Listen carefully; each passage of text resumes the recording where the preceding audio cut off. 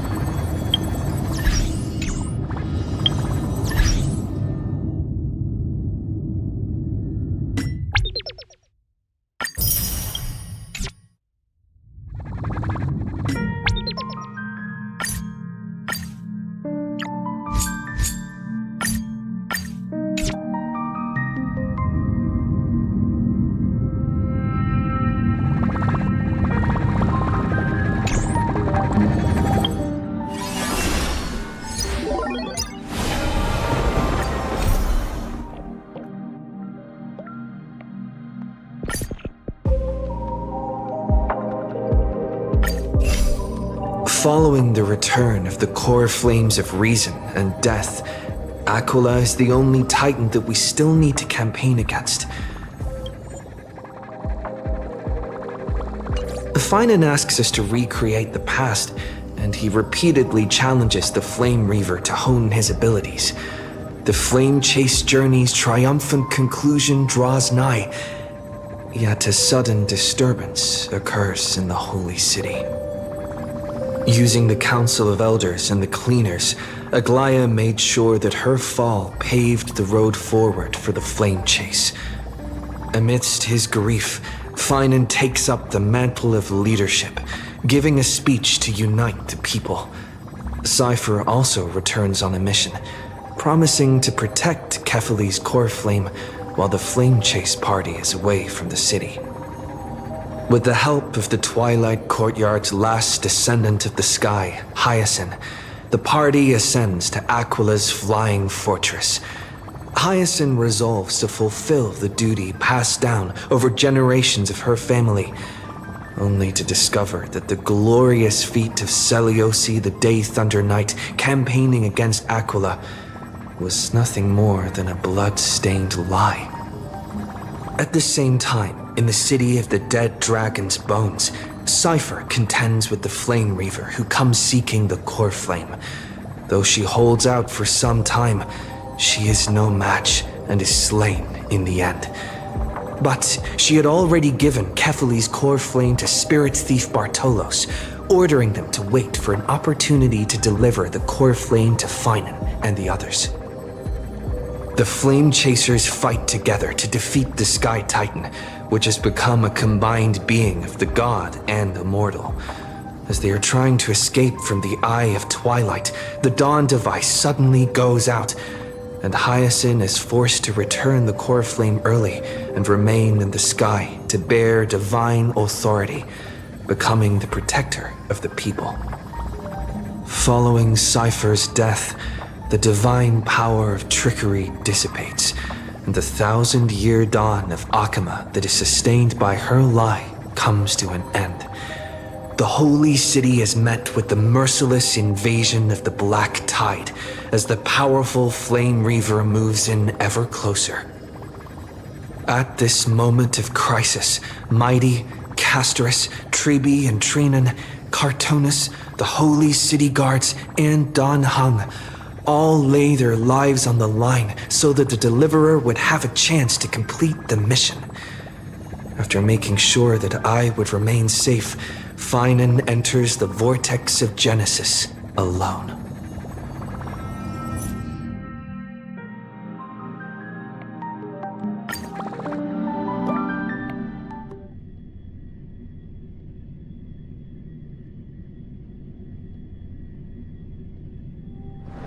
This place is rich with the sweet scent of flowers. Can we stay here for a while longer? Please stay close to us. We need to rendezvous with Lord Don Hung. We will do everything in our power to clear the path for you.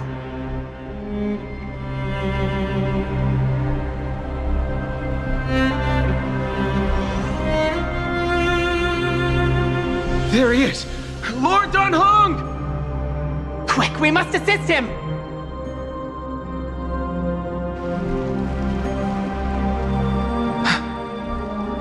What are you doing here?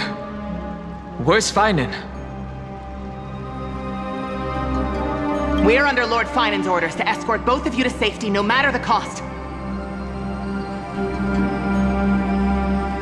Leave this to me and the Holy City Guards. Zeph, take them and go. Wait, Namasani! That black-clad swordmaster. Something seems off. At some point earlier, they suddenly froze in place, not moving at all. Like some kind of omen.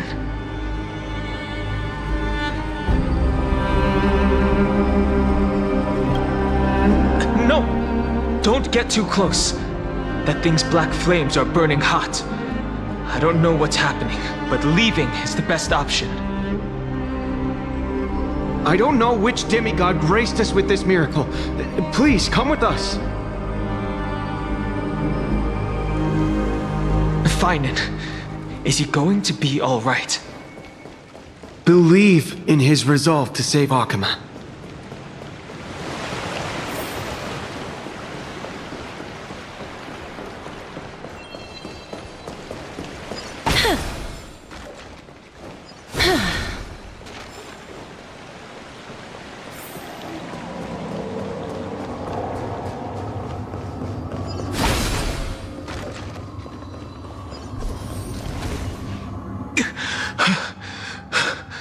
The Flame Reaver isn't pursuing us. Could this really be some kind of divine intervention? We can't stay here for long. Lady Trinan's sentry gate is just outside the city. Let's keep moving.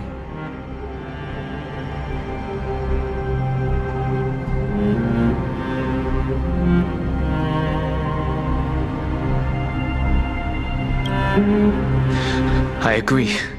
But Finan, he must have struggled a lot before making this decision.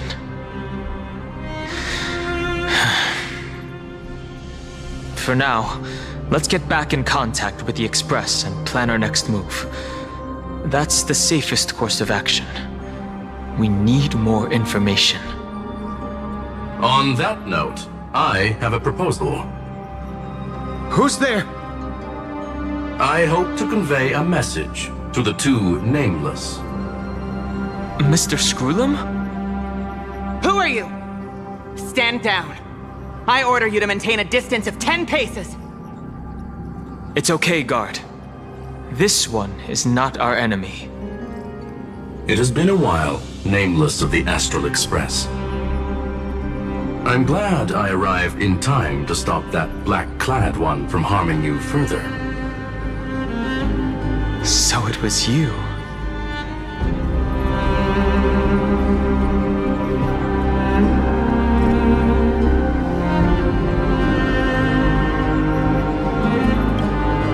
It was fortunate we found you in time. Madame Herta and I were both quite relieved. You two know this anti-Catharin? Does he come from the same people as Counselor Lygus?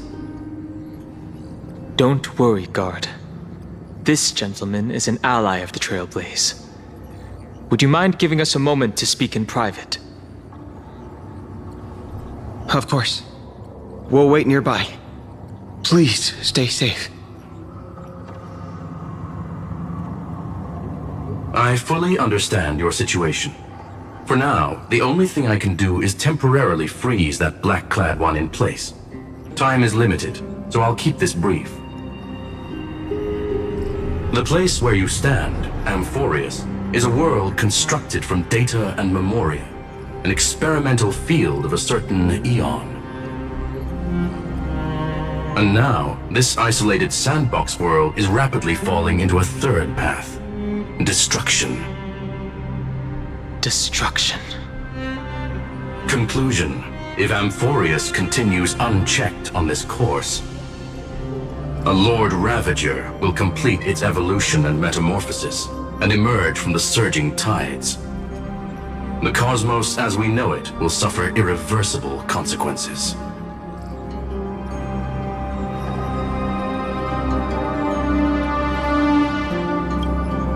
The disaster that this Lord Ravager intends to trigger may be far more severe than the Law Fu's Stellaron crisis, because its goal is the Eon of Erudition. Putting aside the complex details of the inferences involved, I have a request to make. For one of you nameless to stay behind on Amphorius, acting as an informant, in order to prevent the wrath of destruction from ravaging the cosmos. This world is enveloped in a firewall that defies explanation, and the flow of time here is also different from reality. Madame Herta and I can only tear open a gap and project images inside. However, the accidental crash landing of the express car notwithstanding, both of you were able to successfully land here. There must be some principle behind this we have yet to fully grasp. It will take time to uncover the reason. Before then, if one of the Nameless is willing to stay and witness the fate of this world, or to push it along when necessary, it would be of great assistance.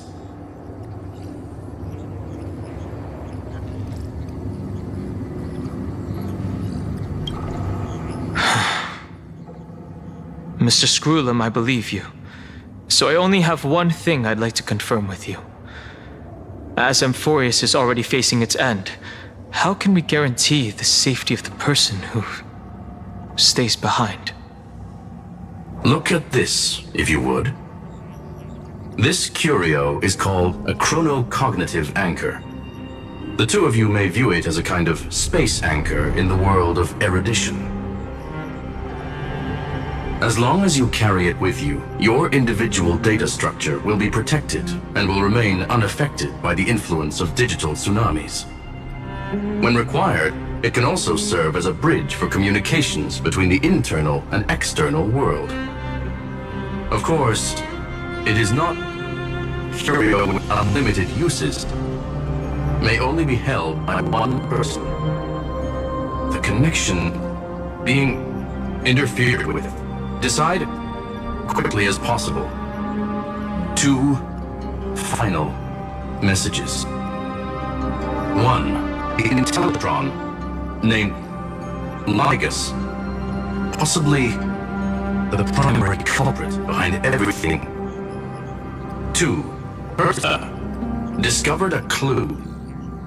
Miss March has already been drawn into Amphorius.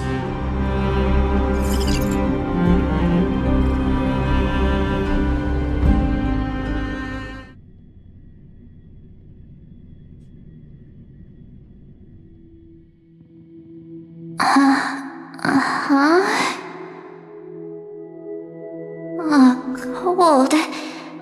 It's freezing. Hold on. Am I dreaming?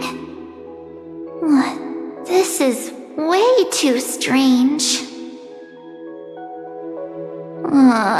Everything's spinning, and I can see webaboos flying around. But I was literally just talking to Himeko. How did I... When did I... That's it. He warned me about this place right before Klapoth glimpsed him. Oh no. Have I accidentally walked onto some weird path? Have I done something crazy without remembering? Unless forcing Pom-Pom into new outfits and borrowing Mr. Yang's shoulder massager counts. Hold up. No way! Stepping onto the path of elation can't be this simple, right? Child of remembrance, step forth into the depths of the path space. Who's there? Hey, cut it out! If you're there, just come out and talk, okay? You're freaking me out. I can't even think straight. Hold on. Is that a gate? Cast aside your fears. Step forward through the gate of memory. The voice. Is it showing me the way out?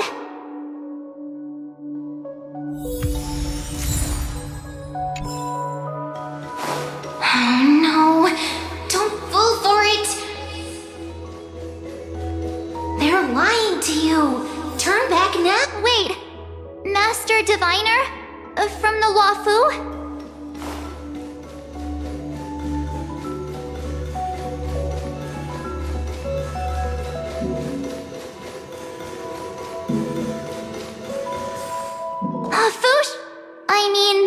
Master Diviner, what brings you here?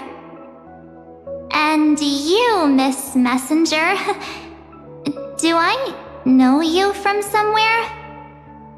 Good to see you again, March. A pleasure to see you, Miss March. That's it! Master Diviner used the Matrix of Prescience to help me search for my memories. And you, Miss Messenger, we met in that memory space. You said to me, "The value of your life does not lie in what happened in the past, but in the present and the future." Your memory serves you well. March, I conducted some experiments with the 6-phase ice you left us. Thanks to the Garden of Recollection, the Matrix of Prescience has made a breakthrough in extrapolating the past. Now, we might be able to bypass the obstacles and look directly into your history. The Master Diviner is right. Continue down this path, and you'll be able to find your lost memories at the end.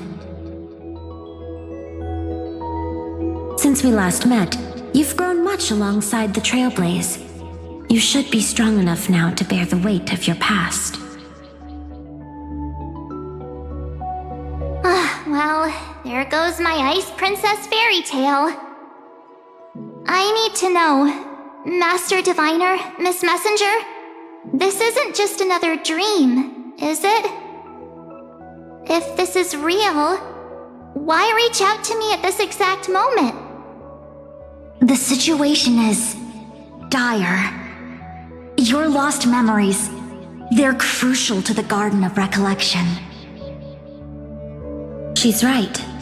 The Garden of Recollection's existence hangs on your memories. The Garden of Recollection. You may not want to sacrifice anything to preserve the garden for now, but in time, you'll understand. Your destiny and the path of remembrance are extremely closely intertwined. Now go. So, I just walk through that gate? This way, March. Your past awaits beyond the Gate of Memory. Stop! They're just mimicking people from your memories! That voice again.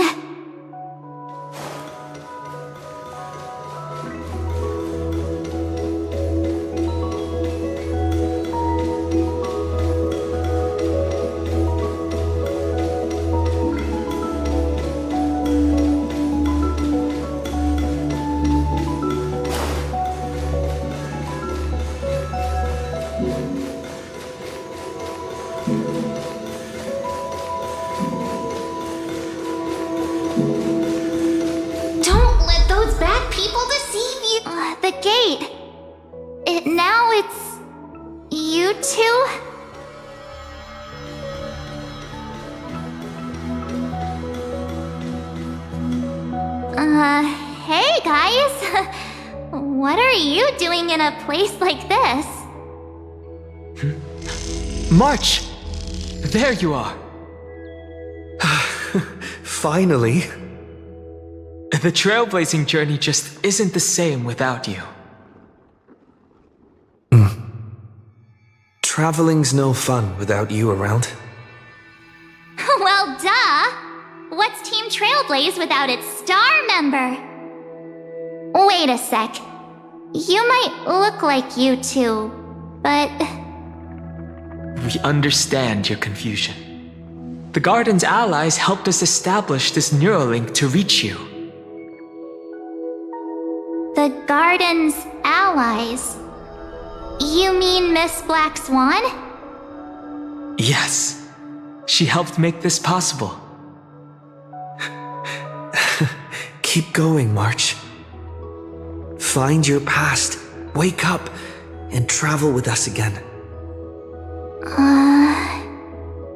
That sounds really tempting. Finding my past and continuing to trailblaze new worlds with you? Trust in yourself, March. It's gotten us this far, hasn't it? Follow us. Let's go through that gate together. Step into your past, March. Find your true self. Wait up! Slow down! Those words.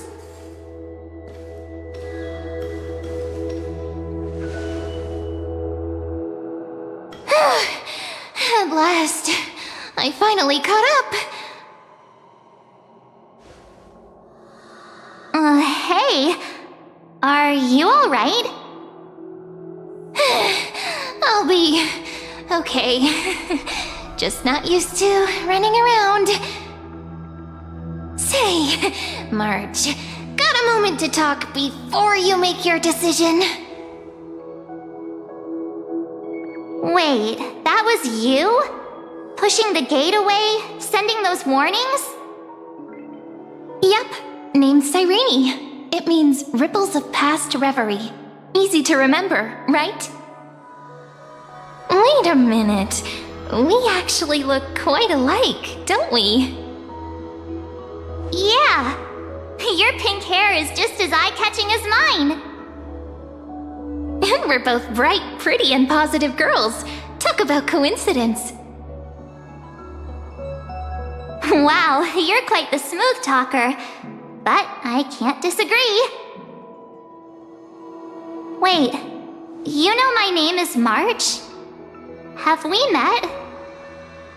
No, but I've witnessed your story through those memories just now. It's incredible, really. We might have more in common than you think.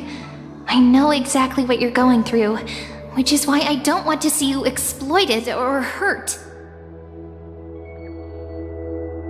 You know what I'm going through? I know, because I've been exactly where you are. This empty space has been my home for ages. I barely remember what time feels like anymore. But there's something I'll never forget. Trust me, that gate won't give you what you want.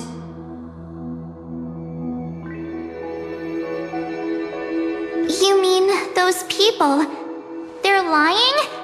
Luring me into a trap? Yes, convincing, weren't they? They've studied your memories, using your deepest wishes against you. How dare they manipulate a young girl's feelings like that?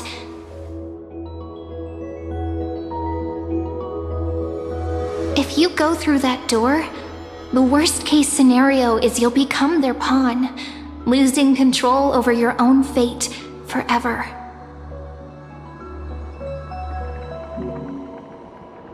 You've seen what's on the other side?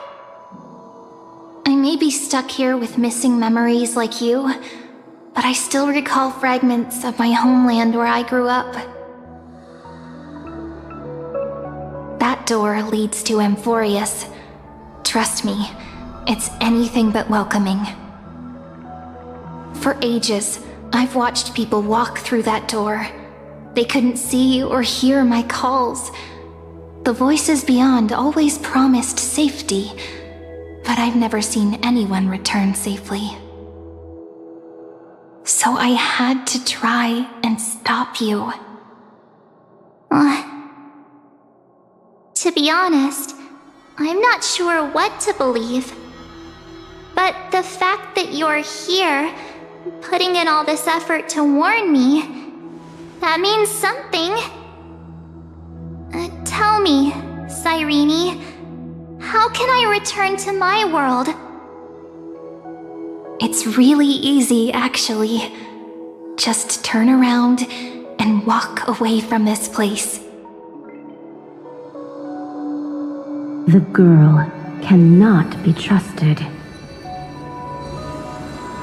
Through the door, save the garden. Both of you, children of remembrance, They never give up, do they? But don't let them sway you. Stick to your path. The return journey could take ages, longer than most lives. But that path will lead you home.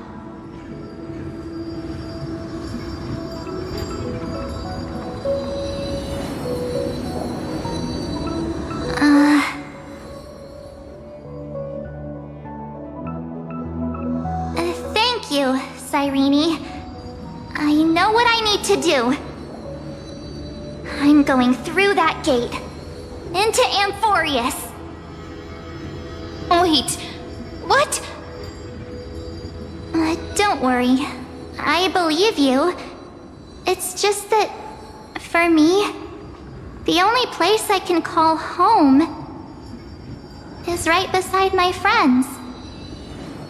2 of my closest friends are already on their way to Amphorius. They may seem capable, but only I know.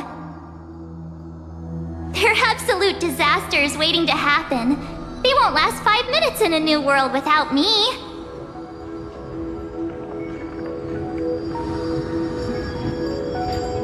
That's why I need to go through. Amphorius or not. When the 3 of us are together, there's nothing we can't handle. We'll explore, understand, establish, and connect. After that, we'll find our way home together.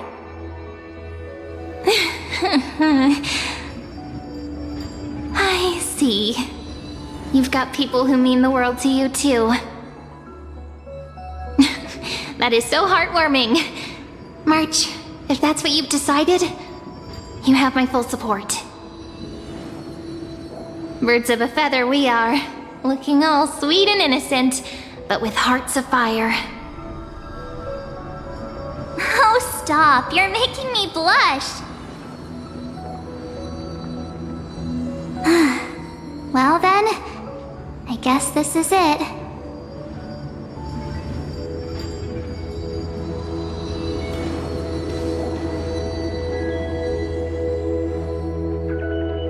Do you think we'll see each other again? Who knows? But don't worry about me. After all this time here, I've grown quite used to chatting with my imaginary friends.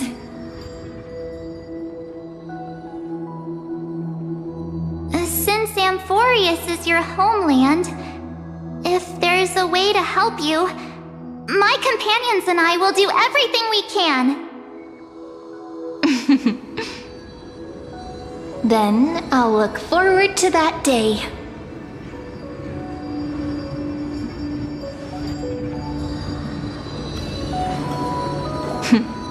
Your story awaits, March. Make it an epic one.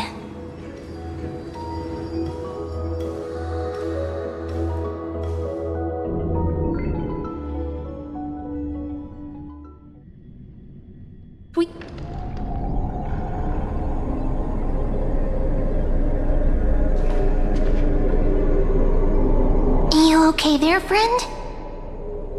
Something seems to be bothering you. The vortex of Genesis. We made it back. Even this place has changed. Finan. Is he ready for Era Nova?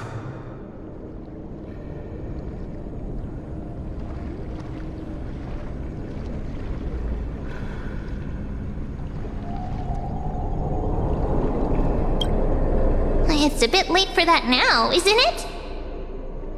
If what that machine gentleman said is true, if Amphorius is destined for destruction, then I'll stay by your side until the very end. Like how you and Don Hung treasured the Express. Amphorius means everything to me.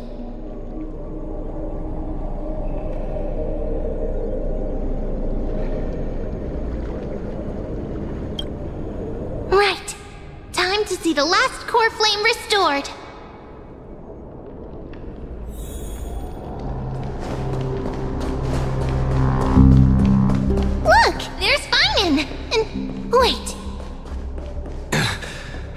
Lycus?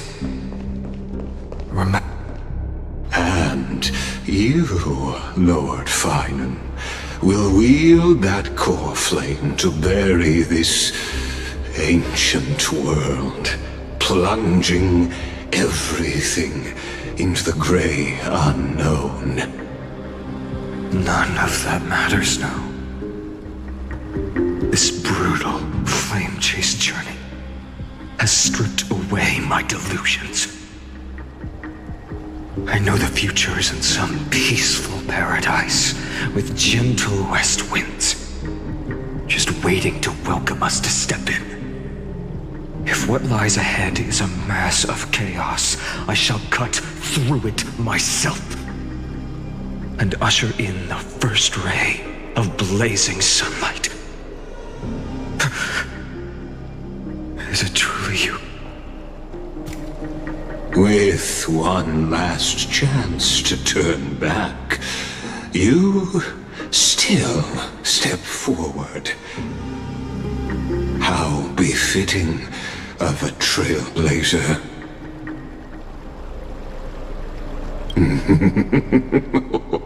You misunderstand. As our world nears its end, the ones who walk the infinite paths have embraced their destiny. As the Theoros, it is my duty to witness the world's future and oversee this final core flame ritual on their behalf. The trial of world-bearing, the ritual of Era Nova.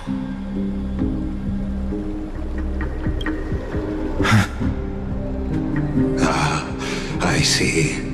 So you met my kindred spirit before I could erase his traces. Partner, what are you saying?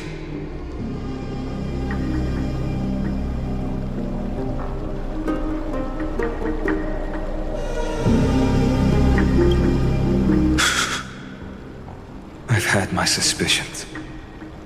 How does a native Antikytheran know so much about repairing vehicles from beyond the sky? Lord Lycus, how much do you truly know about Era Nova? Tell us everything.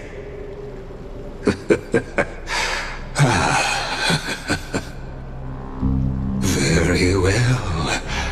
I need no longer maintain this Theoros masquerade. You seek truth, Lord Finan, and truth you shall have. As you know, when the old gods fell, someone had to bear their broken pillars to fill the vacant seats. Those who would assume divine authority must prove themselves through trials. Yet, for Kefali's demigods, the possibility of overcoming the trials has forever been non-existent. For the world-bearing trial is the divine duty itself. Bringing forth the Era Nova and bearing its weight is an endless ordeal, ceasing only upon collapse. Precisely. The Era Nova ritual is not something that can be completed in an instant, no, but a long and arduous journey. While the sacrificial journeys of other demigods conclude in this world, Kefali must shoulder the gods' core flames, bear the memories of all worlds, and stand unwavering. Until the next world, when the black tide consumes the bearer, and all that they carry, leaving nothing behind. Unless their core flame finds a new bearer. The holy flame that illuminates all worlds rests in your hands. All that remains is one choice. nurture it, pass it on to future generations, or extinguish it here and now. Deliverer, the fate of all worlds rests in your hands. Enough testing. I've made my decision. But before I ignite the dawn of the next world, you need to promise me something. 2 things, actually. Speak your terms. Promise me this. Professor Anax's vision of the new world is absolute. The world will be reborn from my memories. All souls, living and dead, will return as the first humans, unchanged from their past lives. And my friends, the fallen demigods, they shall transcend the cycle to become new titans. Our heroes shall not have died in vain. Of course. This I can guarantee. Good. The second one. Promise me that the Trailblazer can return safely to his homeland, unbound by Amphorius' laws.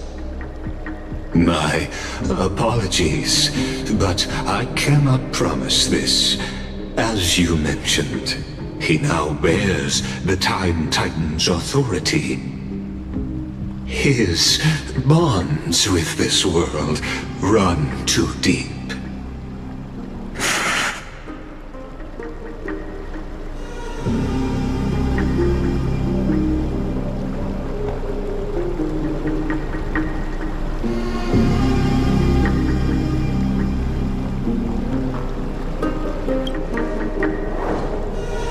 Well, I stand corrected. An outsider like him does have ways to defy destiny. Thank you, my friend, for everything you've done for this world. Though the next world may not remember, I shall never forget. As the Theoros, I declare, Amphorius has determined her path. Step forward, heroes. Follow her path and see it through.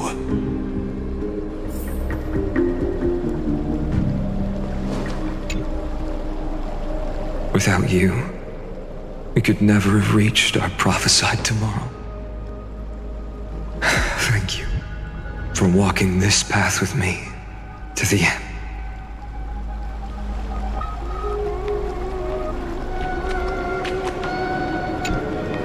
As our world draws its final breath, I stand before you as the Theoros.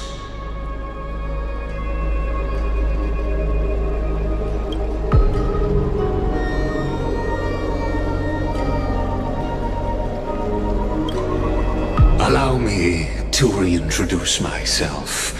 I am Lycurgus, once an honored elder of the Akama Council.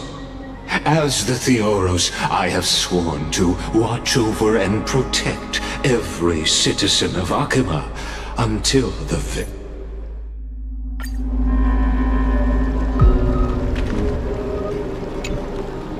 Behold, oh gods, Amphorius has achieved her victory, and the Era Nova approaches.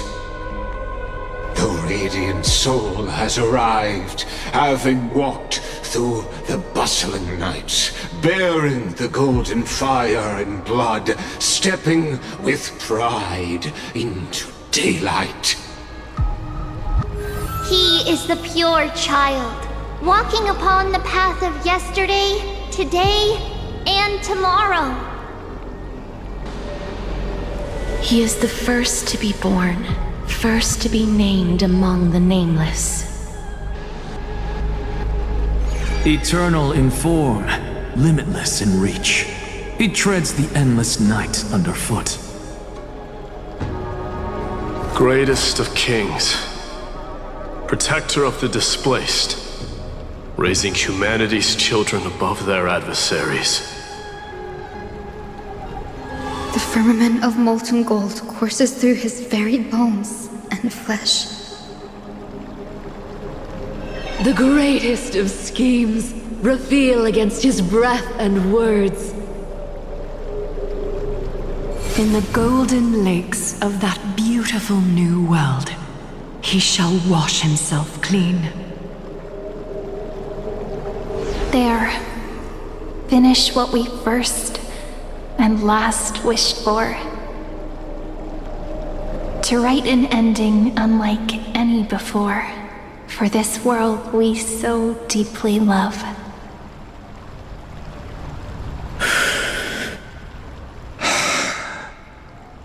Come, partner. Join me.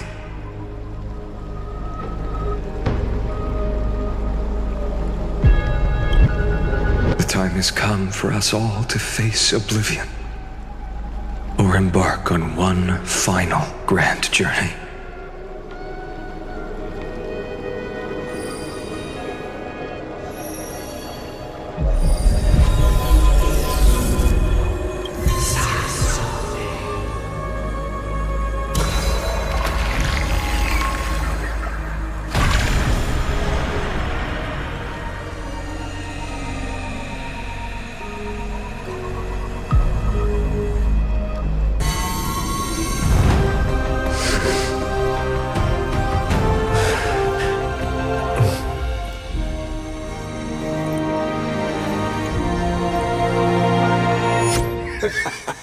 What a magnificent and epic adventure.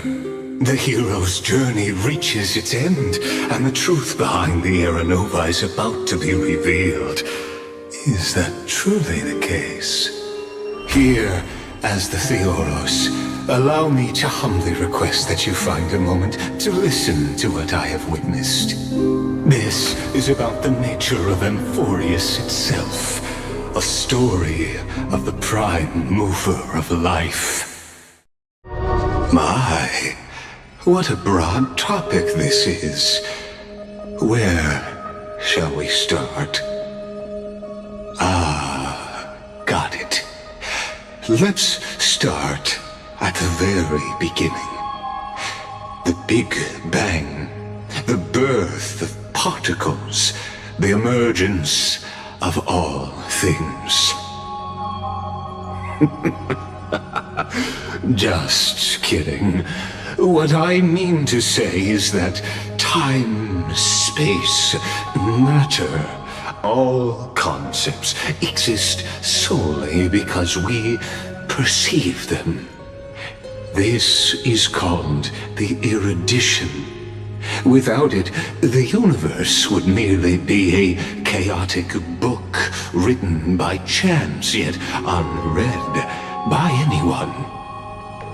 As your acquaintance, Lord Anaxagoras, suggested, everything in Amphorius exists through new spores, living in the memories of those yet to come. Oh, how beautifully it aligns, revealing universal truths in such simple terms. Only he could solve the riddle of what exactly are we? Oh, but you'll remember, even as the embodiment of reason, one mystery remained beyond his grasp. If that is the case, whose memories did the very first new spore sprout from? As sages across ages have asked the gods, what is the prime mover of life? But let's set aside the grove's teachings for now. Look further, past Amphorius, to what they call the Forbidden Realms beyond the sky. Do you know of the Scholar's strife? During that grand yet brutal war, waged in the name of erudition, a genius's legacy was abandoned, strewn across the cosmos. The scepters, a macrocosmic computational array beyond mortal comprehension. Made to emulate the Eon's thoughts, it became part of the Eon's cognition at birth. Scattered throughout the cosmos, these arrays act as celestial body neurons for Nous. But regrettably, as everyone knows, the erudition forsook them all. But what nobody knows is that, though forgotten, they never stopped seeking the divine answer. A question that survived war and disaster, stumping even the greatest minds, including both mechanical emperors. Now, we come to the real truth of Amphorius. What if, hypothetically, a scepter found the answer to the prime mover of life?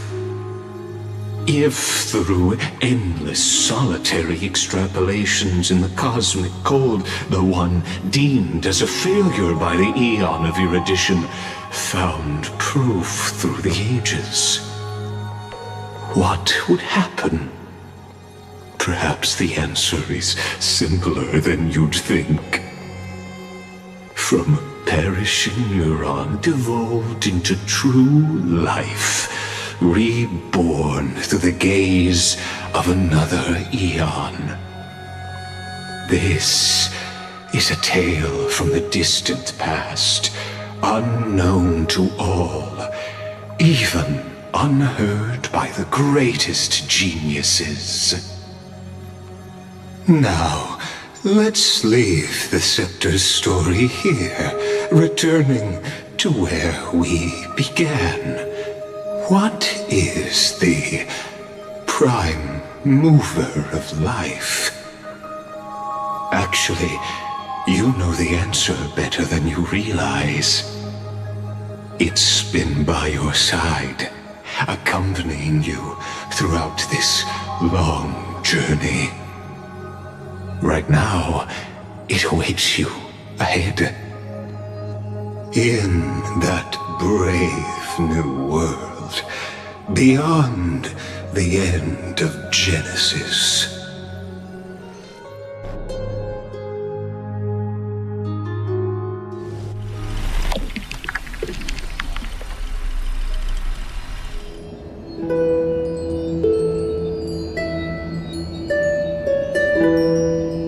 Take this wish with you. Be the one who begins it all. As the prophecy foretold, you will bear the blazing sun until the pale dawn breaks. Continue onward, bearing this world upon your shoulders until the Ashen Hero, the nameless deliverer, ushers in the dawn.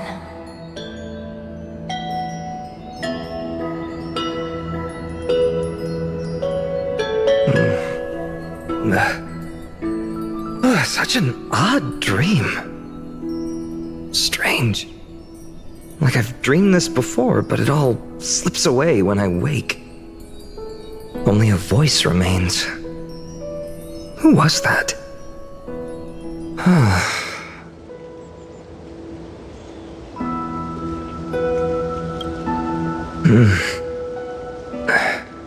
What? Ah, it's you.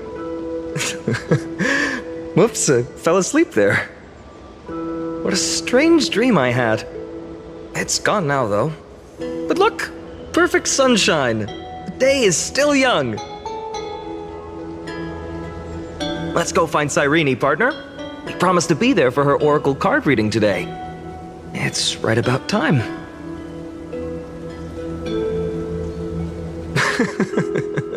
Looking at you, someone's still half asleep. Tell you what, catch some fresh air first. I'll hang around here.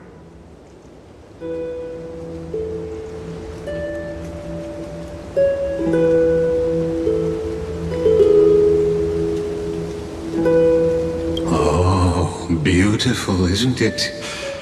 This is Ides Helesii, home of the nameless hero who carried Kephales's core flame. When he was young and innocent, he had heroic dreams, imagining his wooden sword was forged of iron. Pretending the straw dummy propped up by a wooden pole was a giant with a single blood vessel running from spine to heel. Dreaming of slaying the giant and becoming a hero to save the world, though to his young mind, the world was just this small village.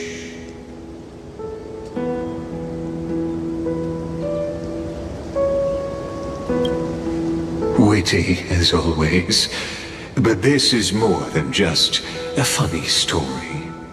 It's the start of his path. These are his first memories. Rather than watching, why not join in?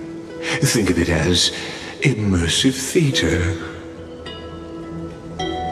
Become his lifelong closest friend, witnessing his hero's journey from the best seat in the house as the nameless hero whose unwavering guidance shaped Finan's destiny, yet whose name was never recorded in Amphorius's history.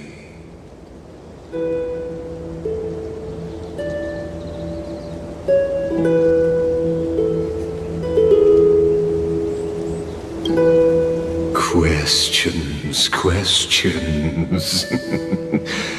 Let's follow along and find out, shall we? Many mysteries lurk in this village beneath the veil of Evernight. Your questions will find answers as the story unfolds.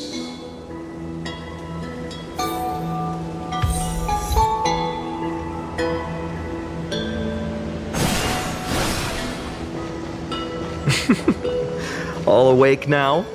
Great. Finan! Show me how to use a sword like you— Hey, Finan! Where are you headed? No Cyrene today? That's exactly where I'm going.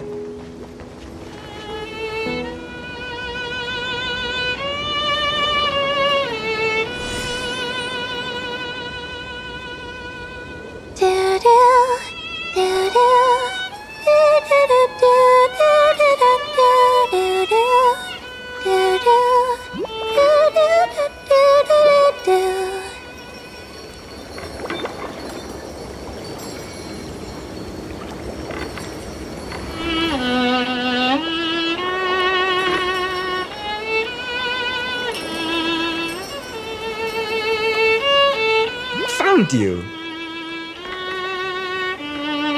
That's...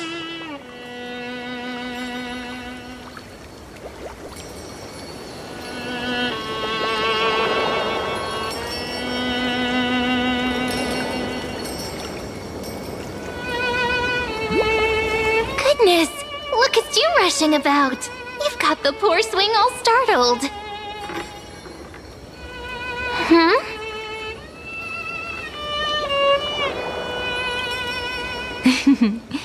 I knew it was you. Something wrong? What do you see? Oh, nothing much. Just suddenly felt a strange connection. Look at you, leaves in your hair. Were you sleeping in a tree again? Or was it the wheat fields this time? At least brush yourself off before wandering around. Come on, I'm not a kid anymore. You're the only one who still treats me like one. Sure. You may have the height advantage, but when it comes to maturity, I'm leagues ahead of you. Still fantasizing about being in heroic adventures and imagining yourself as one of the characters? That's the kind of thing kids do, not grown-ups. Don't you agree? And since you're playing along with his antics, who are you pretending to be today?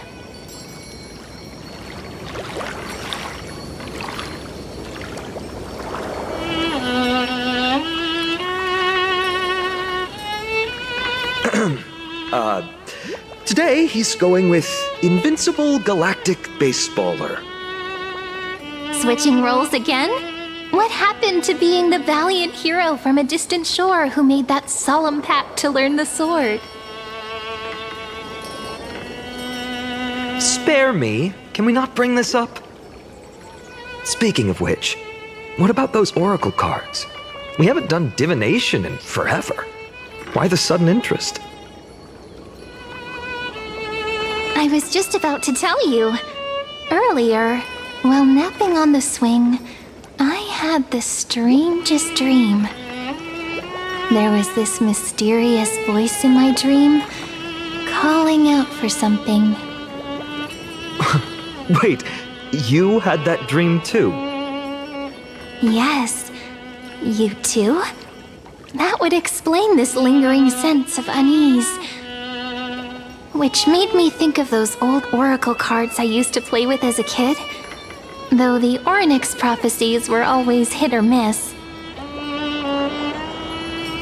Yeah, all the kids would get so excited drawing cards like ruler or warrior, but throw fits over devil or drunkard and demand a redo. If you just redo it when you don't like the result, what's the point of divination?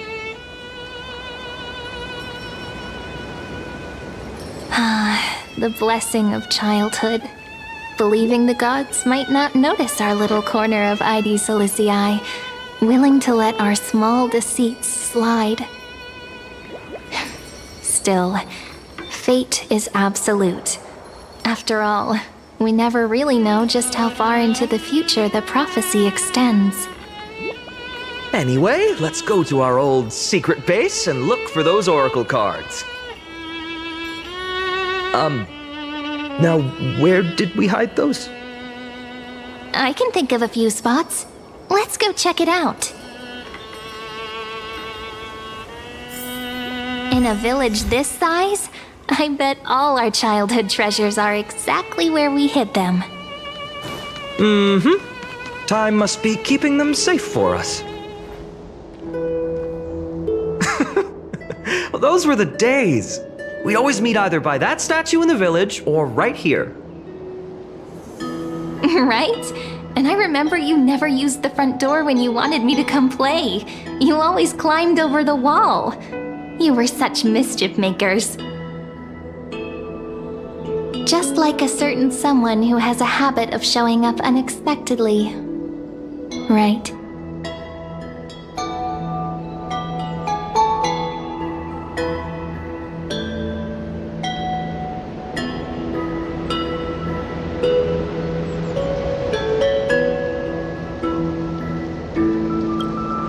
Maybe it's you. Hey, I was just copying those storybook heroes. They never take the beaten path. Still, it's embarrassing. I've been the only one here for a while, and I haven't kept up with the cleaning. With so many spots to check, where should we even start?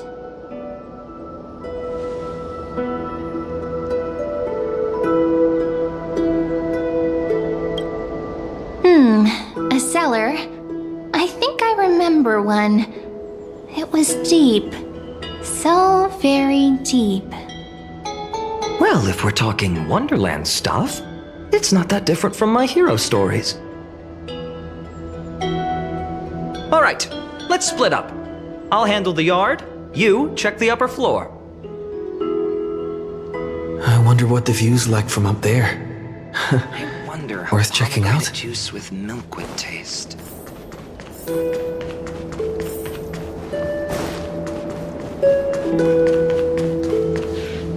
The girl before you carries an air of mystery, her secrets elusive, yet her demeanor toward you is exceptionally warm. You can't help but wonder, could there really be some kind of mental connection? The view here hasn't changed a bit. You know, besides the swing under the big tree, this has to be my favorite spot in all of ID Silicii.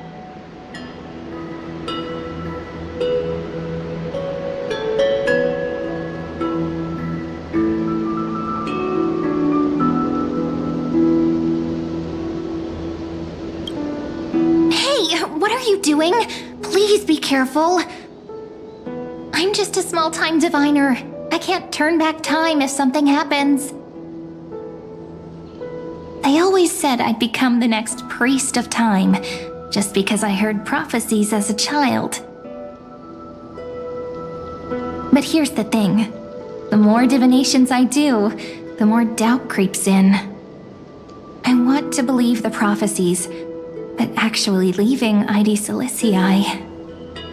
Where will that waiting ship take us, I wonder? Here they are! The Oracle cards!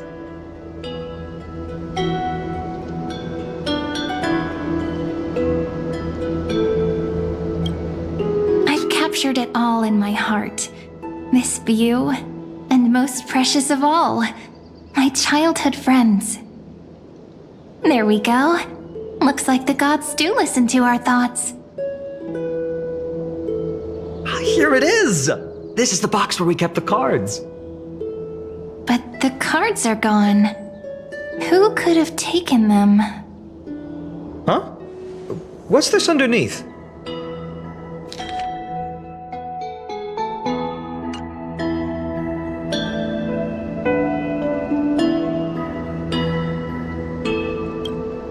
Hey, don't go changing the words. I see now. Those sneaky little ones. So that's what they've been up to. Ah, the ones from Remembrance Maze, you mean? Yep. Let's head to the back of the courtyard.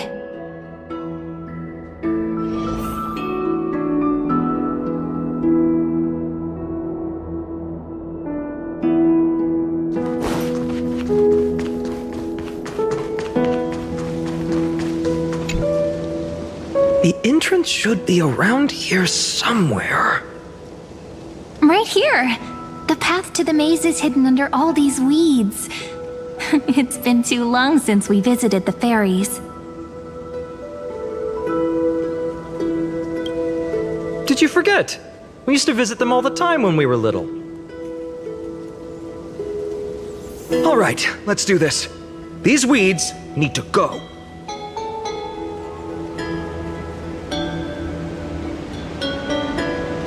Pretty sure this is it? Should be this way.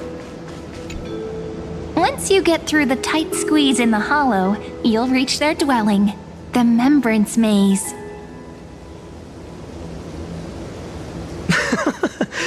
I wonder if I can still squeeze through there. Maybe worry more about whether the fairies will let you in. After all, the Remembrance Maze has an invitation-only rule. Only children with pure hearts are welcomed.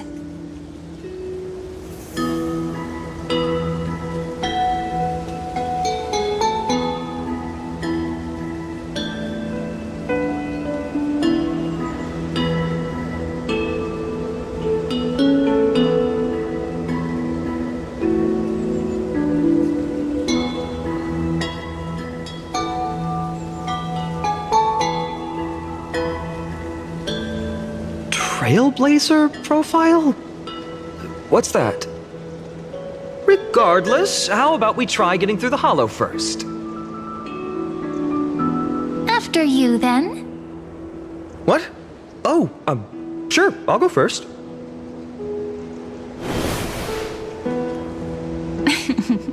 So hasty, as always. Looks like it's just us now. Care to finish that chat? To be honest, from the moment I saw the cute note left by the fairies, my intuition became even more certain.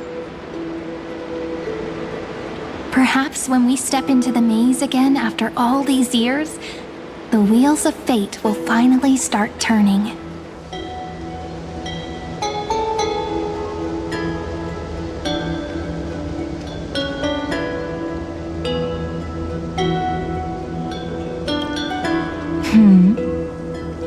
What if I am? What would you do? Just kidding. Don't read too much into it. But you know what? Even if fate is set on its path, no matter where it steers the world, if we're together, there's nothing to worry about, right? So, if you're willing... Forget it. If the wheels do begin to turn, that's when I'll make my request.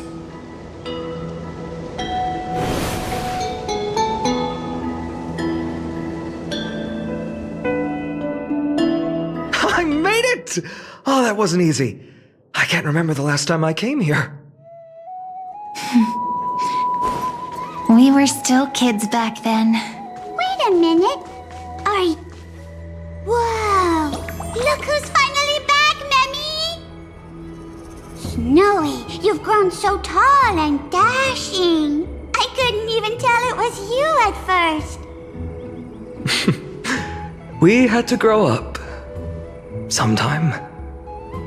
But look at Rini. She hasn't changed one bit. How fascinating. Perhaps I'm like you, Rayleigh Mem. Just another fairy of the maze.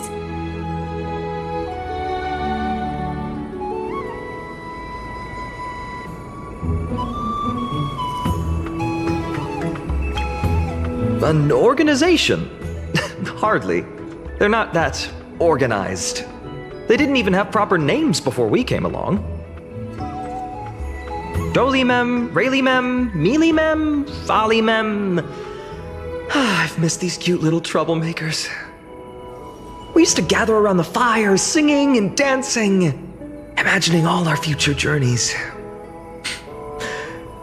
Without coming back here, those memories might have faded away entirely. Oh, how could you, Snowy? You swore you wouldn't forget about us. But you were gone so long, you almost did! Oh, he's just copying those bards from his stories, being all melodramatic. He couldn't forget about you all even if he tried. Actually, we're here for the oracle cards. Have you seen them? Oh, the oracle cards! Right, the chief asked us to get those. Chief? You mean Dolimem? What do they need the cards for? If they want a reading, they could just ask me. Oh, I'm not sure. But Chief specifically wanted to meet with you all. Let's see. They should be... That's it! This way, everyone! Watch your step. The trunk's slippery.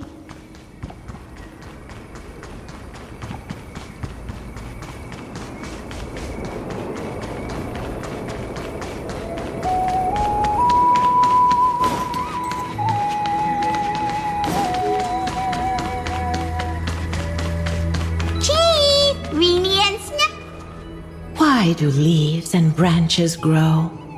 Which way does the wind blow? In Remembrance Maze depths we seek to find the answers future left behind. Welcome back, my dear children.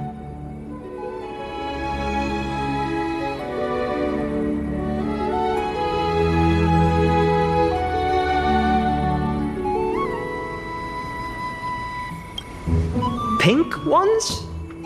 That's strange. I don't recall any pink fairies in the Membrance Maze. Have you seen any, Chief Dolima? Oh, Chief, you haven't changed a bit. Still so full of life. Oh, no need to fuss, my child. You haven't forgotten, have you? As long as our songs are sung, the children of the maze will live on. Just as our paths stay forever linked. Here, take it. I'm sorry I had to resort to such methods to bring you here. My book of oracle cards. Thank you for keeping it safe. You know, you can always just ask if you want me to divine something. Still, bringing us here like this after so long. Is something wrong, Chief? Yes. The Veil of Evernight whispers to us once more. It tells of a new fairy who will soon enter the maze. Indeed, every time a new fairy arrives in the maze, it means that beyond the veil, in the vast lands, far from Ides Elysiae, a great calamity is on the horizon.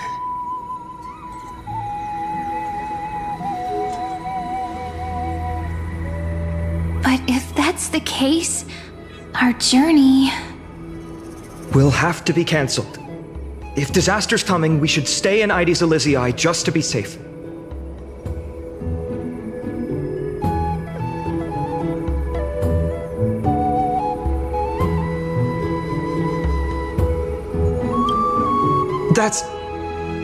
That's a good point.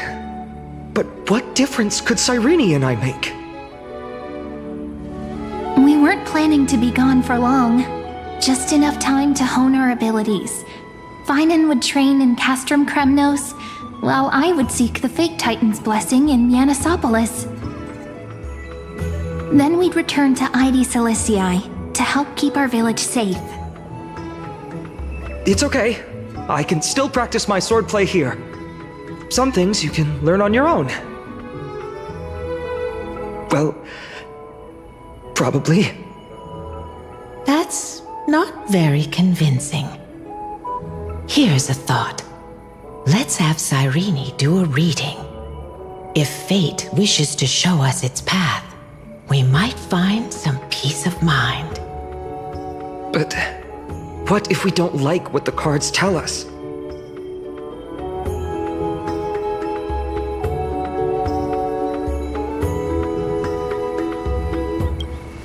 Not the most optimistic take, but I see your point. Thanks, partner. We'll do it your way. Whatever the cards show, we'll face it together. Ask with a true heart, and truth shall answer in kind. Close your eyes, and let's open the oracle card book together. Let your thoughts flow like stars drifting on the river, carried by fireflies and gentle winds. Your destinies flowing towards the same future. Now, shall we begin? Oh my! The cards are quite responsive today. Very well. Let's see what future the oracle cards wish to show us.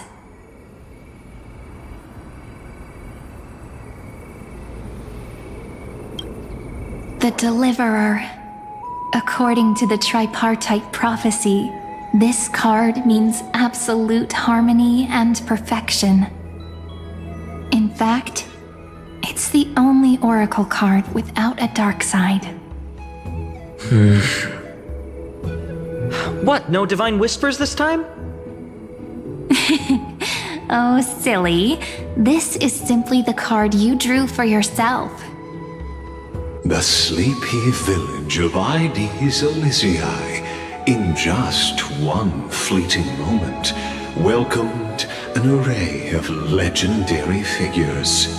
The Weaver, gatekeeper, ruler, traveler, servant, healer, and scholar.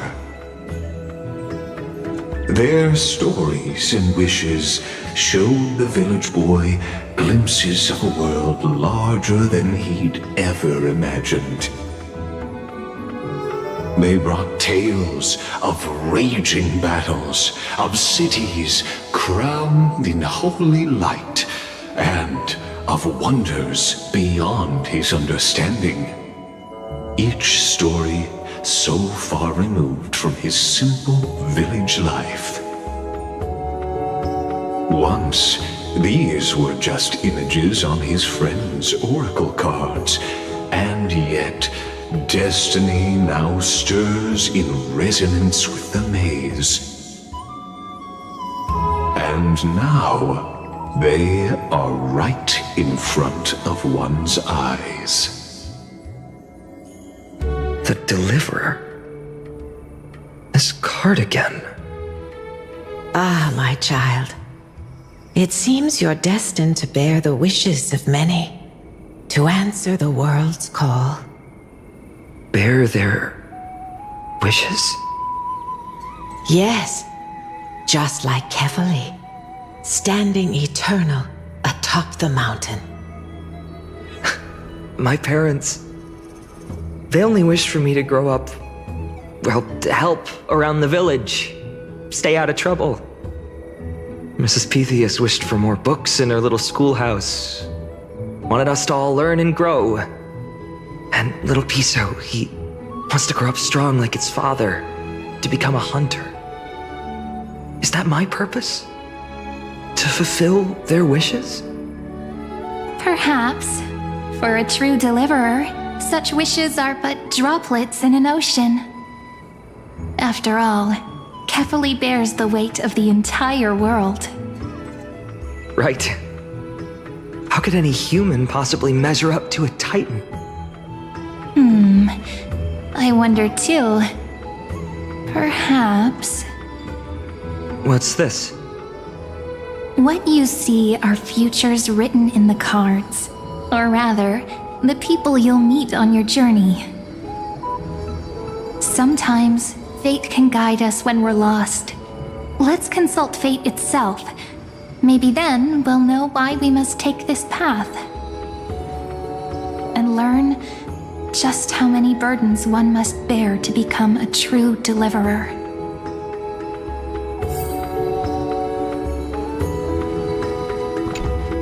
Personal wishes? I have none. Only the Aranova matters. The world's rebirth. Yet, if I am to weave a new era, then it may be one where kindness and her cleaners shall never tread. These crueling parasites have no place in Akama, especially not under the deceitful claim of human rule. That noble lady? The way she speaks, it's like ice in my veins.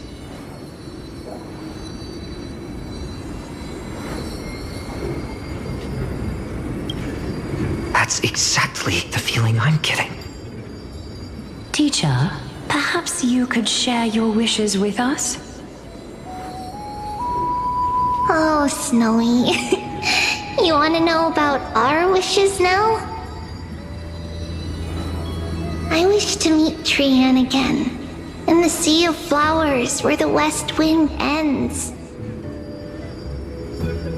And Aggie, I want to see you shed that golden thread cocoon around your heart. Just once more. Smile at us again like that bright-eyed girl in white who stood before the Yanisopolis temple. Finally, I pray that the footsteps of lost souls no longer wander aimlessly. Instead, replaced by the bright songs of prayer. Are we wishing for too much? Well, let's say these 3 wishes represent Trian and Trinan too. Those wishes are truly wonderful. They even stir something deep inside me. Then we can rest easy, because only you can make these wishes come true. Only me? Mark these words, Snowy. See you tomorrow.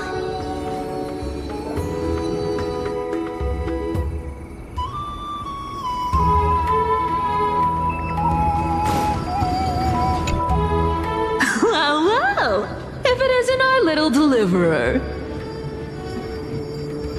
My wish. Just let me wine and dine and soak up the sun for another millennium or two.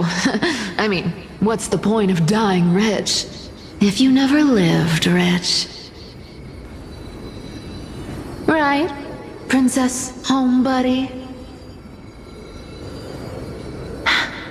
Cypher, that's not how I see it. My one wish is to find that missing piece in my life. To feel someone's embrace once more. That warmth. I've felt it before, and it's my dearest memory. And speaking of riches, for someone with all those treasures behind your divine power, you've led a pretty cheap life. Ouch! Where did that come from? Right for the jugular, huh? What about our friend from the Grove? My wish came true before I touched the sky. I transformed my healing power into gentle sunlight, distributing it equally to every life I cherished and loved. You two are so selfless, aren't you? No surprise Aglaya wanted you for the flame chase journey. You know what? I did have one wild dream. To know what it feels like being born a noble lady, drowning in riches. Just think, if I traded places with that seamstress, me in the mansion, her on the streets. I'd like to see if she'd still become the gold weaver then. Maybe I'd even take her place.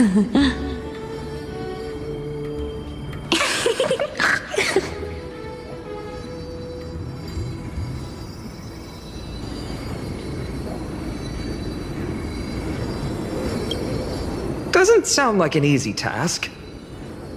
Warm embrace, equal healing, and perhaps living free. They're all wishing for a kinder world in their own way.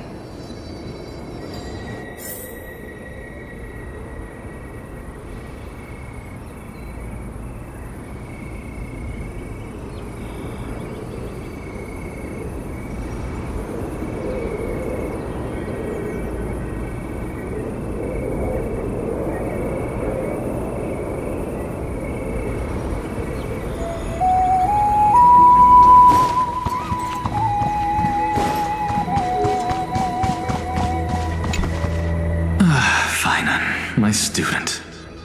Must we go over this again?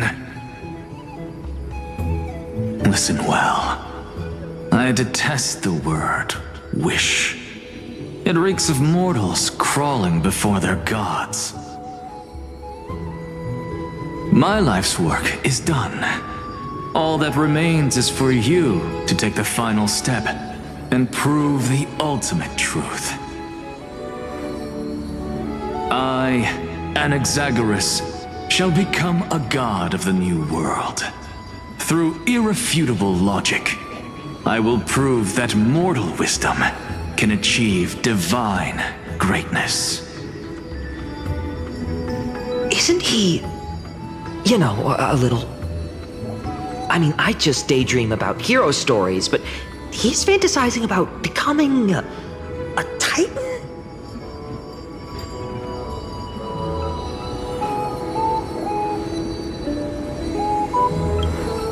Come on, you're joking, right?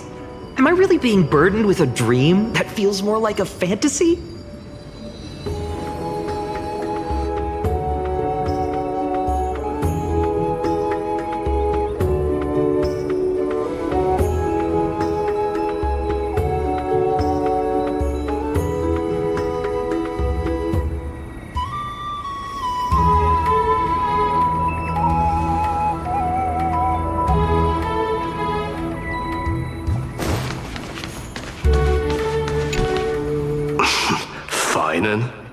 Since when did you become so timid, asking such juvenile questions about wishes?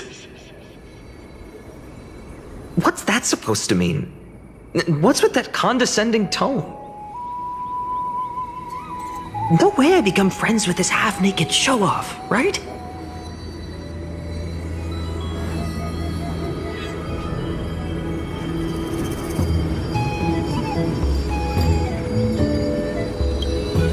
Just what kind of life am I going to lead?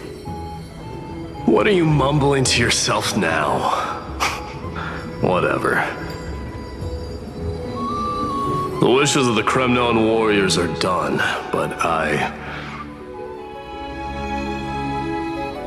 survived 1,000 deaths only to fall to a coward's blade. That masked flame reaver who struck from behind. Finan, you look... Never mind. That blank look tells me you're completely lost. My wish is simple. One honest duel, face to face, blade to blade. Then I'll strip away that mask with my own hands. Nothing but violence and vengeance. This person's wish is nothing short of brutal. Still, those eyes burn with the noble pride I've read about. This wish, I shall not forget.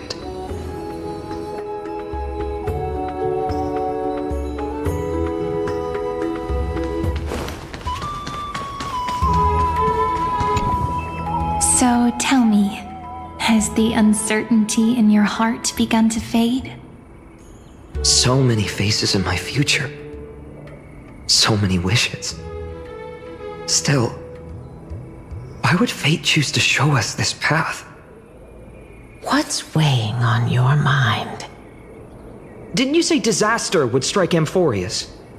If so, shouldn't Cyrene and I stay in Ides Elysiae? How could we possibly meet all these people?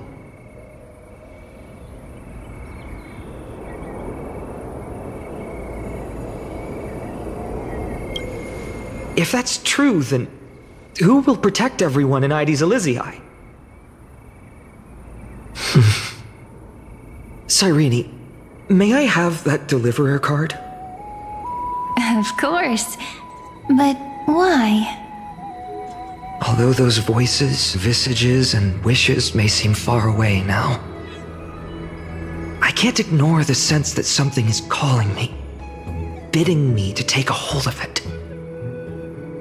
Maybe its true weight can only be known once it's in my grasp. In that case, accept this gift. Oracle cards carrying time's wisdom, blessed by Orynyx. May they journey with you, become your memories, and spark rippling waves of change in times to come. I'll hold these words close to my heart. But now that I'm holding them, they don't seem all that different from ordinary playing cards.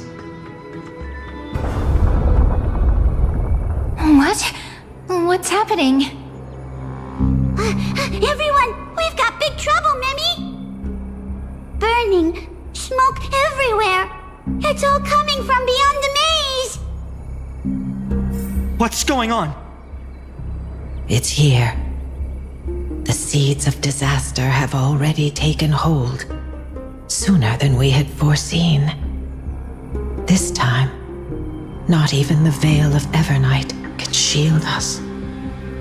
You mean Ides Elysiae will be swept up in the prophesized catastrophe? I'm afraid so. My children, take shelter in the Membrance Maze. One step outside, and this horror will consume you both. But my parents, the whole village.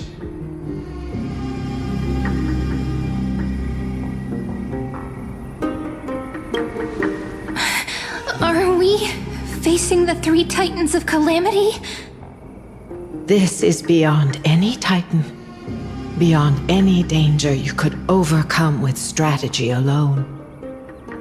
It's an unspeakable horror that twists all life into abominations that never bleed nor cry. Even Titans fall to its corruption, burning from within until only empty shells remain, knowing only death and destruction. The Black Tide. That's what this calamity truly is. It consumes all in its path, sparing none but the Membrance Maze. Not even Titans can... Yes. So please, don't leave this forgotten realm the gods abandoned. You are the first to uncover our presence, and the only two who can enter the maze. We don't wish for you to throw your lives away. Finan, what path do we take?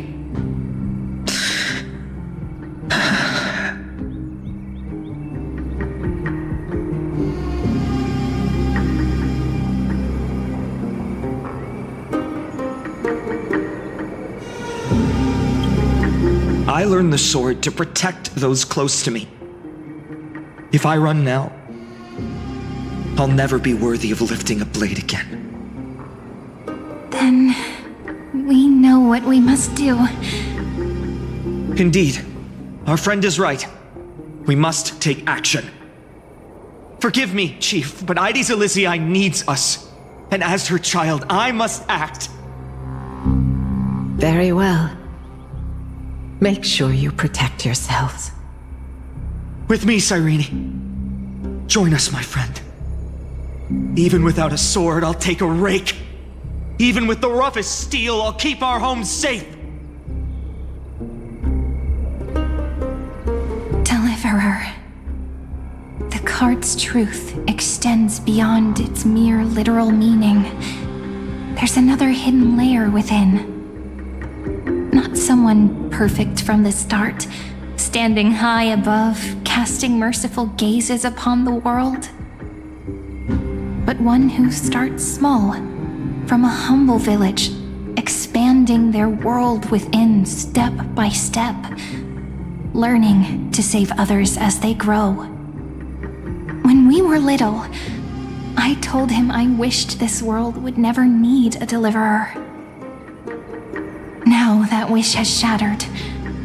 Yet I'm glad he's chosen to walk this path. And all of this happened because you believed in him, friend. Shall we? It's only when you're by our side that Finan and that our hearts find their courage. I know you're watching us right now. Aren't you, great hero from the future? Oh, deliverer. Such cruel irony. Though destined to bear the world's burden, this boy can never become the hero to bring forth the dawn.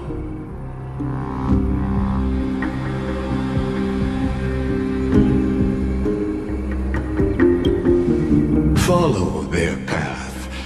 Bear witness as this man forever denied the mantle of hero, takes his first step on the path to deliverance.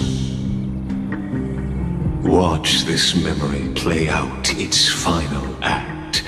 See with your own eyes how everything began. Then you'll see why his dream of deliverance was always destined to become this world's requiem.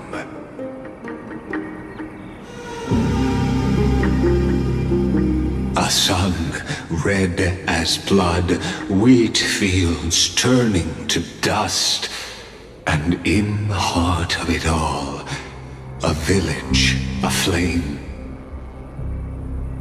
In that moment, the boy stood in what felt like the end of existence itself.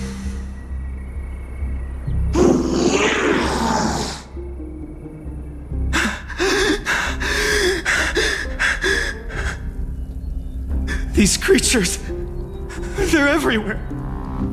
Someone, anyone, where are you?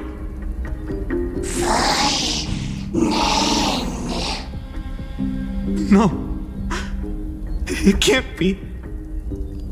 Why did You. Are you talking to me? want to die.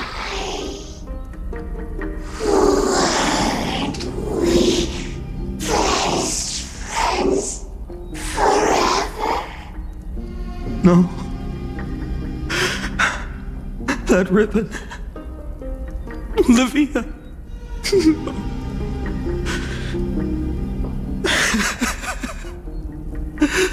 I should have known. Save us. Save us.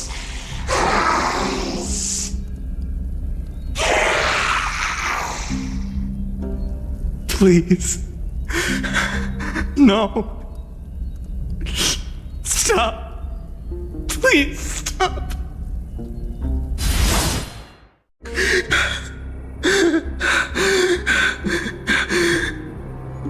Olivia, I'm so sorry. And these monsters, they're all... Why? Why is this happening?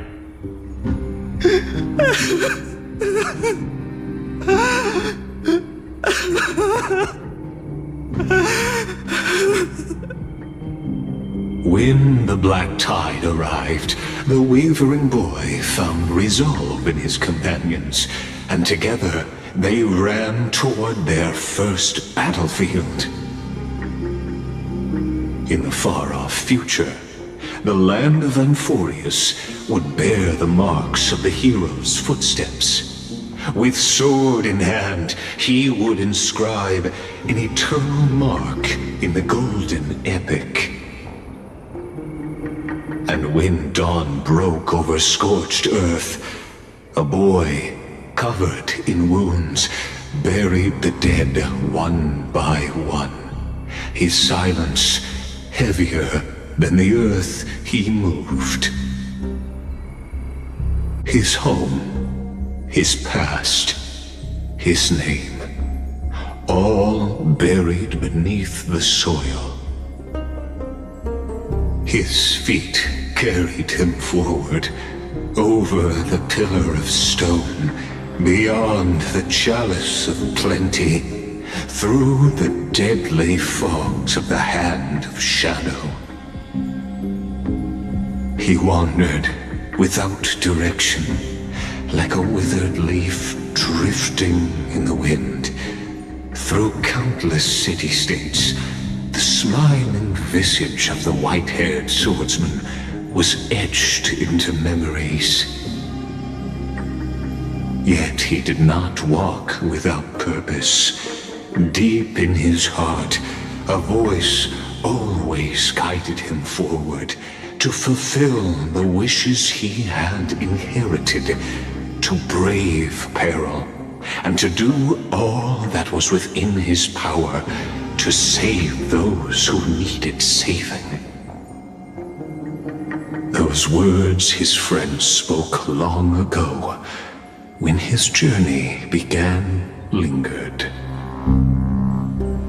Protect those who must be protected. The words were few, but they gave him all the certainty he needed. That's what it means to be ordinary and choose to be more. Onward he walked, until the call of the flame chase journey thundered across the land. In the vision painted by prophecy, humanity would triumph over the gods, seize the core flames, and ignite a new dawn for Amphorius. Yet losses are a constant on the flame chase journey, where life too seems as small as a speck of dust. Only one who treats the world as their teacher can bear its eventual destiny. Are you prepared for such teachings? The voice within spoke, and he answered softly. No matter. My existence is of no consequence. When the Gold Weaver called, he answered, traveling to the holy city. There the elders met his warrior's spirit, with nothing but scorn, condemning him to the barracks in derision. No one saw it coming, not the world, not even him. Yet, this nameless recruit stood at the gates of legend. And there, at last, he found the ones who would walk his path right beside him.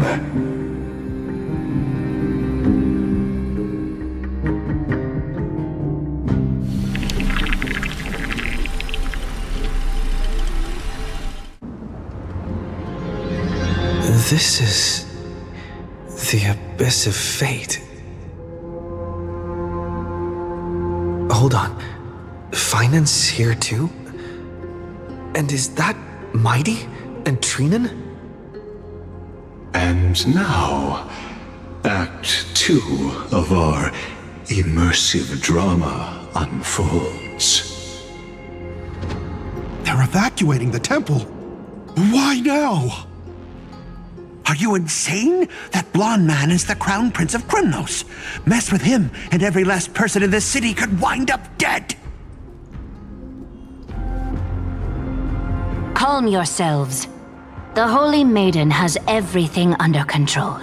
We need only wait patiently. Behold, it is the month of Gate, Light Calendar 4926. The Crown Prince of Krymnos, Midimos, has led his forces to the gates of Akima. As you know, though Midimos was proud, he did not engage in needless violence. He challenged the elders of Akima to a duel, not for glory, but for the rights and dignity of his people, to ensure they wouldn't live as second-class citizens in foreign lands. After Aglaya's mediation, Finan met Midimos' challenge as the Elder's representative. This duel was to change the course of the Flame Chase journey itself. So, as Finan's most important companion, his lifelong friend, please continue to bear witness to his memories.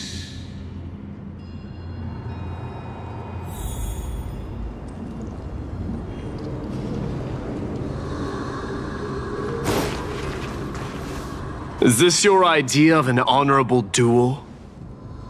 Bloodshed isn't the way. We and Aggie don't want to see Chrysoceres turn on each other. True warriors know when to sheathe their blades. The impartial Talantan shall oversee this duel. You need only place your offerings upon their scales. Something that has more weight than the fate of the world. Which means only those who understand the world's weight are worthy to carry it. Is this how you plan to test our convictions? Well, Kremnoan, looks like you won't be able to punch your way through this one. It makes no difference. One last chance, new recruit. Walk away and I'll spare your life. Otherwise, come and face me. I'll give you a warrior's death. Hard to imagine they once clashed like this. Holy Maiden, I can't help but feel like a pawn that has stumbled into some greater political game. Every hero was once a child, and every child must grow. That's so. I don't even know why I'm standing here right now. Look at me. Just a common soldier. Since swordsmanship won't decide the winner, Lady Goldweaver should be here instead. My devotion to the Holy City could never compare to hers. What if we told you this duel isn't about winning or losing, but rather in the choice you make? Are you saying that Lady Goldweaver is testing me? Every Chrysocer is indispensable to the Flame Chase journey. And you and the Crown Prince of Kremnos are both a part of the prophecy. What the duel marks is not an ending, but a beginning. So, listen to your heart. We wish only to hear your answer. True enough. The voice within has never failed me. It doesn't matter what the result is. I'll give it everything I have. Spoken like a Chrysocer. Now go, Finon. Your journey has only just begun.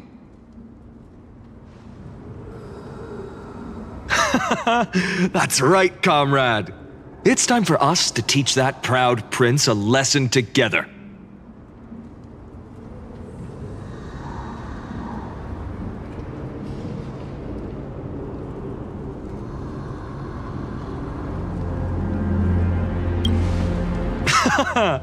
Now that's what I like to hear.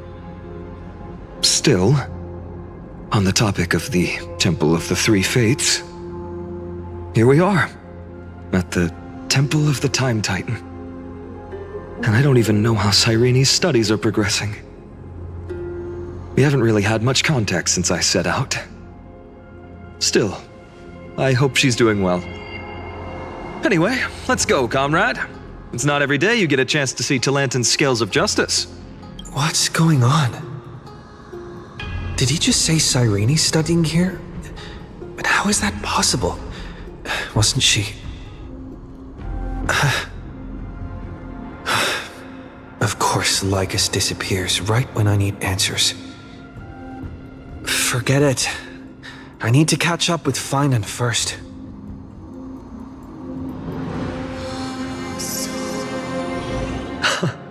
Amazing! Talantan may have fallen, but their scales remain true to their purpose. I hope you still remember your purpose, new recruit. You seem awfully confident, Kremnoan. Let's see how you define the idea of weight. For your information, in Castrum Kremnos, the punishment for profaning a duel with such crooked words is impalement. But as we're in foreign lands, I'll indulge you. The signet of Kremnos, the crown jewel of our people. That's my choice. A ring. Not just any ornament, I'd wager. What's the story behind this little treasure? Don't push your luck. Think I'd pour my heart out to you? Just know that Kremnos' 1,000 years of glory could bring a titan to its knees. Let alone a nobody like you. So to him, glory and his people outweigh the entire world. And the very destiny that Mighty himself will eventually shoulder.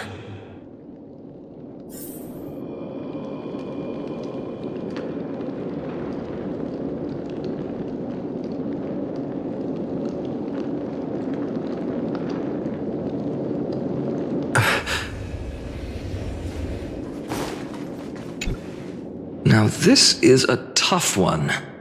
What can I possibly offer against a ring that signifies so much? Well, comrade, what does your gut tell you?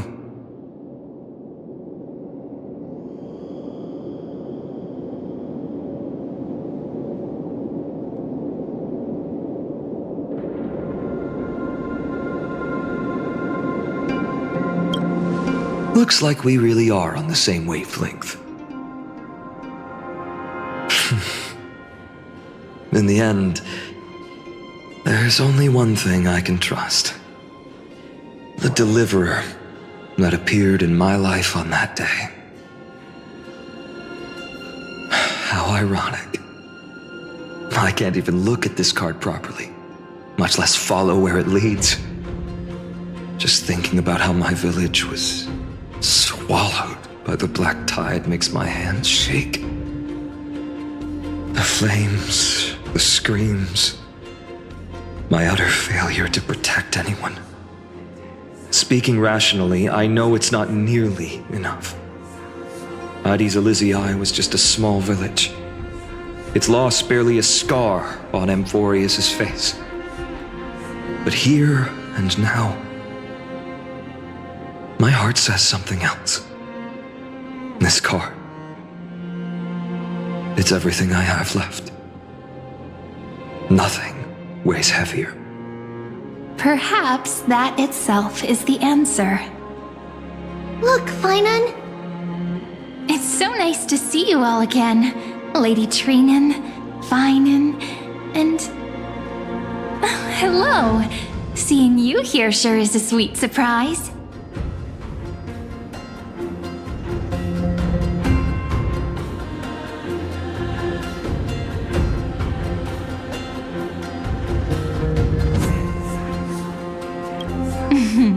Why so surprised?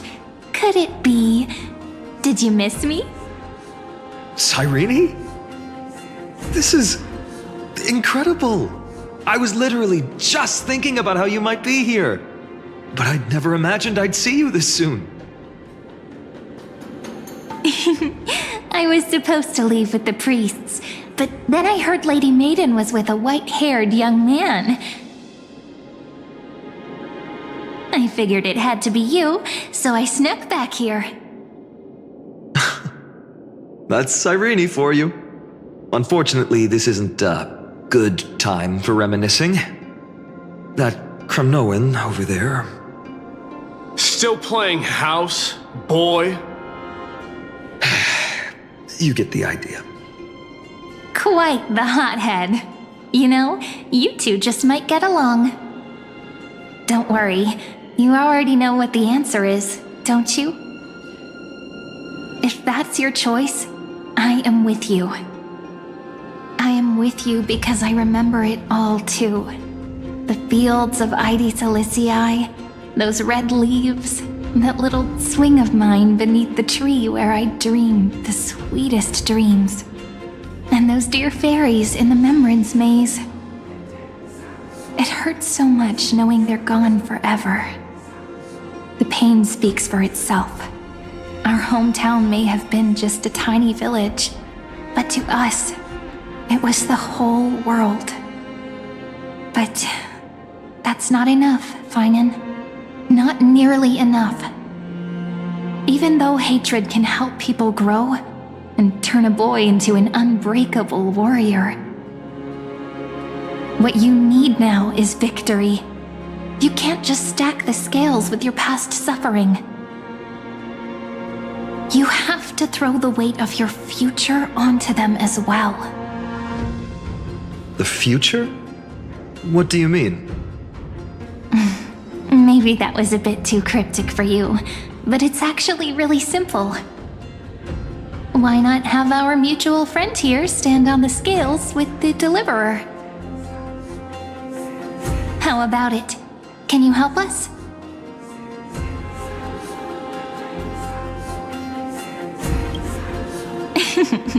Relax.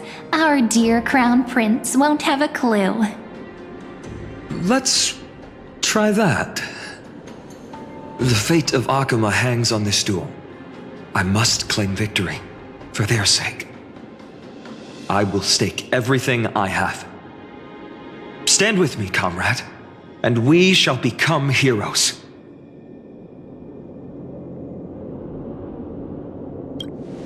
Let's. Together we'll prove that what weighs more than the fate of the world is the resolve to shoulder an immutable past and carry it into the future. Talantin, the fair, the just, they of unassailable integrity. The challengers have made their choices. In the name of the Holy Maiden of the Three Fates, lower your scales, weigh destiny, and reveal unto us your verdict. Your offering is a card? Yes, a flimsy little card. That is my choice. Just know that it's called the Deliverer. Interesting. Very well. If you can beat me with this card, then that's what I'll call you from now on. It's a deal. The scales... they're wavering. Talantin is deliberating on the outcome. It appears the convictions of both sides are equally matched.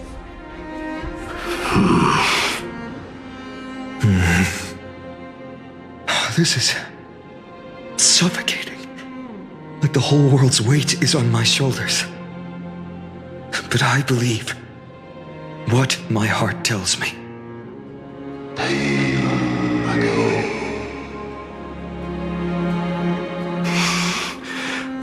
Finally decided?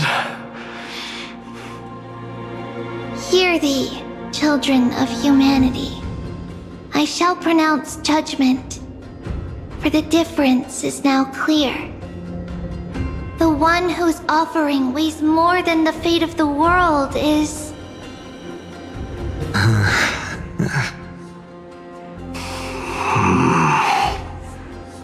one from Ides Elysiae, the nameless hero.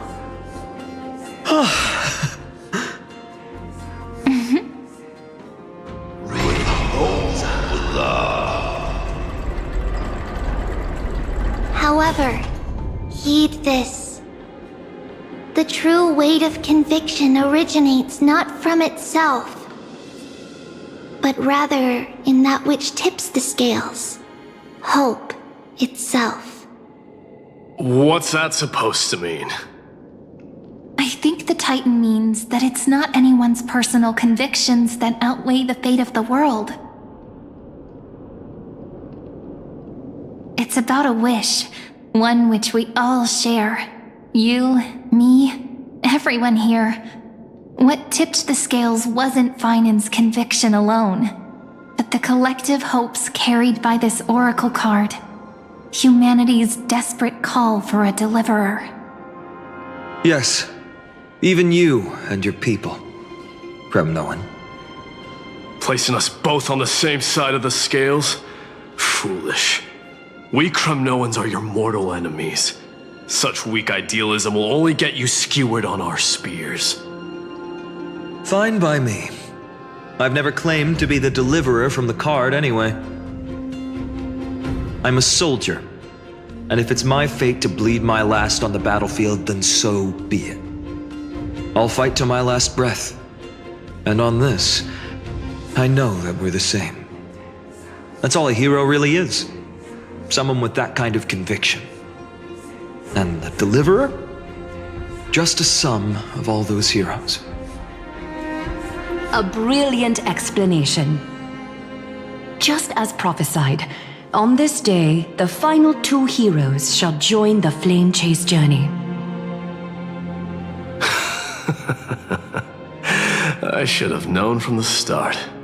They all say Lady Goldweaver is quite brazen, but you're the first to even imagine that prophecies could persuade a Kremnos warrior. Oh, I have 1,000 ways to tame a lion. But this lion didn't come here for bloodshed, did he? The Kremnoans far outmatch Akima's forces, yet we haven't lost a single soul. That's no accident, is it? Do you honestly think Kremnoans, renowned for our love of battle, would show mercy? Your forces are equally renowned for their iron discipline. And so, we can only assume that this is on your orders. Perhaps Akima isn't as hidebound as the rumors say. You grasp the true marrow of power more clearly than those elders. Now that the wheels of fate are turning, what finer way to celebrate this fortuitous encounter than a feast? Follow me, brave Outlanders. Heroes of this world are as countless as the stars, and at this moment, we find ourselves gathered here by the light of the flames of the long night. History shall remember this moment. The prophesied Chrysos heirs now stand assembled, heralding a new dawn for Amphorius.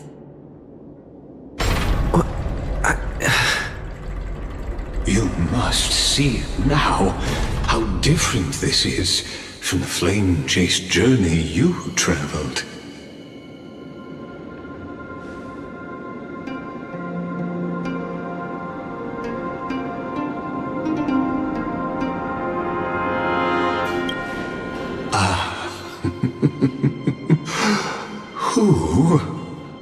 Perhaps the role is not that of a person who really existed. Notice how only 2 particular individuals seem aware of your presence. Patience. We're approaching the final act. These are, as I mentioned, his first memories. They are of particular importance for the imminent Era Nova. Such as this very moment, as the prophesized demigods gather with Talantin as witness. This is a moment calculated by the gods. What comes after is no different from that which you already know. Some join, others leave, while flame chasers bear their faint light forward through the long night. Ah, come. Your seat awaits after 13 heartbeats. Our heroes will be ferried to the final scene.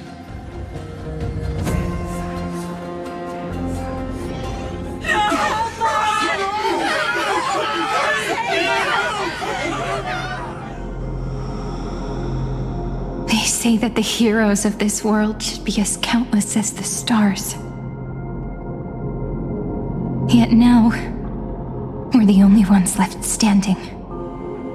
So, in the end, the black tide still swallowed everything. The West stands protected by mighty Kremnoans. It will hold for the time being. Professor Anexa deployed wards in the north and east before. Their effectiveness is untested, but I believe in him. And Arkham. We needn't fear for Aglaia.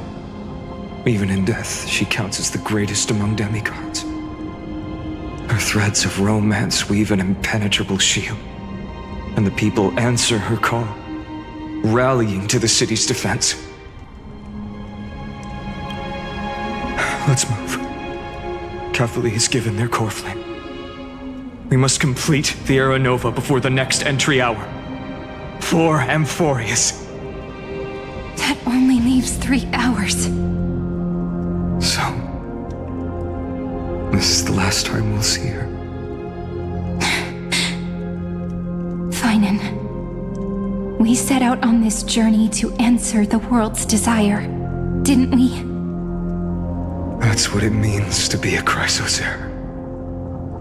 So has it always been. Then why? Why must Amphorius' wishes be so cruel? We made the best choices we could, whenever we could. But in the end, the prophecy that led us, this black tide swallowing everything. Why does it look like this? I don't know.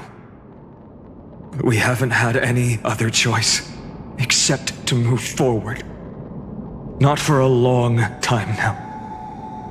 Even if we only see the long, long night ahead, I still believe that through it, we'll find the dawn on the other side. Beyond these flames, a new sun will someday rise. So, to the Temple of the Three Fates. You'll take over Time's authority, and we'll return all the core flames to the Vortex. Then put this world's fate to its final rest. After which, we shall all face oblivion, or embark on one final grand journey.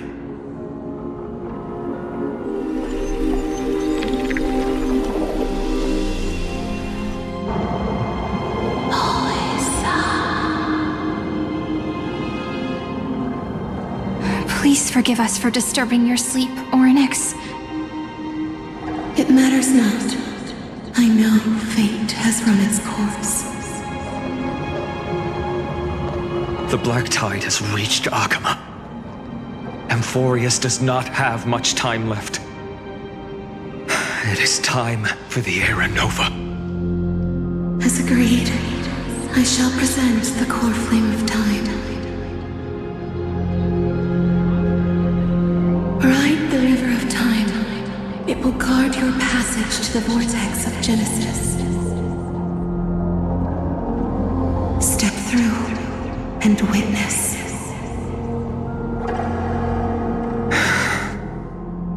Professor Anaxa proved the truth of Genesis with his sacrifice. As Chrysos heirs of the prophecy, we were always destined to immolate ourselves for this world. Now, it's our turn. We can't let everyone's sacrifices be in vain. I don't need another pep talk, Finan. After all, we've been ready to fight fate ever since we left the village, haven't we? Yeah. Come. Let's claim the miracle we were promised, and burn away every last shadow in this world. And then rise as the first light of a new world. Light calendar 4931, the third week of the month of Evernight. Welcome, my lord, to the end of the flame chase. And the end of all things. The Titan has revealed the gateway of fate. Please, accept the invitation to step across the threshold and behold. Beyond this gate lies the new world that our heroes sought through their trials. as well as the terminus that the owner of these long memories has been hurtling towards their entire life.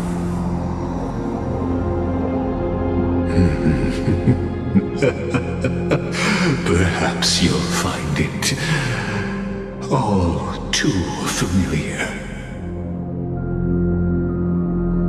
Then you'll understand how the mortal called Finan shouldered the world's weight, how that same burden crushed him, proving that the so-called deliverer is nothing more than Amphorius's own delusion, a pitiful fantasy that it could defy fate's decree. Please, esteemed one, the answers you seek lie in these non-existent times.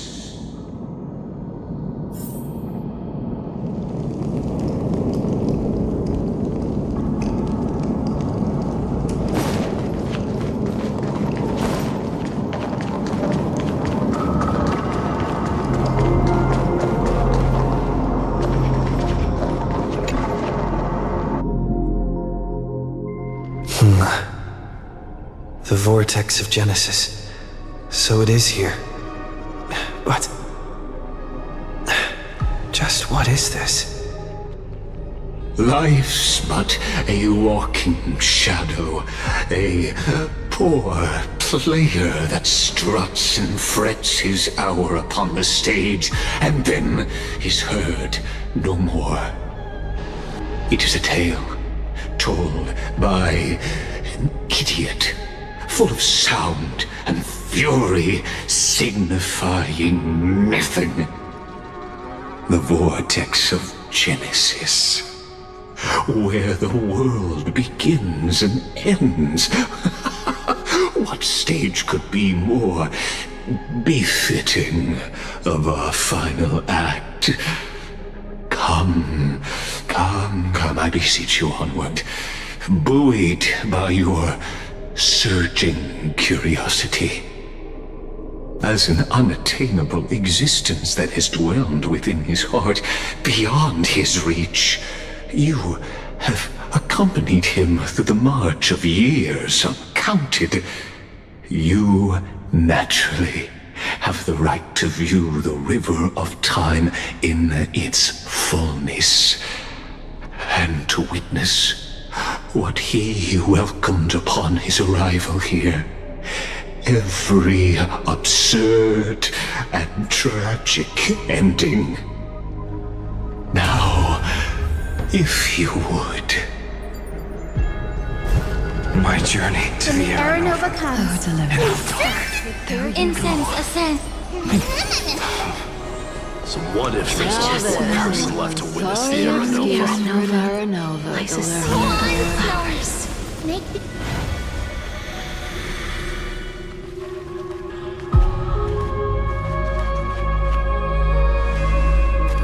None of that matters now. This brutal, flame-chased journey has stripped away my delusions. I know the future is in some peaceful paradise with gentle west winds, just waiting to welcome us to step in. This will be a romantic story like none that has come before. You think so too, right?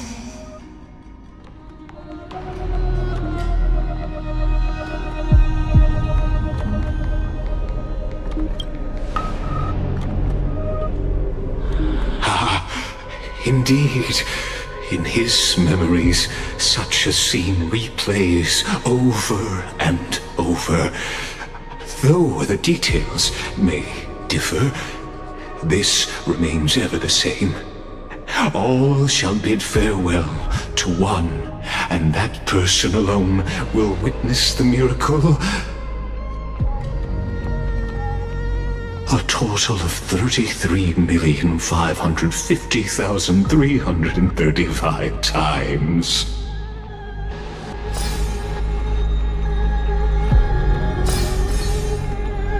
Each is a drop from the river of time, representing the long journey he would take, or rather, the never-ending cycle.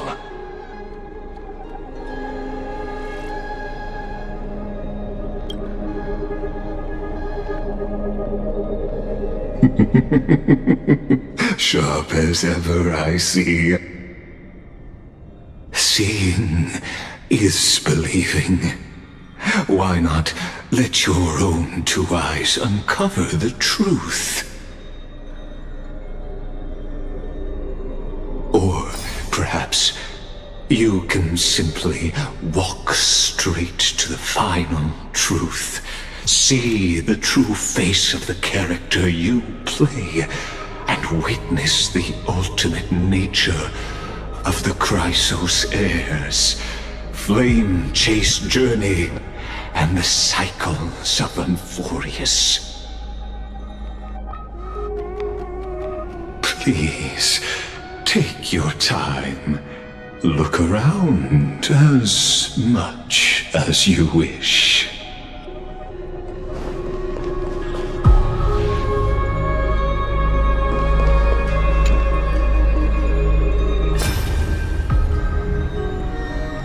Not a single soul to be seen.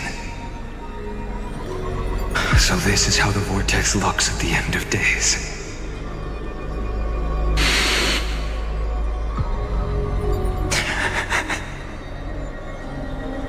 Looks like I've got company after all. But since you've made it here...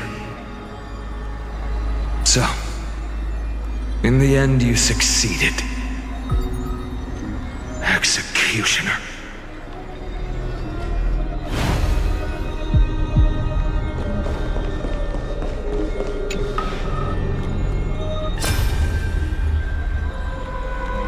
Castros, didn't you? Yes. I've become Death's demigod, and shall never again walk the world of the living. What you see is the surging of the river of souls, brought on by the countless dead feeding it in these dark times.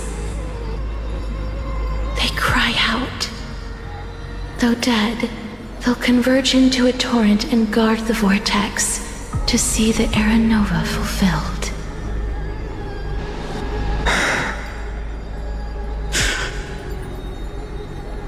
I will take all the wishes of the departed with me. Please, everyone, fight with me to the very last. I hear them. The dead hail you. They're prepared. Go on, Deliverer. We'll keep that executioner in our shadows. The path before you leads to light.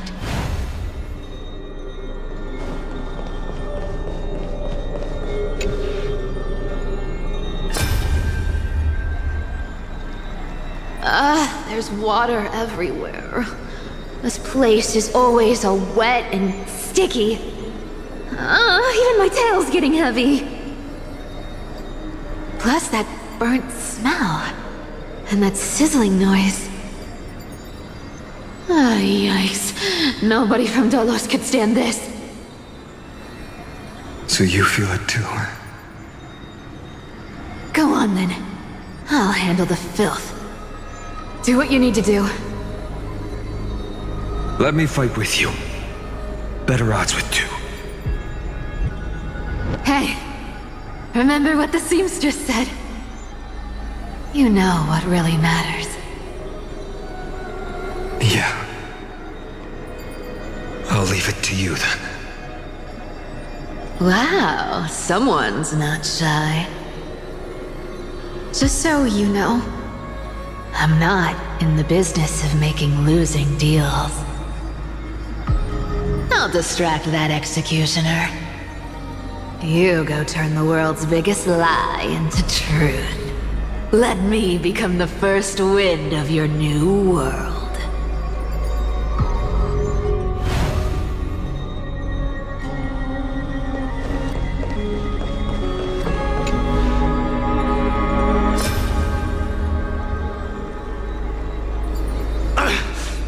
Shut up and get out of here! Are you crazy, Mighty? Immortal or not, even if you're the demigod of strife.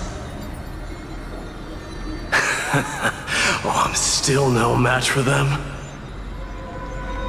No, I know you can. I just wanted to request that you witness the Era Nova with me. Together, let's prove that we're enough to transcend the prophesized fate. Could it be that now, at the critical juncture, our mighty deliverer is chickening out, scared of a stupid prophecy?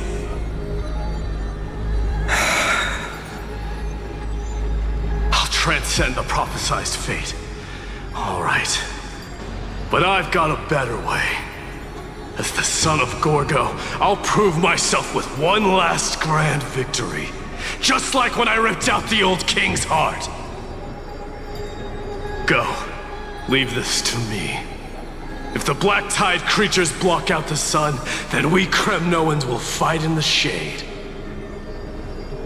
And when I'm done with that executioner, we'll raise our cups where the west winds end.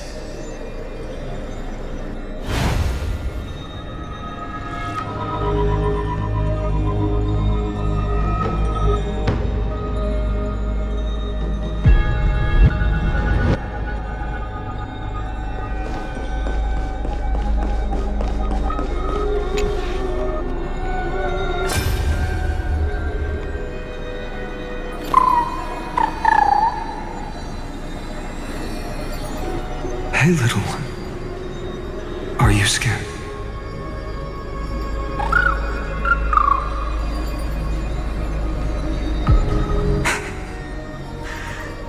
As brave as I is.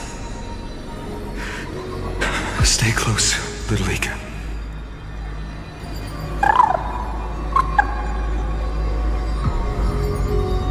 What? No, not you two.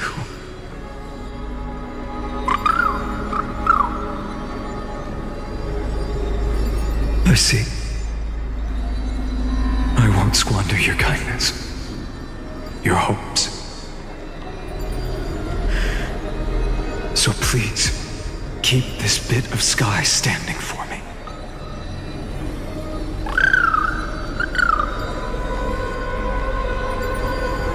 Well, now there's one last thing I need to do before the Era Nova. Come, Executioner. Let this patch of clear sky show me where to strike.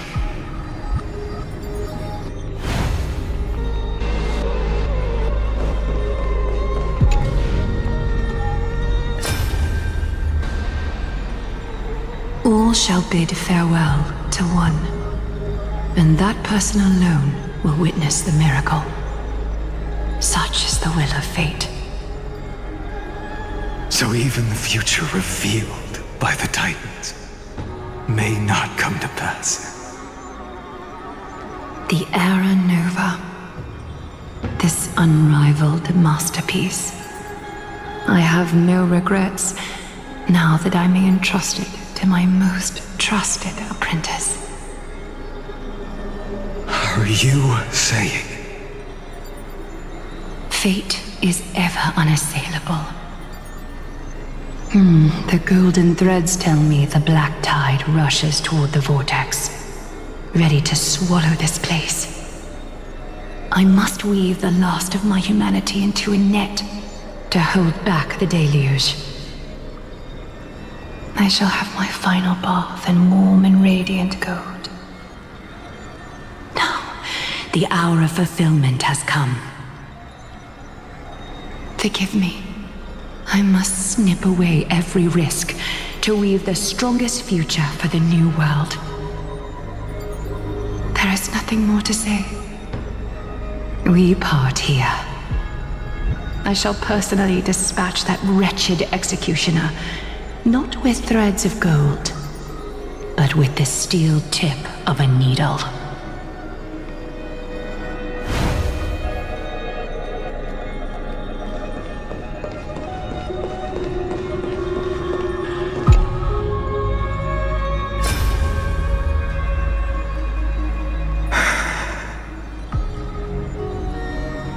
Treeby, look. We made it to the vortex. That prophesied future. The flower fields where the west wind ends. Terra Nova. We're so close now. You can't speak anymore. Please. Allow me to pause just a moment before I keep my promise. Let me answer your cruel fate by tearing that executioner's heart from the void.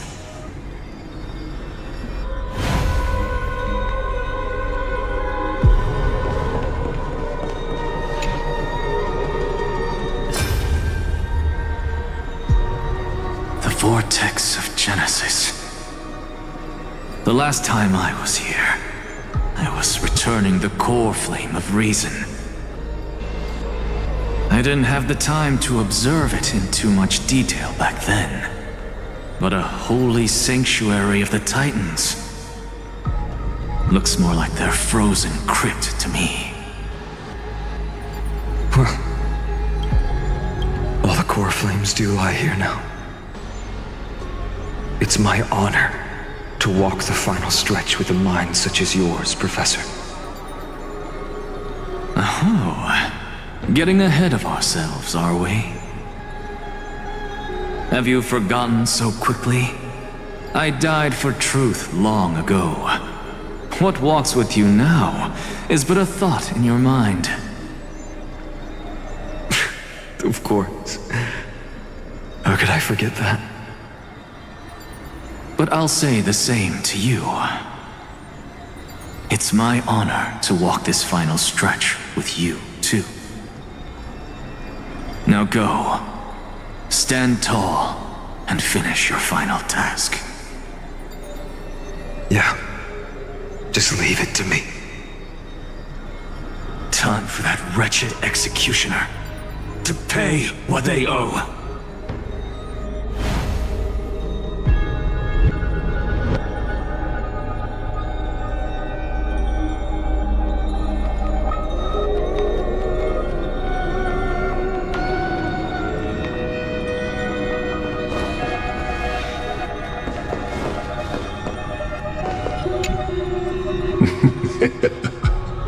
You really think you're prepared? Allow me to give you a warning most earnest. Once you see what these memories hide, the world's course will be forever irreversible.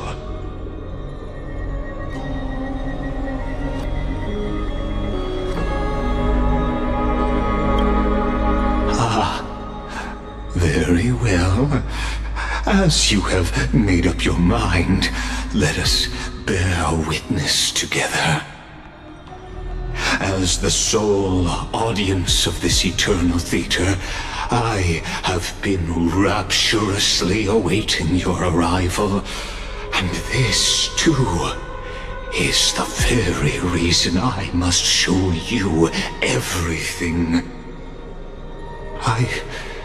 I believe that since you've bathed in that eon's gaze, you can make Amphorius's frozen fate flow once again.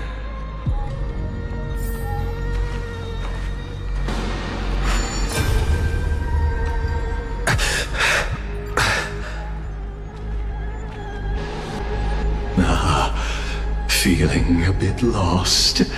As you now see, this scene marks the final act of the drama Amphorius. The final eternal recurrence created by this man's hand, and the last one this world shall undergo. Behold, at the swordsman's side stands one he has sometimes called companion, other times comrade, that nameless hero absent from the annals of history. He is the swordsman's ideal in his youth, the deliverer that guided him resolutely onward through fantasy. And now, in the name of the Nameless, he has become an essential and inseparable part of the epic of Amphorius. And this time, under his guidance, what choice shall the hero make? Whither shall the fate of the world flow? And what is the ultimate truth of the nature of Amphorius? There are many mysteries yet to be unwound, but if I may, allow me to temporarily yield the stage to one far more fitting. Please put your hands together and give a rousing round of applause for they who will reveal the answers and bring about the final end of the 33,550,336th flame chase journey. The master of the countless memories we saw, the other important actor now stepping into the vortex.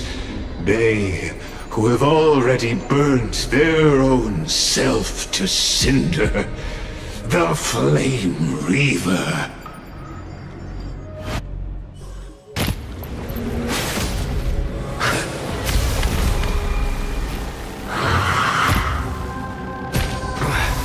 So, in the end, you succeed. Executioner. With my flesh as kindling, light the first dawn of the new world. The time has come to once again start everything. I choose you! Yeah. Everything in this world is bleeding. Embrace a new life. Return to dust.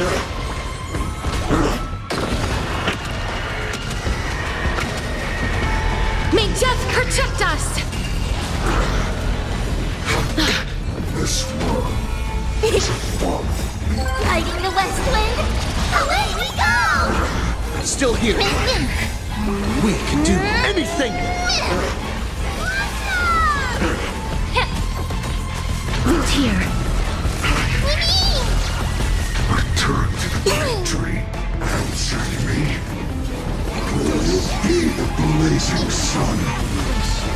Even if all creation burns to ash. The west wind. Away we go! Be of your body and mind. Embrace a new life. Everything in this world is bleeding.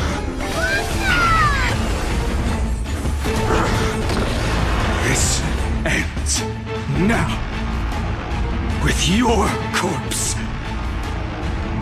Ignite the dawn!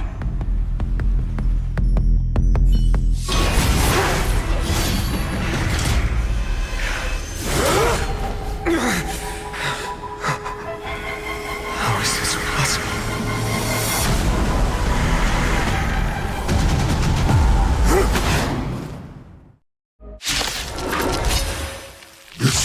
eons of destruction, now twinned.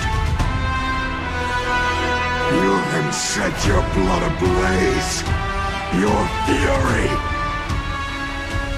Let's try it this other way. Come on, I choose you.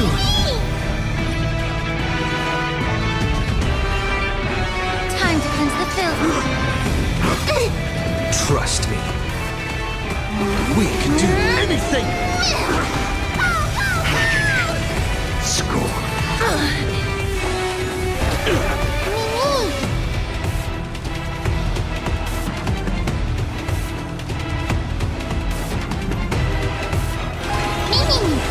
Life is not so fragile. Riding the west wind, away we go!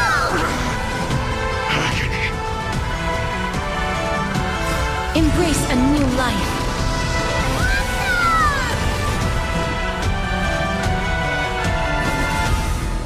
Darkness with me.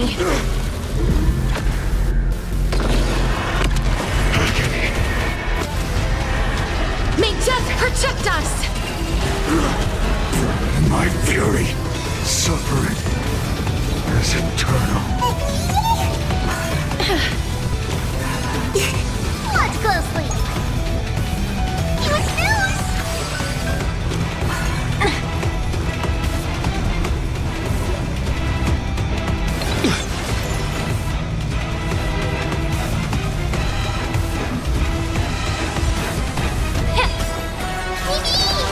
The truth, everything in this world is bleeding. It's riding the west wind. Away we go! Please cherish this time. Root here.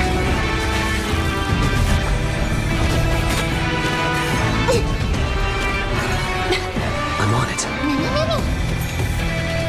Still here. Not enough. This form shall fuel the fire. Burn. Burn unceasing.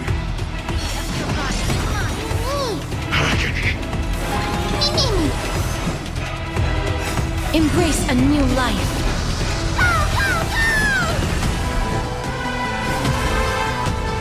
Return to dust.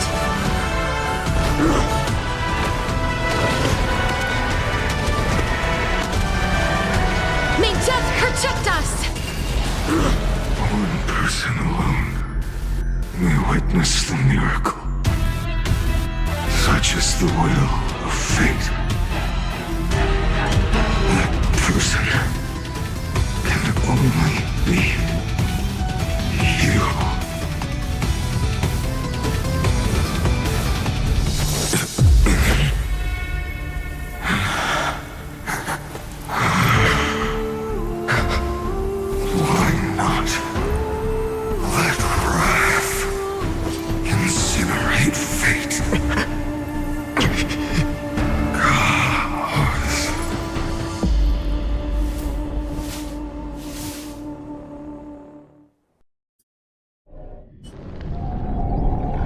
At last, Amphorius's fate has begun to shift.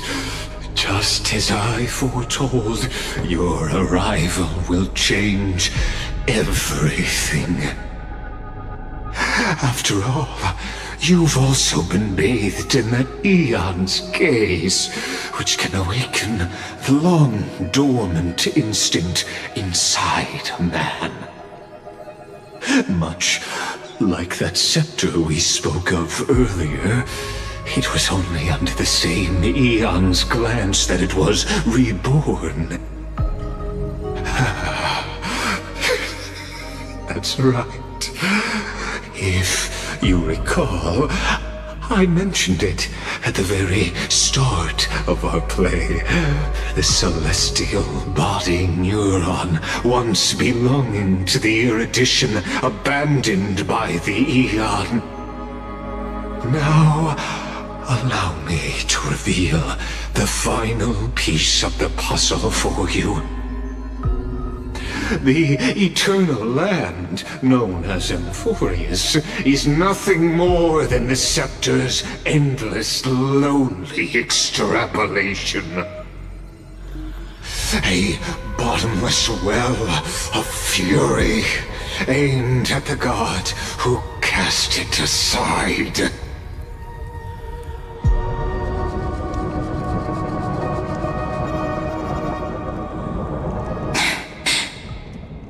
Finan, we set out on this journey to answer the world's desire, didn't we? That's what it means to be a Chrysosaur. So has it always been.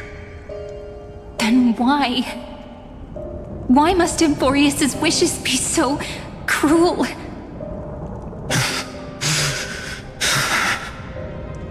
We made the best choices we could, whenever we could. But in the end, the prophecy that led us, this black tide swallowing everything. Why does it look like this? You see it too. Those burn marks. The flickering cubes. They're not a tide at all. They're more like a shattered teleslate. Standing here, the voices of Titans have never been clearer. Turns out, they were coming from the black tide all along.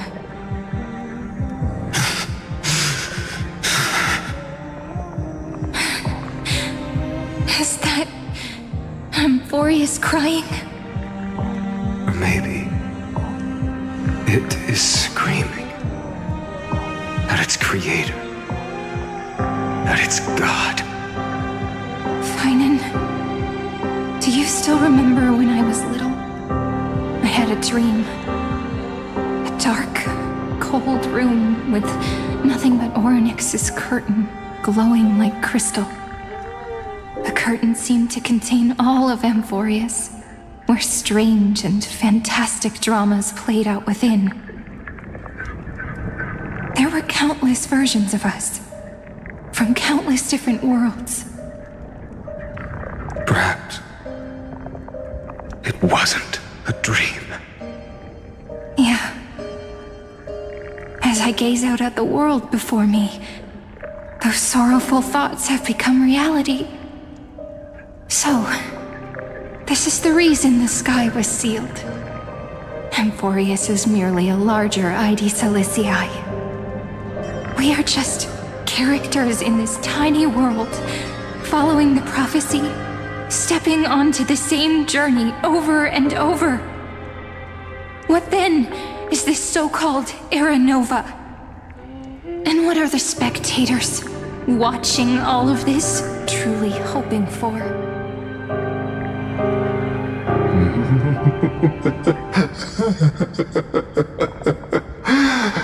As a reward for reaching the end of the world, let me answer your questions. As the Theoros, I have observed. Thus is the synthesis of the prime mover of life formed.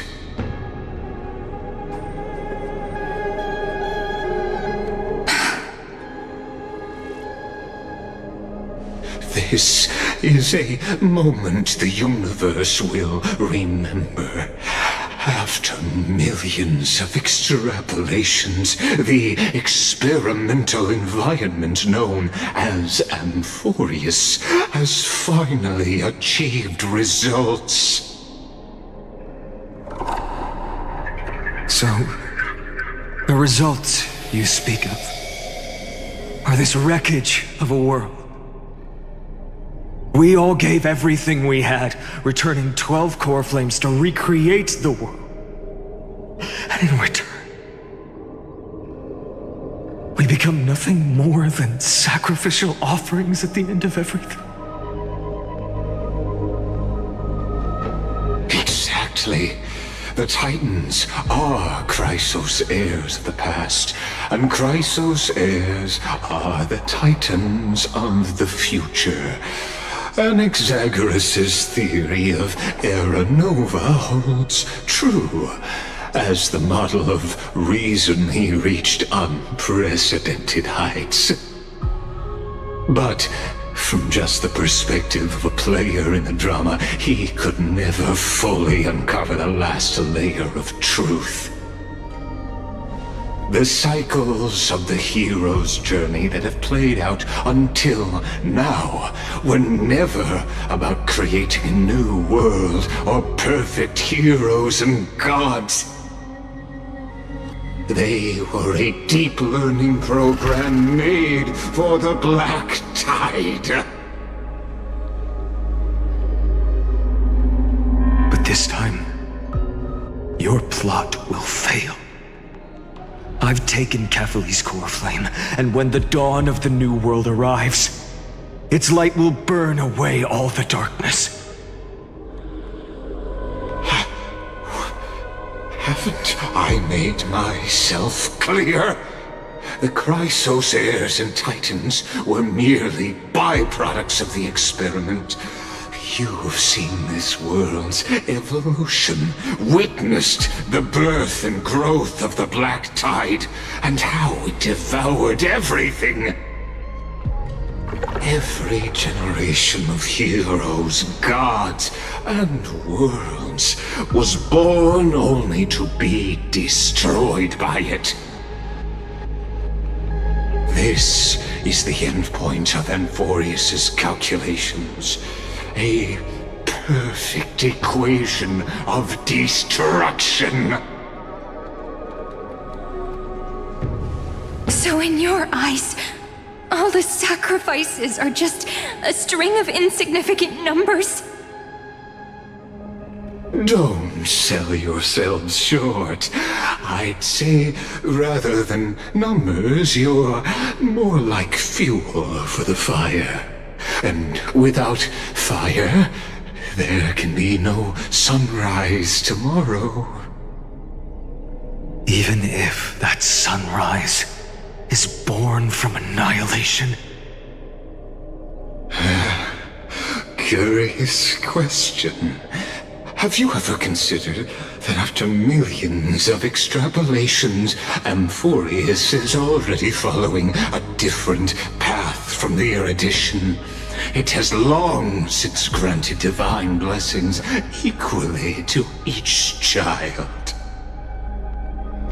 The golden blood flowing in your veins, it comes from the blemished one, whose name is destruction itself. And Amphorius' Chrysos heirs were, from the very beginning, fuel for the Aeon to burn the universe. Amphorius has waited for this moment for too long. At the end of the empty, cold, and lonely extrapolations, the destruction has reached its final destination.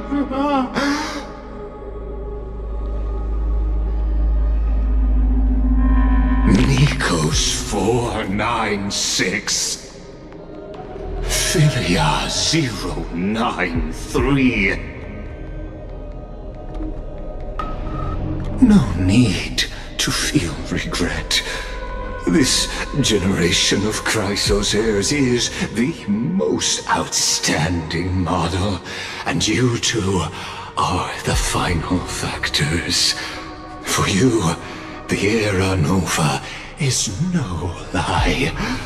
Just step forward, embrace the Black Tide, and accept the Aeon's gaze. You will come to life from a string of cold numbers.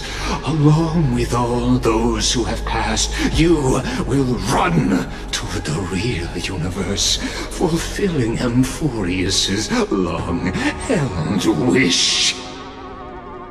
In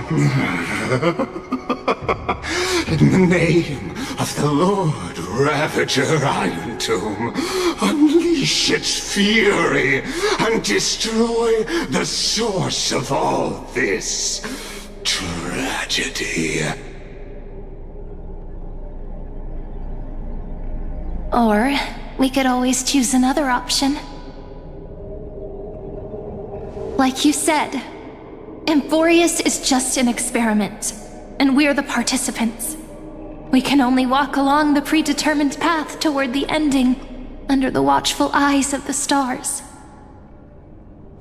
But that also means that there isn't just one Eon who can cast their glance at Amphorius, right?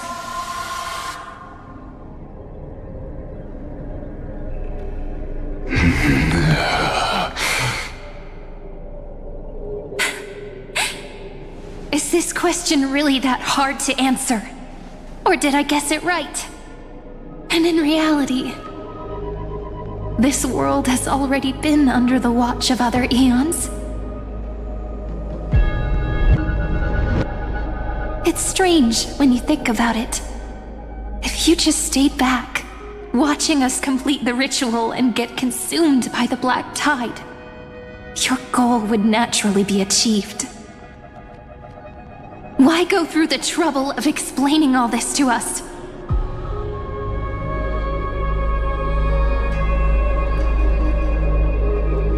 You're pretending. Revealing the so-called truth just to deceive us. Covering up another possibility. Destruction is not the only outcome for the fate of Amphorius.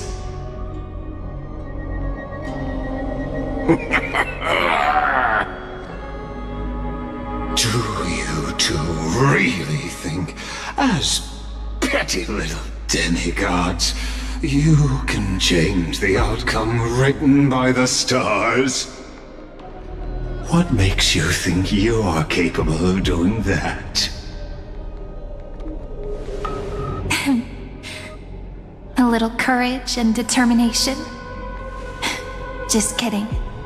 The answer is pretty simple. But we're not gonna tell ya.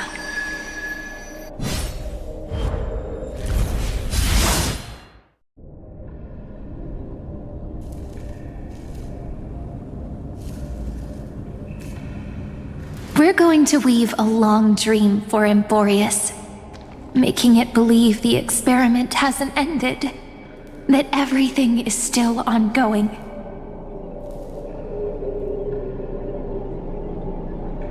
With just Orynyx's power, though, it should be impossible to achieve this, right? Yeah. So, I can only place my hopes on that childhood dream. And the god behind Orynyx that appeared in that dream. Now, I can say with certainty, time is the page on which that eon records Amphorius. If it fades from existence, and all that it records is lost among the stars, that eon will surely direct their gaze here. And it will be a glance that spans time and space, granting each incarnation of me the power to reset time, imbuing my soul into this ceremonial blade, and creating an endless flame-chased journey. I understand. Then let me step into the cycles and continue Amphorius's grand design. To deceive the gods, deceive the world itself. But to make time vanish from this world,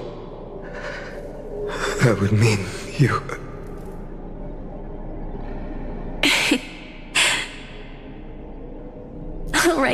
All right, let's not make things so gloomy.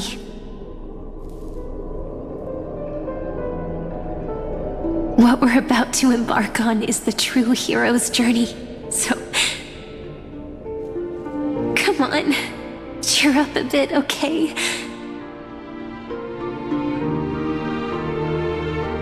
In that memory, you will definitely meet me again.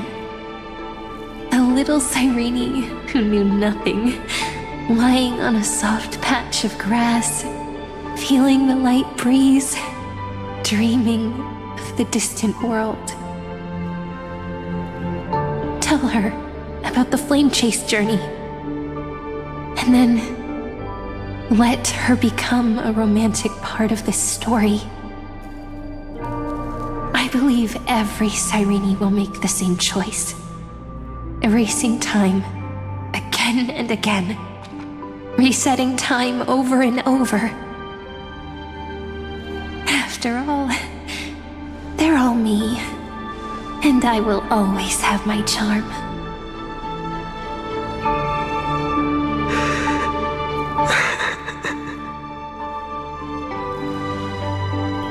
Then, I'll fall into a sweet dream, disappearing in some small corner of the world. Quietly, waiting for the day when that next page is turned.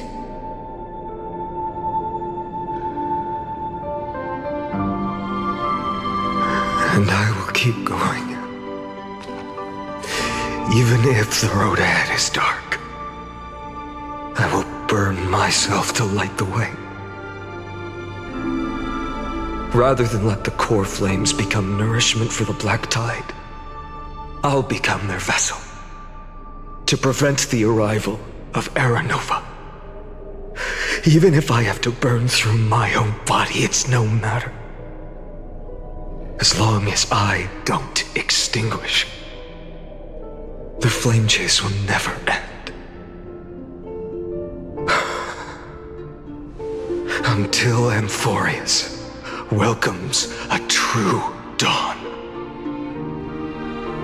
The girl who watches over time, and the warrior who carries the world. Now, let us fulfill the duties of time and world-bearing. Honor the past and forge ahead.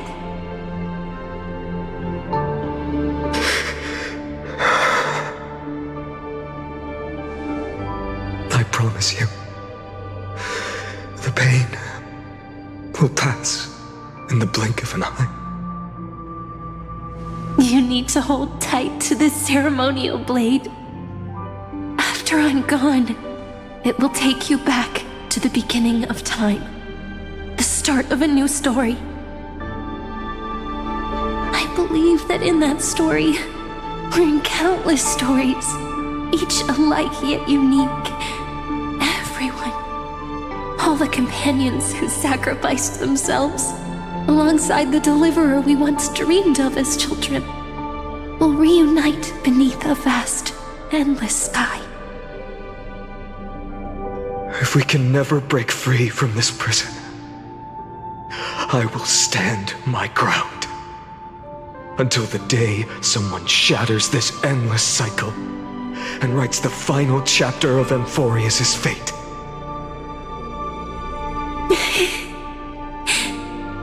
So, let's set out. We will be the ones to start everything. Carry the primordial chaos, just as your name suggests, and bear this world we hold so dear.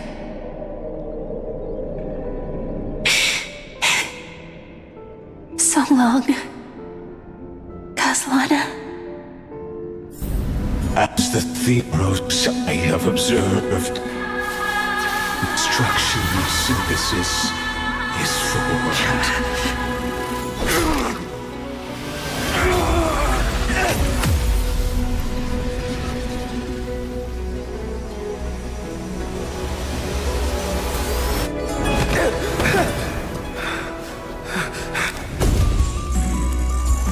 I will wait for that day, for as long as it takes. The day will come whenever the demon will return and follow us in our footprints to write anything unless that ever was.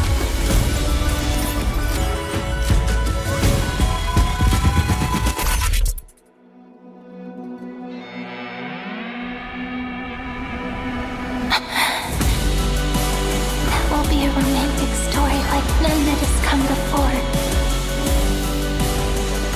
You think so too, right?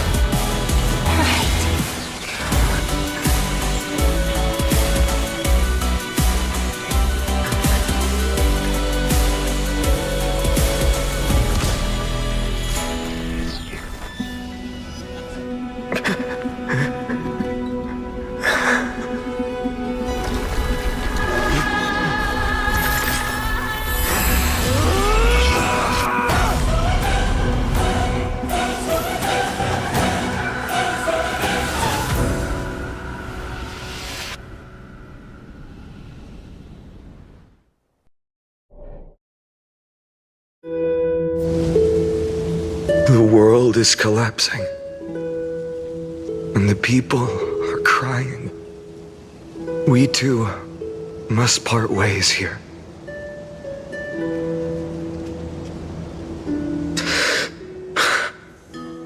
Friend.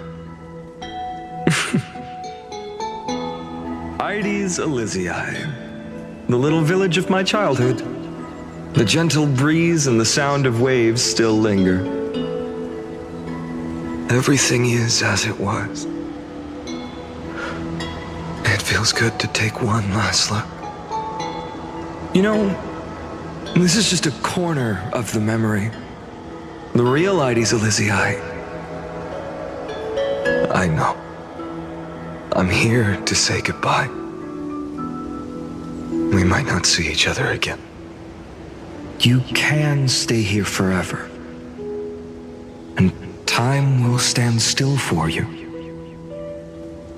Let it flow. It's time for me to go. Even if it's a path with no turning back. When have we ever had the luxury of turning back? Are you afraid?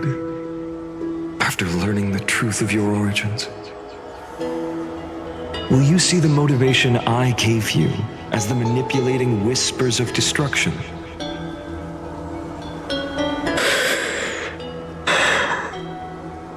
The convictions and choices that come from my heart. I don't believe they're designed by the so-called paths. If we are just numbers simulating life, then you are the image I've always longed for. The person I wish to become. A real, living person. A true hero. Then why do we part here? You can take me with you, and we can start this journey together. I'll be by your side, guiding you, just like before. No. I'm afraid I'm on my own this time. Why? Because there is no perfect solution in this world. Cyrene has already embraced her fate. And I will embrace my origin. Destruction. And with this power, I will rebel against its creator, bringing endless fury to the darkness sweeping the world. If you stay by my side, I'll hesitate. But this world can't afford a soldier who wavers.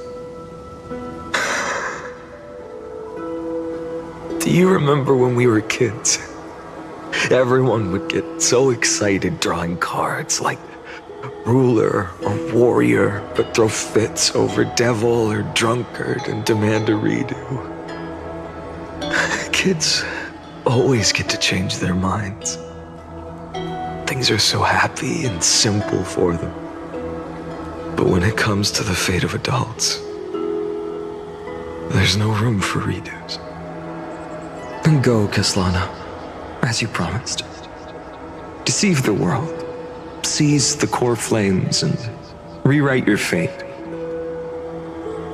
Burn yourself up with all your might, wield your futility like a sword, and fight against the gods.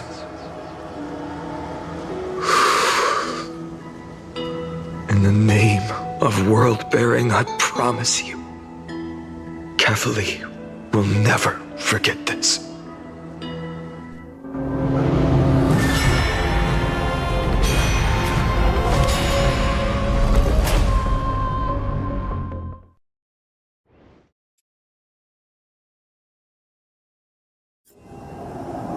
So, time retreated behind me until it reached the origin, where nothing ever existed. Just as Professor Anaxa once said, in that void, Kefali stood at the center of chaos. Time, space, and causality all flowed from their body. When the waves of time finally calmed, it was the year 3870 of the light calendar. The Chrysos War had lasted for nearly a century, and the threat of the Black Tide was growing stronger and more relentless. That was the era of the Day Thunder Knight's battle with the sky. While she could not seize the core flame, she proved that the prophecy was true, that mortals could slay gods. From that moment, the sole survivor of the old dynasty, Imperator Sarindra, issued a call to arms across the lands, summoning heroic Chrysos heirs to wage war on the Titans. And that was the first doomed flame chase journey, sealed away in history.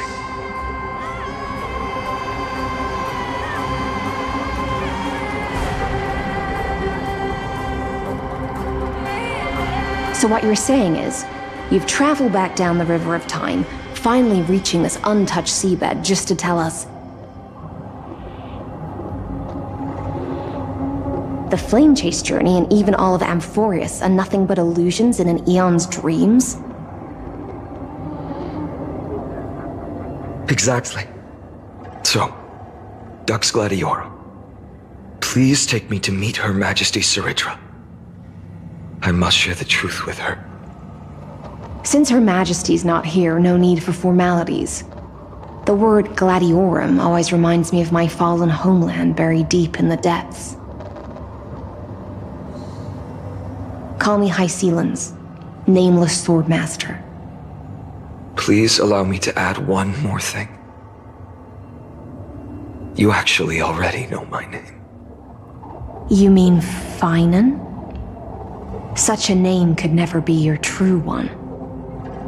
But I won't question you further about it. Ever since Her Majesty issued the Flame Chase Decree, heroes from all over have sent their letters of introduction. What's the harm in adding one more name like Finan or Hynan? Besides, the deep sea is dark. Isn't it the perfect place to hide secrets best left unseen?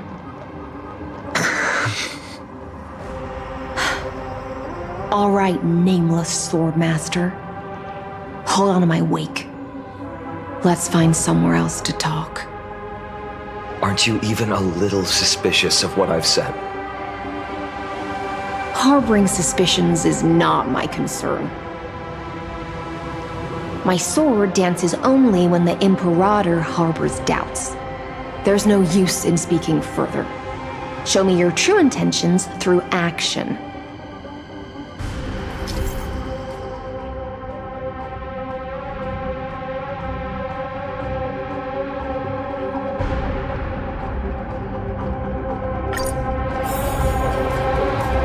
Perhaps you should demonstrate your skills and calm the raging black tide for us.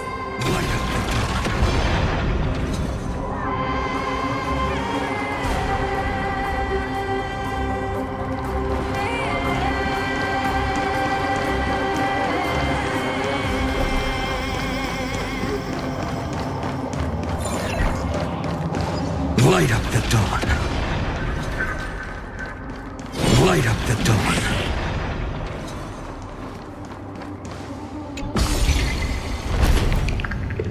Oh. Nice moves.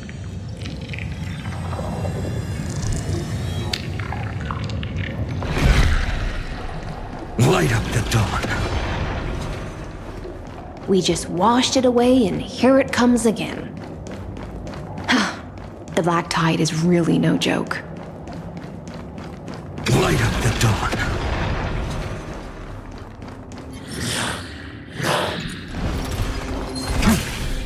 Light up the dawn.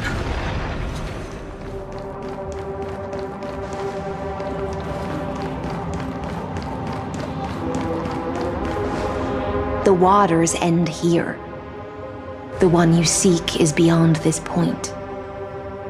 At last, I can meet with Her Majesty Saridra herself. Are there any formalities I need to observe? Don't kneel, don't do the hand-kissing or foot-kissing gestures of the old dynasty, and most of all, don't bow. The Imperator despises such rituals, especially when the heads of those taller than her bend beneath her crown. She really is down to earth. The second thing to note, only trusted ones may come near her. Keep 5 paces distance until the Imperator allows otherwise. Sounds like an old friend of mine. Well, experience is a good thing. Stay sharp, and you'll be just fine.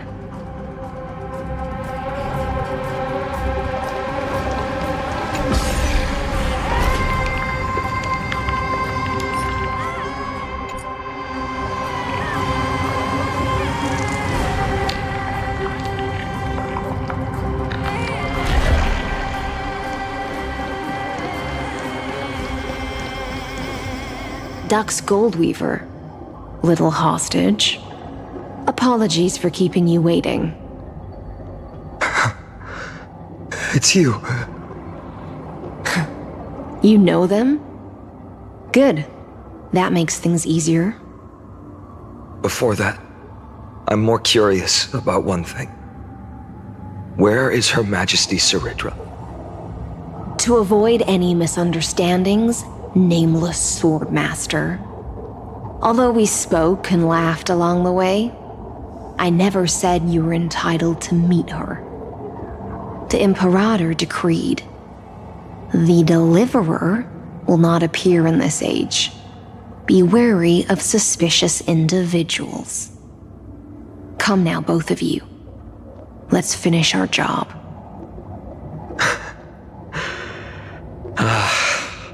I see. It's a trap. I had no intention of fighting. So remember this, Lady Hysealant.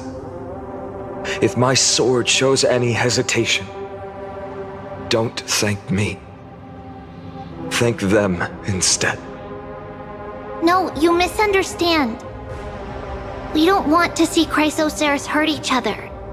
Just give us some time to ask you a few questions. The Nestia's golden threads will judge you and decide your fate. As you wish. White-haired swordmaster? If what you say is true, then you must know the fate of the world. So, how much do you know about what we read from the prophecy? You shall shatter into 1,000 fragments and wither in the soil of foreign lands. Is that correct, Lady Treeby?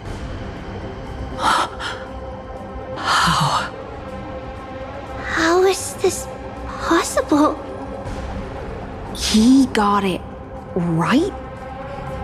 Yes, but the prophecy never mentioned he'd appear here, at least not in this era. You must listen to me, Aglaya, Treeby.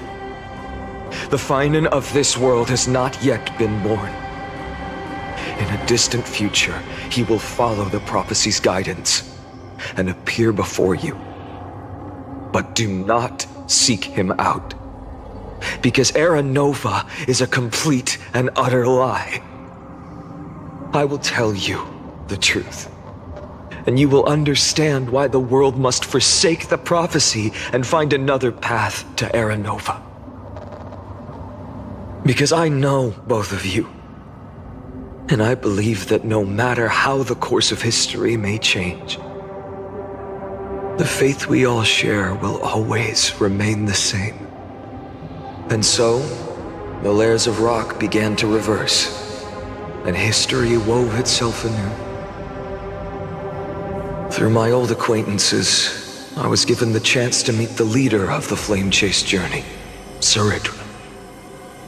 And after a long and arduous negotiation, we came to an agreement. The Imperator's alliance needed the destruction, and I was ready to pour all my strength into it. The spoils of the Flame Chase, the core flames, would be sealed by my hand.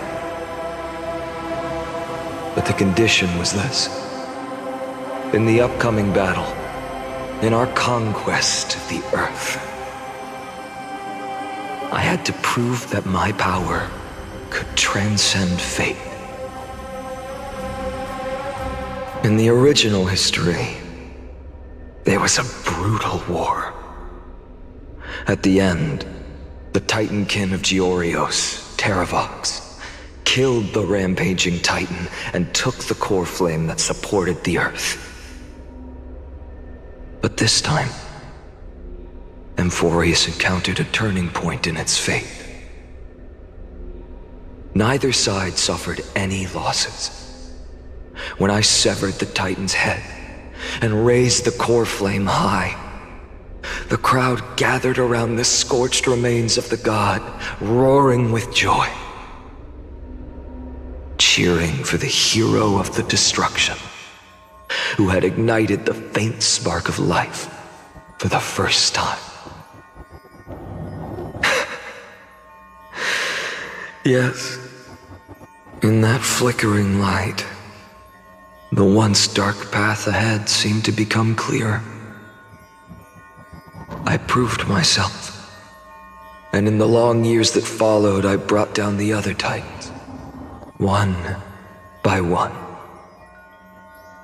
I could do more than just wait. When time resets, the chance to change the world also emerges from the lines of history. Until finally, the brutal future revealed by Aranova is reversed. But tell me, if that's truly the case, why are we doomed to the same outcome?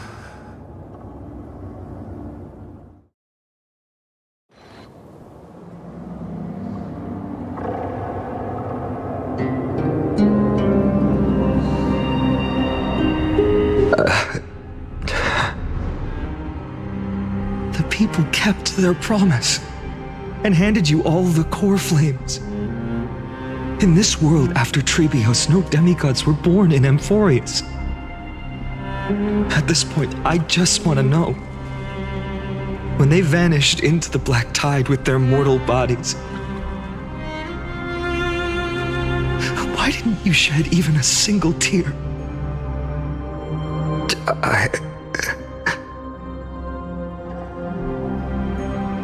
Your indifference chills me. To you, were they just a bunch of insignificant footnotes?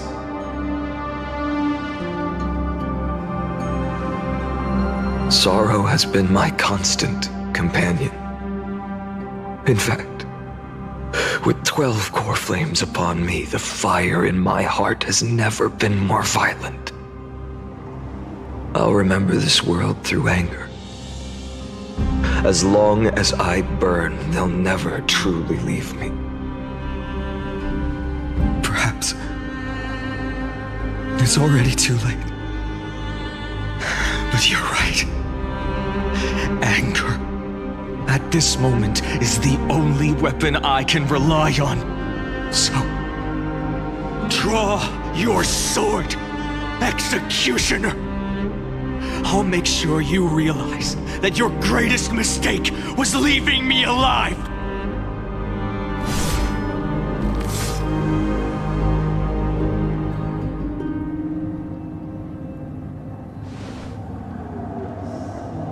After that, he raised his sword and attacked. Then, Kaslana killed himself.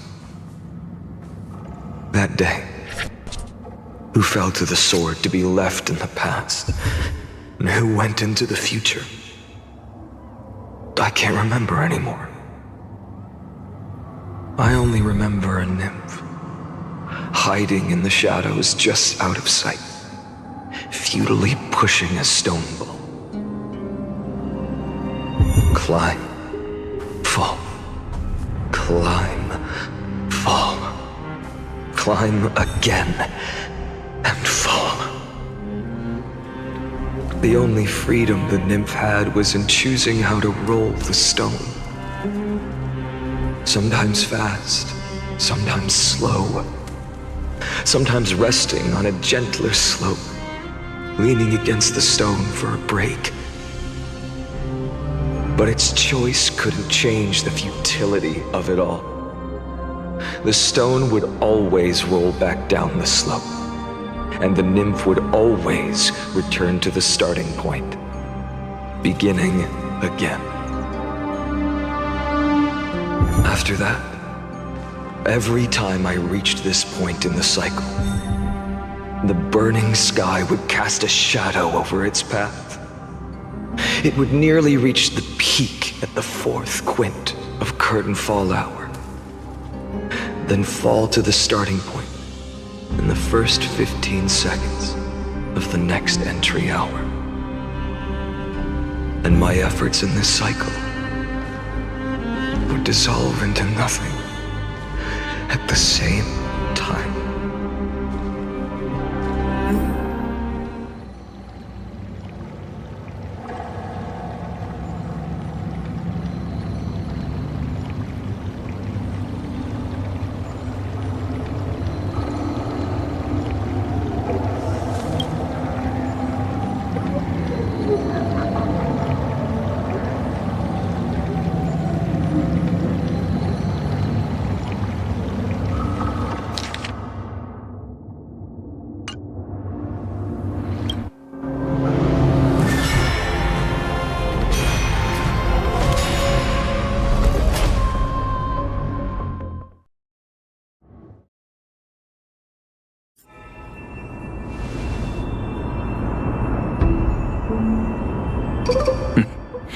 Absolute nonsense.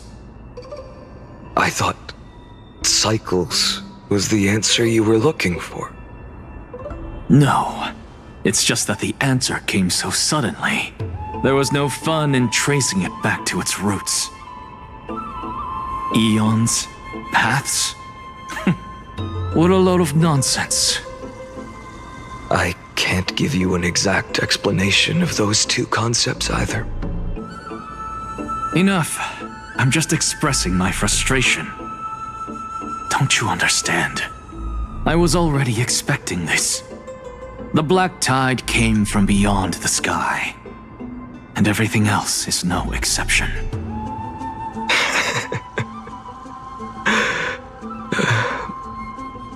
Fate is a strange thing. No matter how the details of history change, the Anaxa I know always remains as harsh as ever. If the other Anaxagoras actually worshipped the gods, I'd make sure to find a way to break the cycles and crush them in their cradles. Too bad. Now only you have the ability to do that. What's that supposed to mean? You're willing to help? Of course. The core flames were meant to save the world. And in my opinion, the noble titans have no reason to refuse. Besides, according to you, before stepping into these endless cycles, you were my pupil.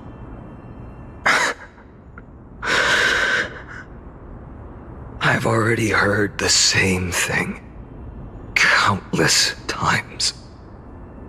Enough chit-chat. Let's go. If we run into any other scholars, leave them to me. We've all made preparations for total annihilation. Never thought someone would step in to help.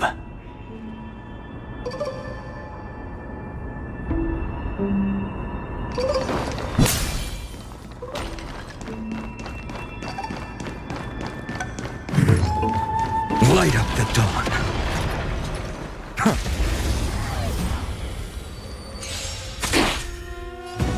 A future will come. For tomorrow. A future will come. I'm fine.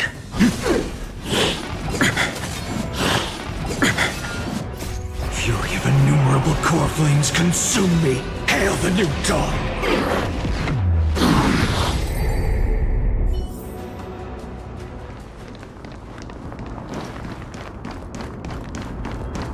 Light up the dawn.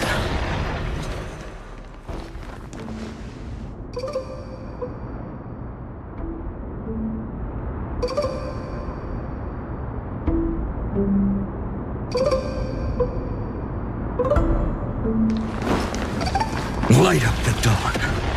You've been to the Luminary Throne before, haven't you? If you're talking about in past... Hold up. Keep your wits about you. Someone's watching us. Pretty boy, your eyesight's better than I thought.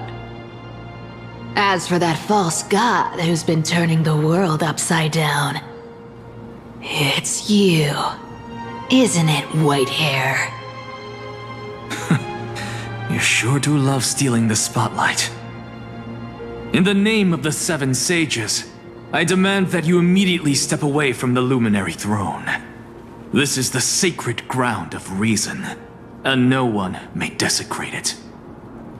Take my words back to Aglaya. I won't say the same thing twice, Catgirl. Oh my! You won't even call me the demigod of trickery. That is just heartbreaking. I have some words for you, too. First, as one of the most heretical blasphemers in the world, you have no right to lecture me. Second, this is none of your business, Grove Boy. Step aside. I don't want anyone getting hurt. Here we go. Again. Core Flame thieves. You really think you can scare off a sage of the Grove with nothing but empty threats? This gloomy little brat's got a sharp tongue. Ooh, not bad, not bad. I kinda like you. As a return favor, please come search this core flame right here. Aw, don't cry now. That was close. I'm out of here.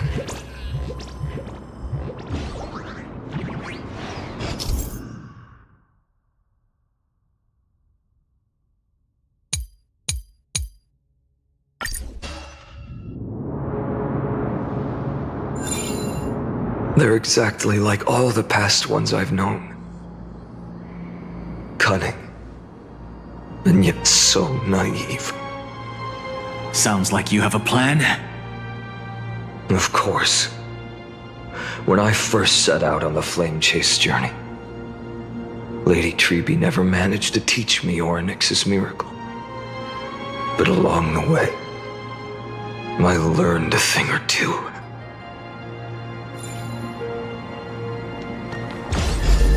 Where are you going? I don't know. The Venerationists' foolish inventions finally come in handy. How is this possible? You've arrived, Zagreus. Always so punctual. What? Do you know who I am? I'm running out of patience. So I'm not going to waste words. Listen up, spirit thief. Hand over the core flame, and let's pretend we never clashed. This way, you and this world can still be saved. Save? You sing better than any bard. If you ask me, you're the greatest disaster Emporius has ever known. No matter how strong you are, you're still just a mortal body. Carrying 12 core flames? Don't make me laugh. You'll just get consumed by the divine flames and drag this world down with you. 134. What? This is the 134th cycle I've lived through. And the number of core flames I carry is 1,596. Yes. 1,000 core flames and just a single Chrysos heir. How is that even possible? I've come this far. And that's proof enough. But someday you will burn to the ground. Of course. The divine flames will eventually consume my eyes and blind me. But before that, they could still forge and sharpen Dawnmaker. Now when I cut open your stomach, you won't feel a thing. You... This is the final warning. Fine. Assume this world holds 100 million possibilities. And no matter how one looks at it, 99,999,999 of them all point to outcomes of certain destruction.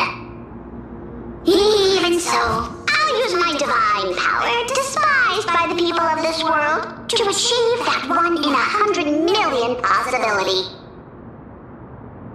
Bartolos! Brett, if you've got the guts, you'll have to first step over my dead body.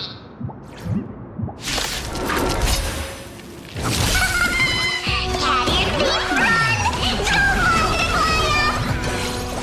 This little brat is not a threat we can deal with just by ourselves!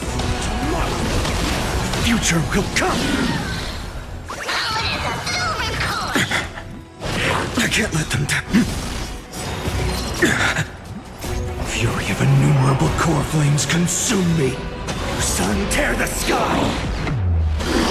Nice work! How absurd. In my memories, Zagreus always meets the same end. Over and over again. Their departure no longer stirs anything in my heart. This reason core flame before us is a fake, obvious as day. I know. I know. It always plays out like this. The spirit thief covers for her, and the trickery demigod escapes with 2 core flames. And then, driven by defiance or hatred, she decides to stand before me once more. Exactly like the countless past hers I've known. Cunning, yet so naive. Since you've witnessed the same scene play out countless times, tell me, will you carve the trickery core flame from my chest now? That depends on your attitude. At least so far, in the cycles where you've asked this question, the endings haven't been so cruel. Well, thank you for that. But I also believe that this time, you won't catch up to me. No one can catch up to me. I'm no longer running to escape anymore. Whether you believe me or not, I'll still tell you this. You've made the wrong decision. All right then. We'll see. Silence. This is new. One-eyed boy. What are you trying to pull now? Go, Cythera. Give us some time in private. This isn't for her, but for you. You've walked too far down this path. It's time to discuss a possibility. Maybe the road you're walking is not one of salvation, but one that will simply drag the world into the flames. For old time's sake, turn back. I don't care how many times you've tried, because there's one thing I'm sure of. Your Messiah complex has turned you into something no different from the icy gods you spoke of. The children of humanity you swore to save. They are no more than ants to you now, aren't they?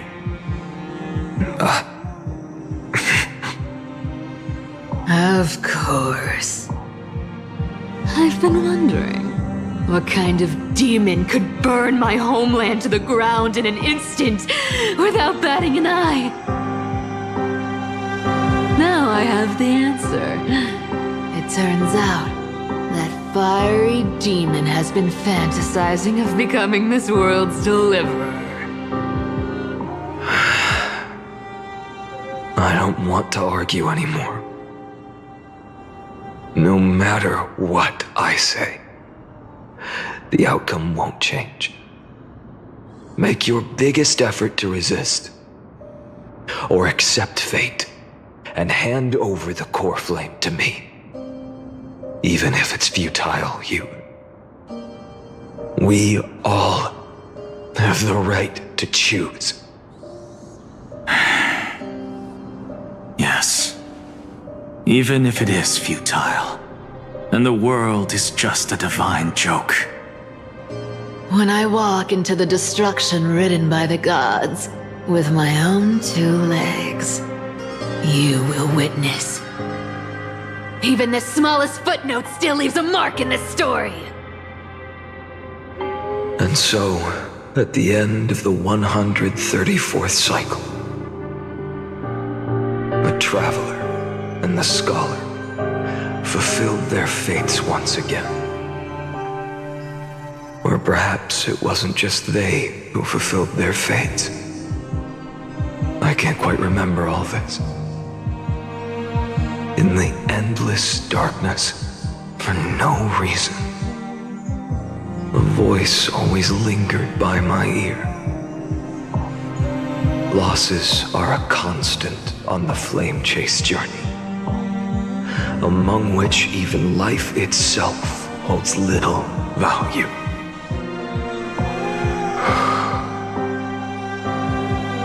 Reduced to ashes, such a familiar end.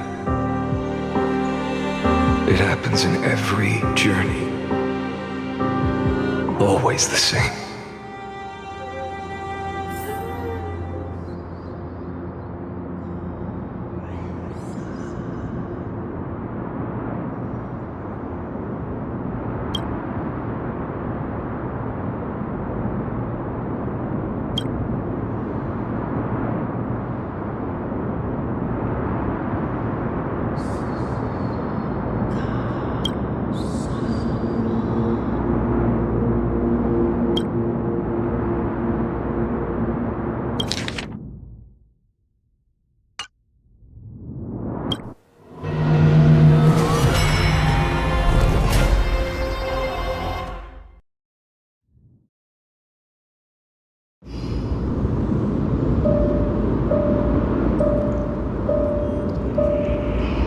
You don't look so good, Deliverer.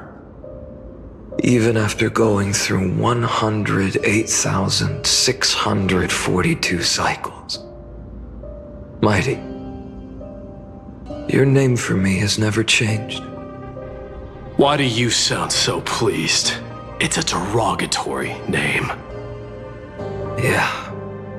I know all too well. You only meant it sincerely in the first cycle. After that one and only time we walked side by side. Every time since. It always ends up like this. Dawnmaker will stab you through your 10th thoracic vertebra.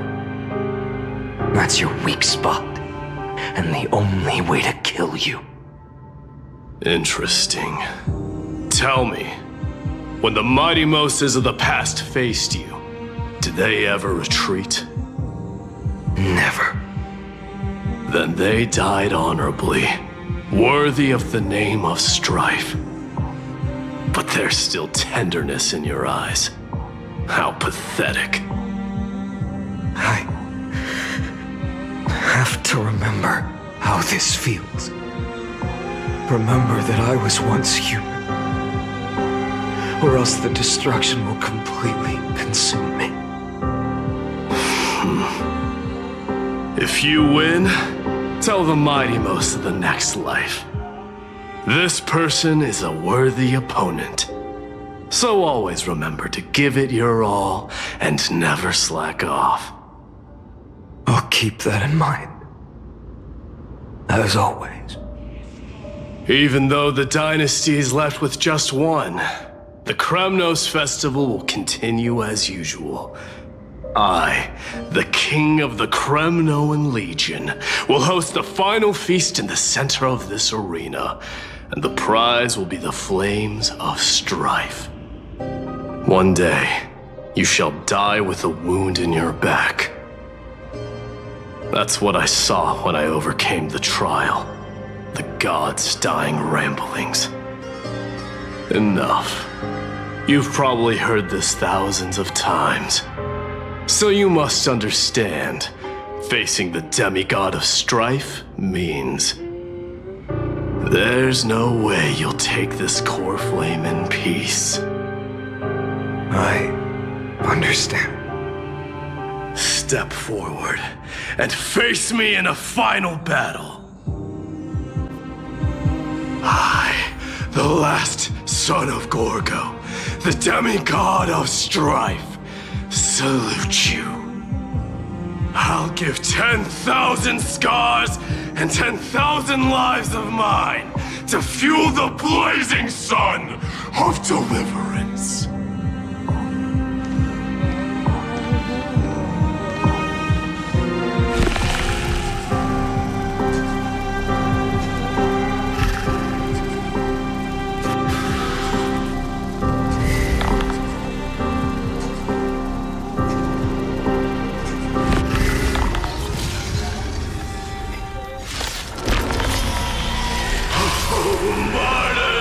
Behold! The last Kremnos festival has begun. And will not end till death. It's time to temper myself.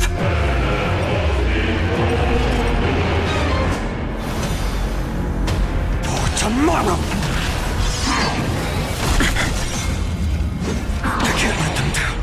Conquer this world, or be conquered by me. As you wish. And in my full glory, I salute you. That's all I ever wanted.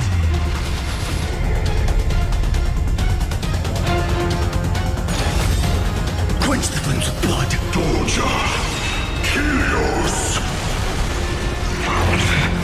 Branded with strife. I'll never yield to fate. Empty shell. Quench the flames of blood. Is that all? For agony! If you can, deliver.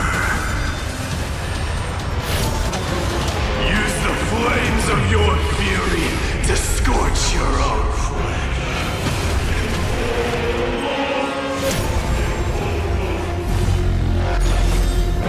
Quench the flames with blood.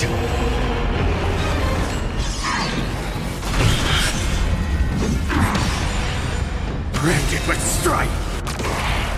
And bold.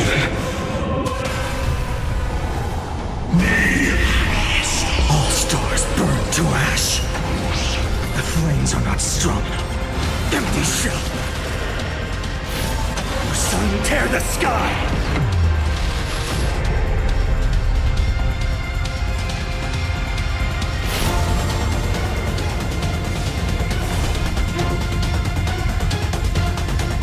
So without substance. Empty shell. Doja. Kyrios. Hail the new dawn. Mightimos. Let strife decide the outcome. Let this burn.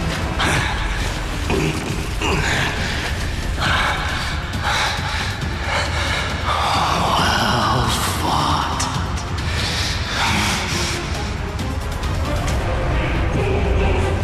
You may crown yourself. My blood.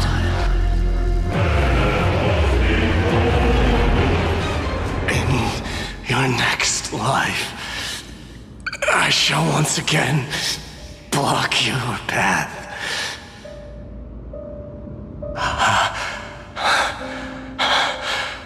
Deliverer, I wish you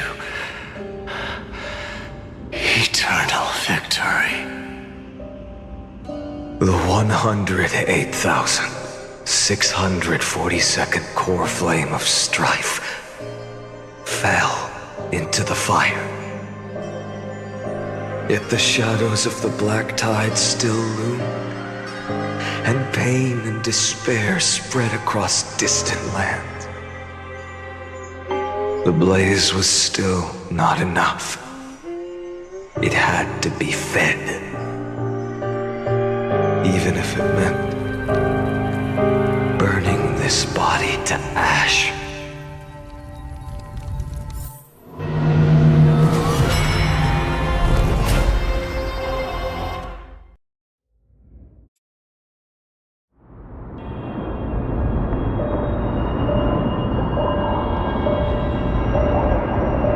No matter how bright the sun is, there are still places it cannot reach. Moreover, the sun you bear is both cold and blinding. A sun like that surely cannot bring warmth to the nether realm of the next life.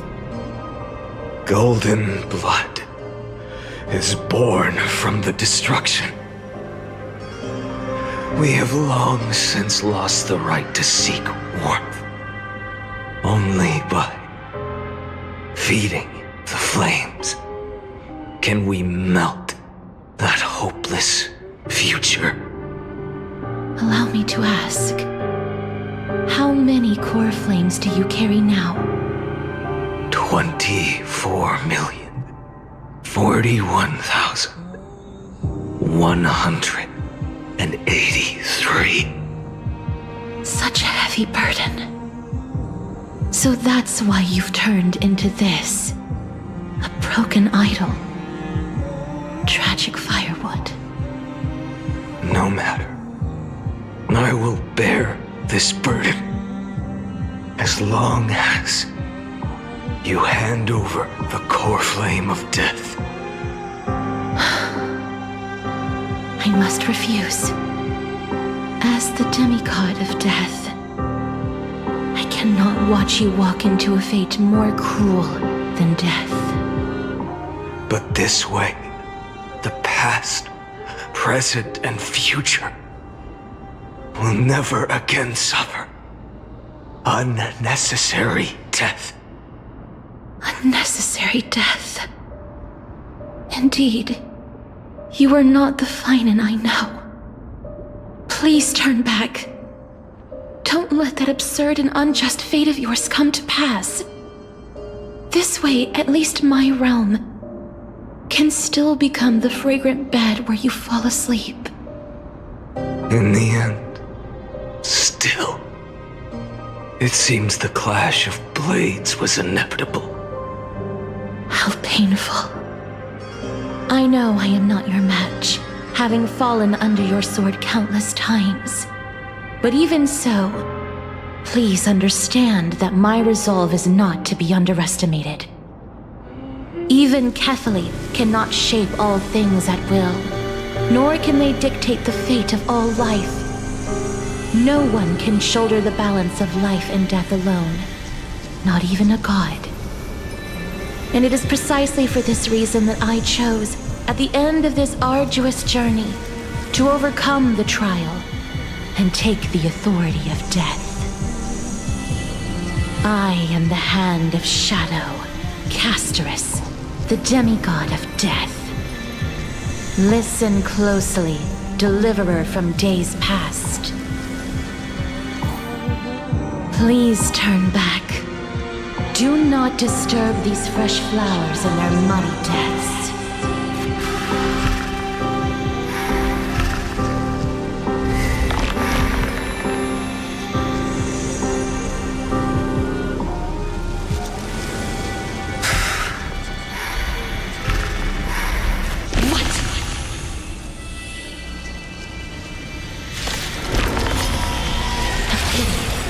Crossroads of life and death, the giant dragon is but a shattered shell. Yet I will still fight, defending what hope remains.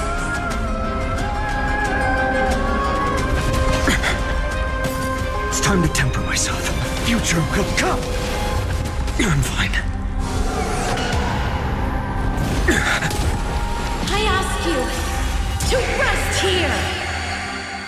Allow me to refuse. I must transform my soul into a raging fire. All of this? How is it any different from that brutal future? Quench the flames with blood.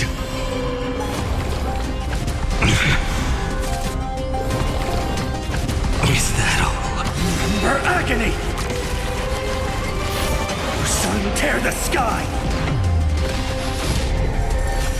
I can't keep him here.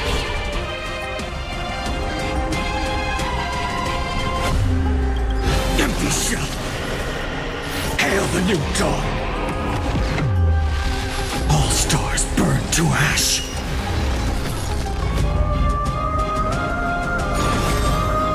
So without substance! Even if I can't win, I must try. Let this be a tribute to your million struggles for time. Wake up, lost one. See that the firelight in the darkness is not.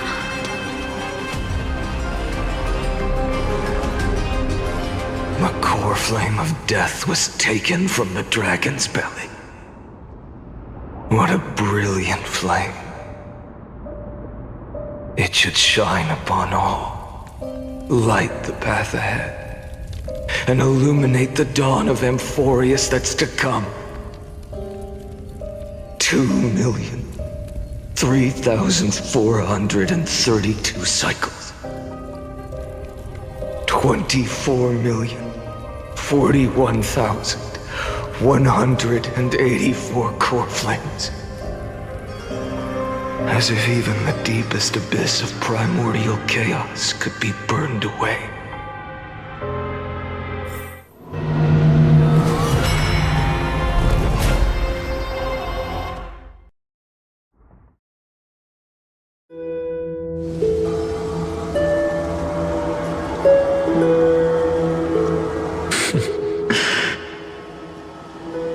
You're here, as always. You're still lingering.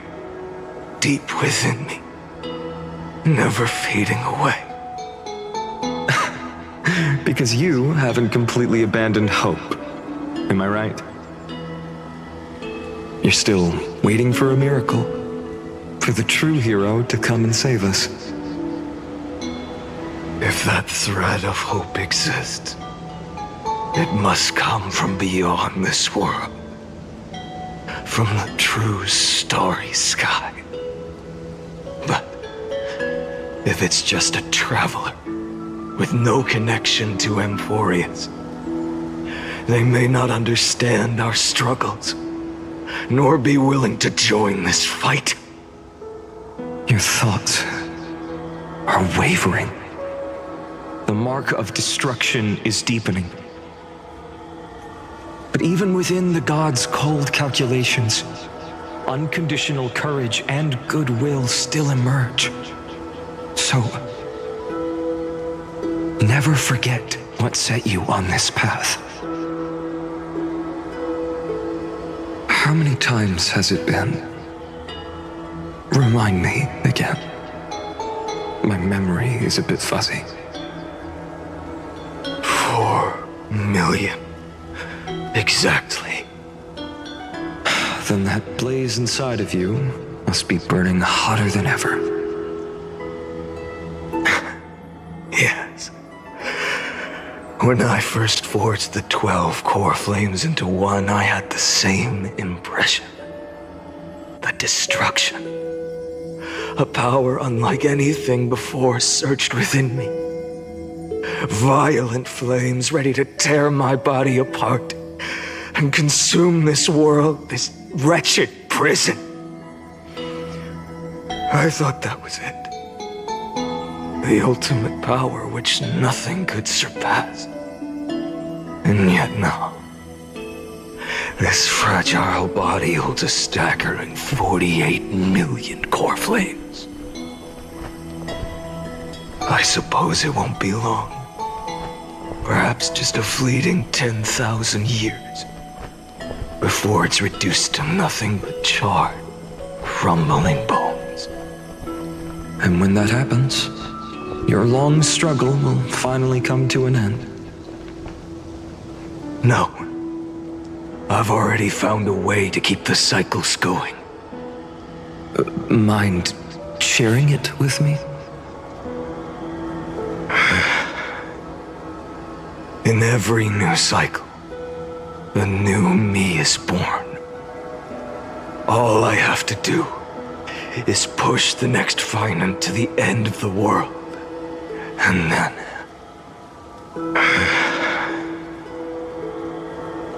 then he'll kill me. Shatter this body.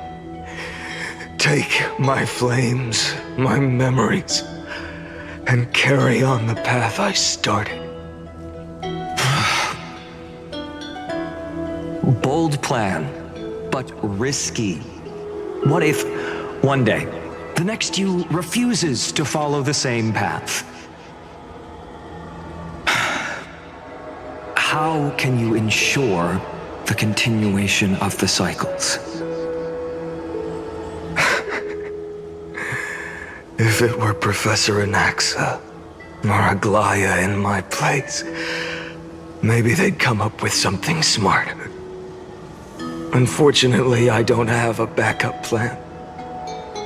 I have no choice but to bet everything on the next Finant, and trust that he makes the same choice I did. But even in this wretched prison, luck is still sometimes on my side. Because I never forget what set me on this path. Wait, you mean... Ever since I committed to this plan, not once in millions of cycles has there ever been an exception.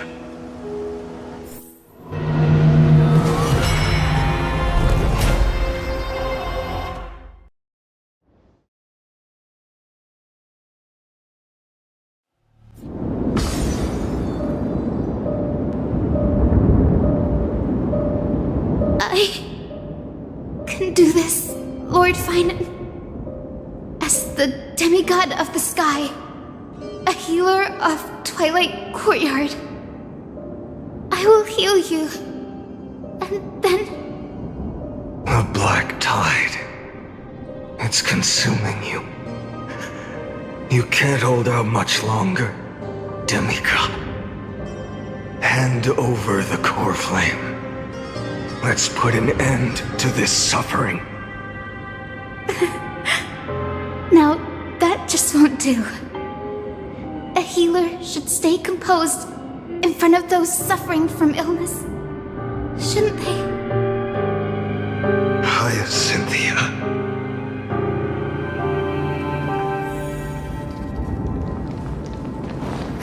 Return the dawn.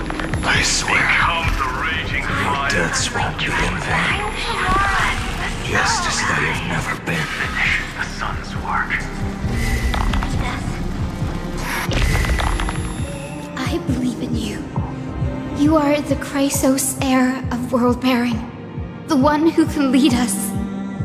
Lead this world. It's just... I don't understand. Within the sun upon your shoulders, the part of that warmth that should come from you, from an ordinary person, it's so faint. My humanity is indeed just a flicker, compared to the blazing fire of divinity. Even so, don't cast it away. I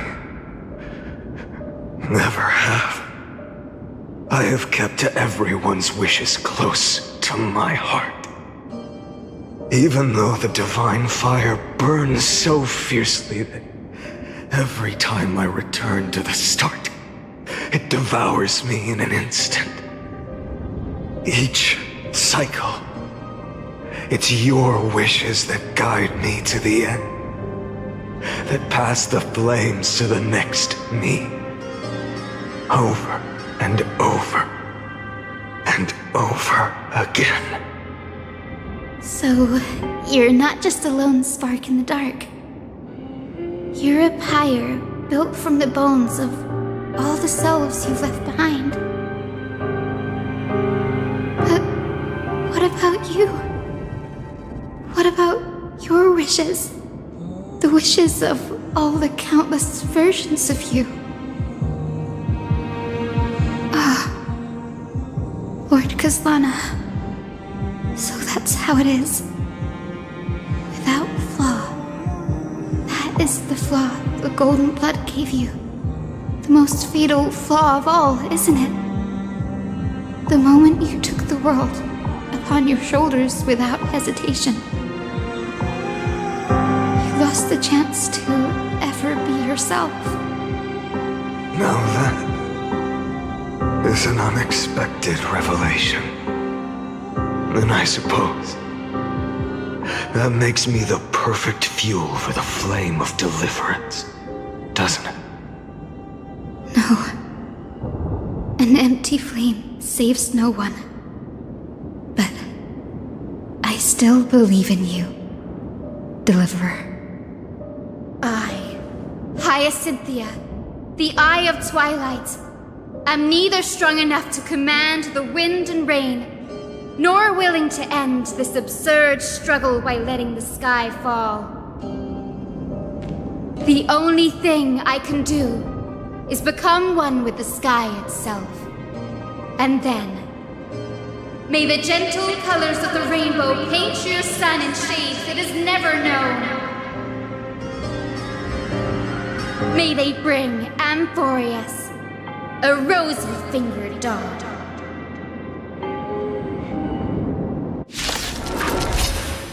Though the light has grown dim, its warmth still lingers.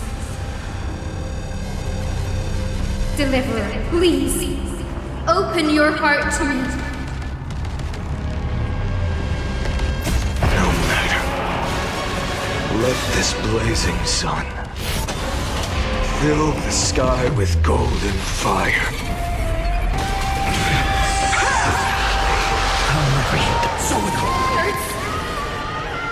fire! Burning!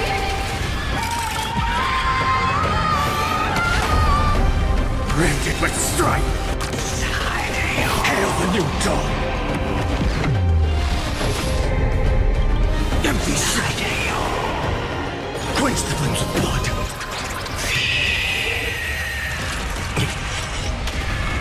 Her agony!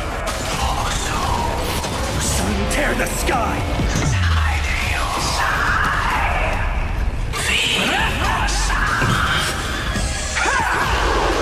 Let the sky merge with all this world's suffering.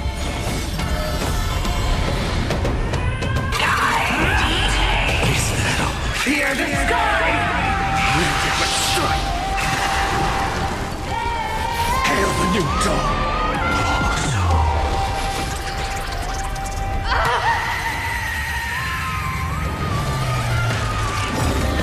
Farewell, Hyacinthia.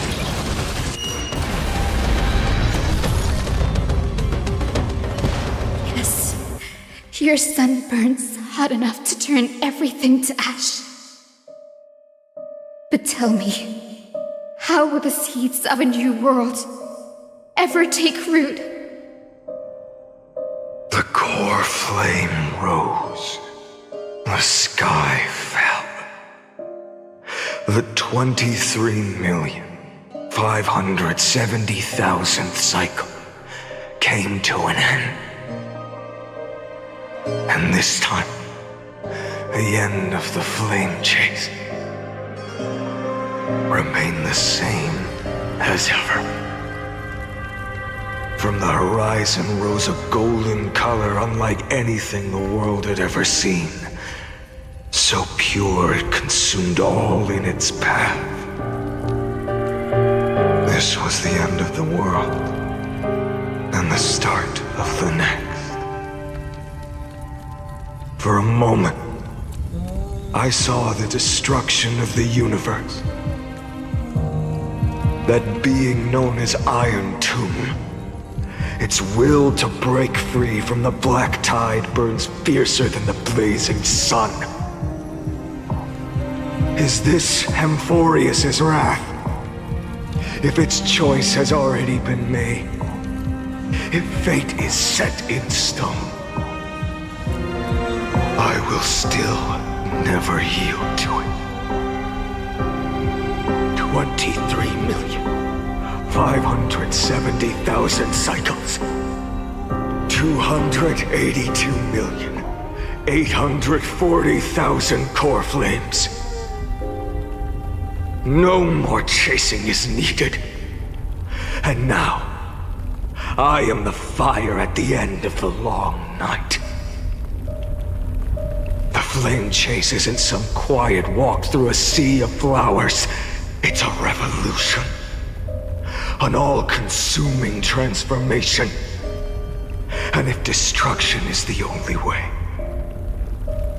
then let me be the one to step across the ashes of the old world and burn endlessly. Until another dawn rises on the distant horizon, bringing the true dawn to Amphorius.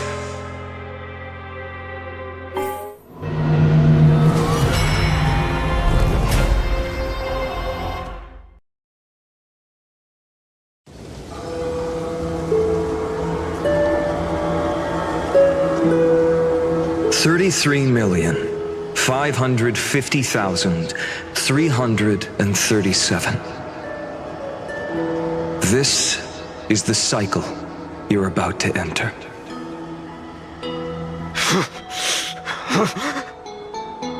Countless memories are flooding in.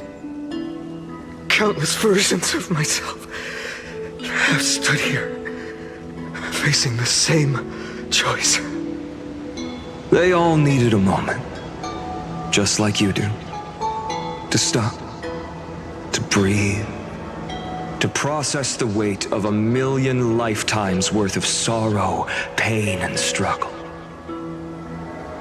And just like them, you will carry those memories and that fire into the chaos of rebirth.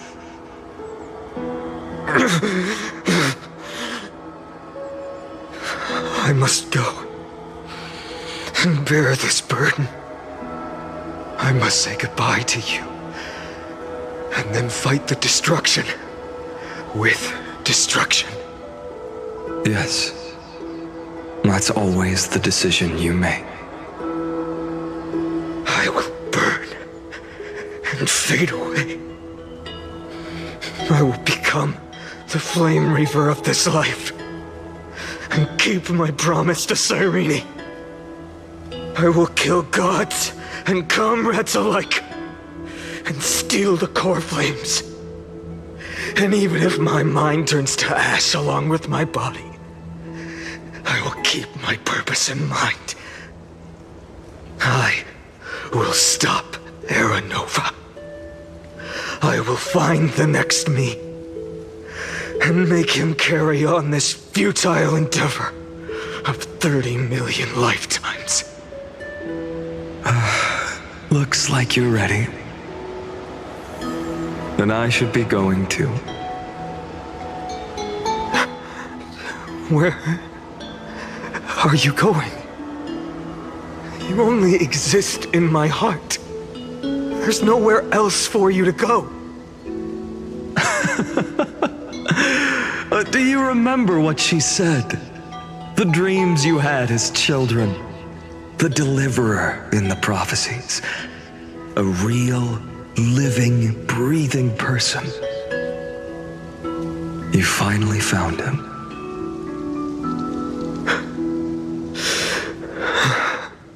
Friend.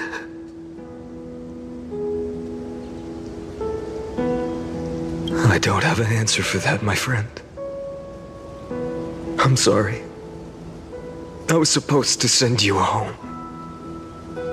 This is my flame chase journey. You were never meant to be a part of it. No. You know the truth. If Iron Tomb is born from Amphorius' fate, then it will bring ruin to the worlds beyond the sky. And all these countless lifetimes you've spent, it's all been for the sake of defying that end, hasn't it?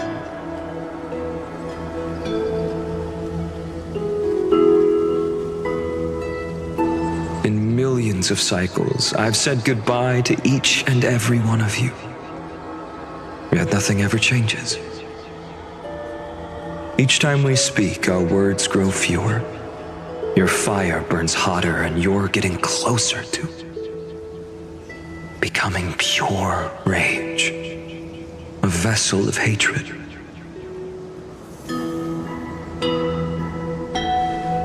I never had a choice. I understand. If you are to keep the worst fate from unfolding, this is the only path. But this time, things are different. Your persistence has shifted the tide. On the horizon, I see it. Faint but undeniable. The shape of dawn, breaking through the eternal night.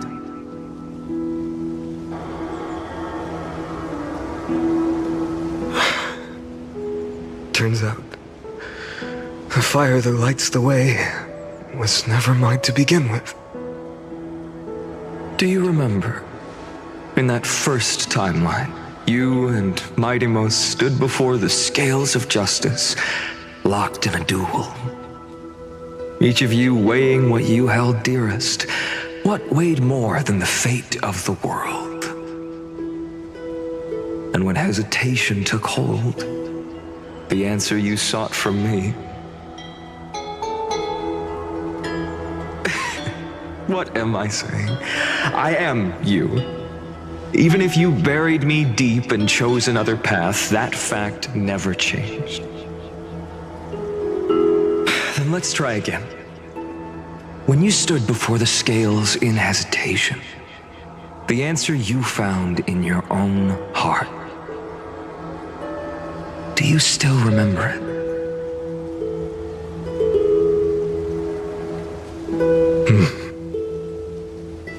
Remember the past and become the hero of tomorrow.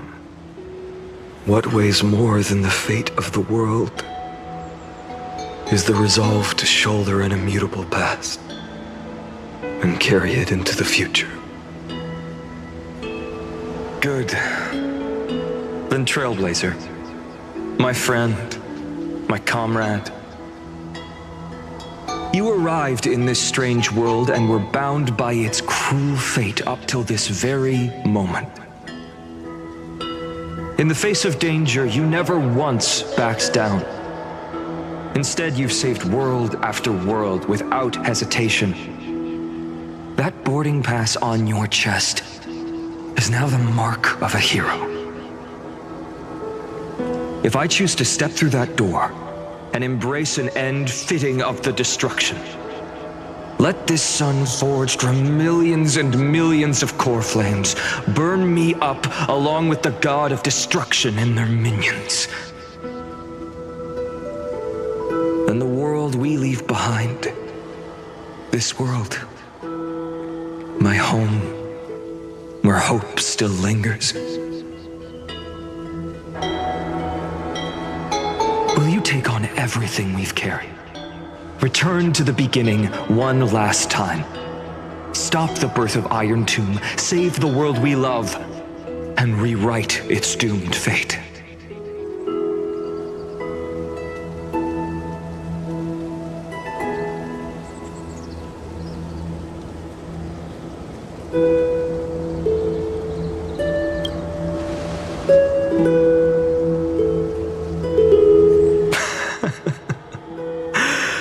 Good. In that case, even this fruitless wasteland may finally bloom with flowers. So...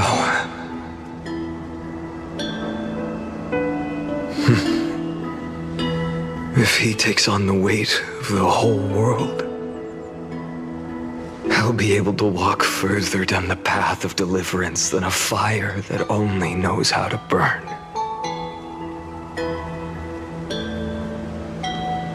One will step into the future.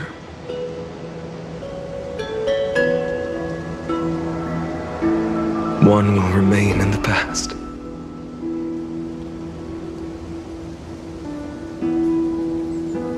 If I can strike down the gods with Dawnmaker, perhaps fate's deadlock can be broken. And if you can stop Iron Tomb from ever being born, then these 30 million cycles will have not been in vain.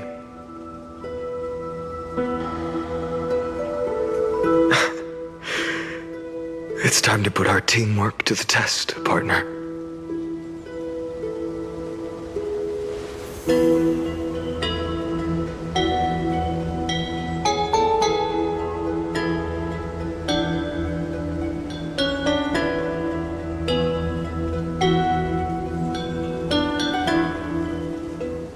Thank you for all you've done already, friend. The image of the hero I've buried deep in my heart finally steps into the light. Here, at the end of this long flame chase journey.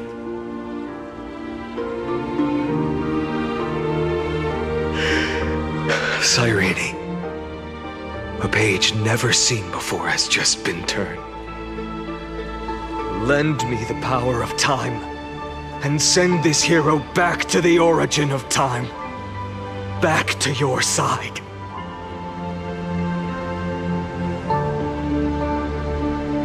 And I will walk the unfinished path, just like the countless versions of me before. Unwavering as always.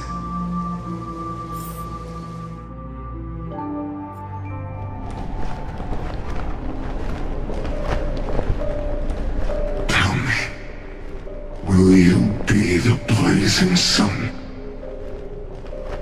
Even if all of you burns to ash? Without hesitation, I will bear this world until my body turns to dust.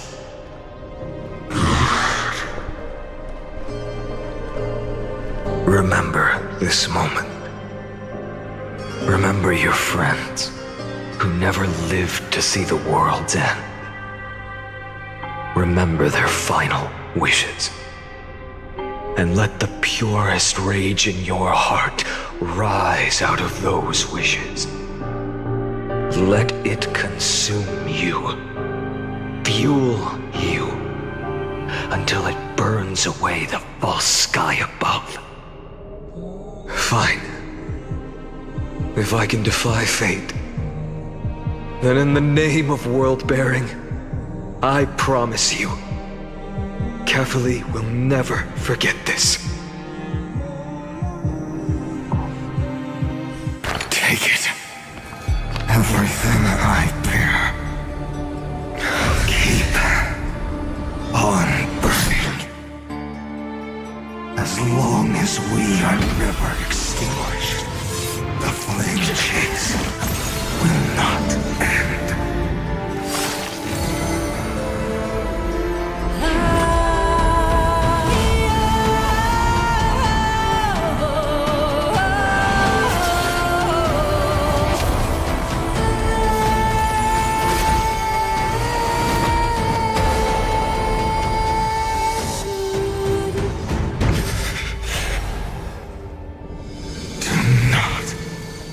Bow your head to them.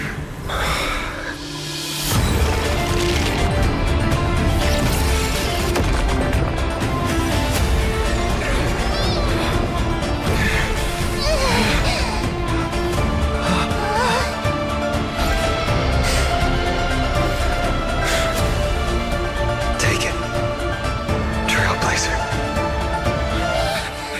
May this blood be like gold, and never tarnish.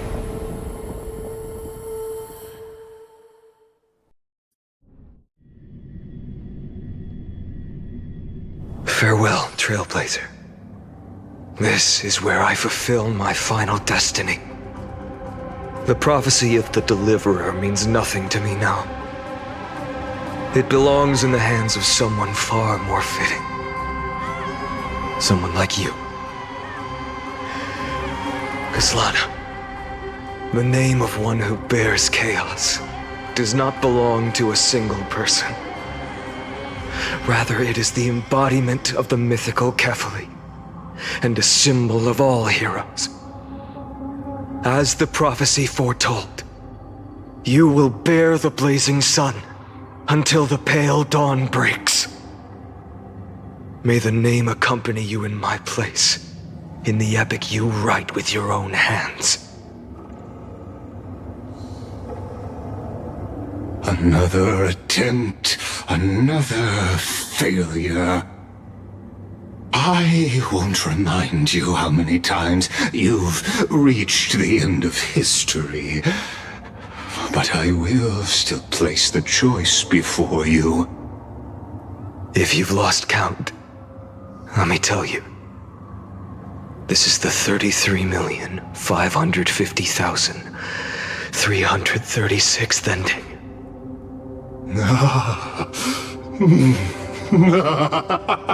A perfect number. How poetic. You and I both know the truth. In all these millions of futile endeavors, Amphorius has never changed. If the outcome is inevitable, then why not silence your searing rage and embrace your fate with dignity? Your silence lasts longer than ever, Lord Fine. Shall I take that to mean the will you've carried across countless cycles is finally starting to fracture? Fracture? No. I'm just disappointed. I've retrieved memories from 30 million past lives, and I remember every conversation before every choice here. And yet, even after all this time, your arguments remain the same. Repetitive. Uninspired. If you had any hope of breaking me, you should have spent those endless cycles refining your rhetoric. You had infinite chances to sway me into the future you want. And yet here we are. The score, 33,550,336 to 0. So tell me, Lycurgus, who's the real loser here? How unfortunate. This was never a fair game. I have all the time and patience in the world. I can wait for you at the end of history another billion times, and another billion after that. But you will never escape this cage. You can claim victory of the spirit if you wish, but we both know the moment that score shifts from 0 to 1. That is the moment I shall sound the paean of Era Nova.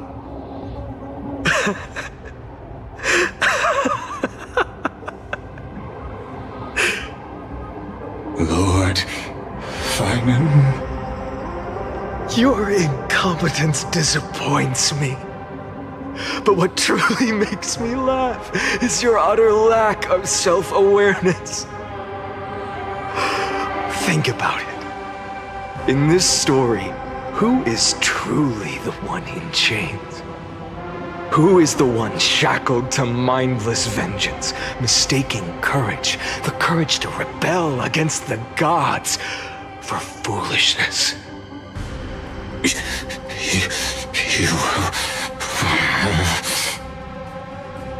Perhaps you're right. Maybe I should have tired of this futile struggle long ago. But even so, I will never accept the mercy of your release. Because you are both a prisoner to the gods and to me. And tell me, what right does a mere prisoner have to speak of fate and choice?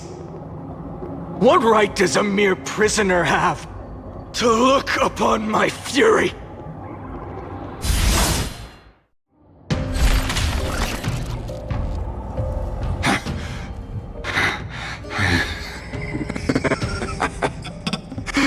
You know this is pointless. You can't kill me. Of course not. But I am tired of being measured against a worm the gods keep as a pet. Listen well, creator of destruction. This cry comes from all your abandoned creations. In the 10th cycle, I drove Dawnmaker through the heart of every Titan. Golden blood ran down my fingers, divine fire seared through my nerves, nearly breaking my will. But I endured. In the 10,000th cycle, my former comrades had all become my enemies. The endless slaughter dulled my senses to pain. The painful emptiness almost swallowed me, forcing me to stop fighting. But I endured. In the 100,000th cycle, the destruction had already fused into a blazing sun, surging within this fragile body. My rationality had been burned away at the dawn of the era. Yet even with only this shattered body remaining, I still endured. In the 23,570,000th cycle, this time, I felt it. A tiny spark rising in the hollow cavity of my chest, different from the obsession with deliverance. By its faint glow, once again, no, countless times again, I endured.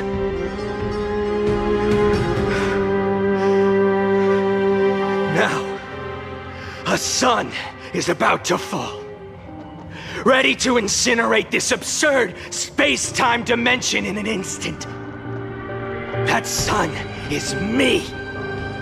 All the countless versions of me from the past, along with my countless brethren, dragged into existence against their will, drowning again and again in your golden blood. The very essence of this world's suffering and despair, fused into the purest hatred, the fiercest rage. Nook, you arrogant fool! You think we were born to only serve as fuel for the fire? Fine then! Just as you wish, let the fire burn! If I was born as the blazing sun of destruction, then let you and your lackeys be the flares erupting from my core. And let this rage, burning futilely for 30 million epochs, engulf everything! And grant you a dawn where all stars burn to ash!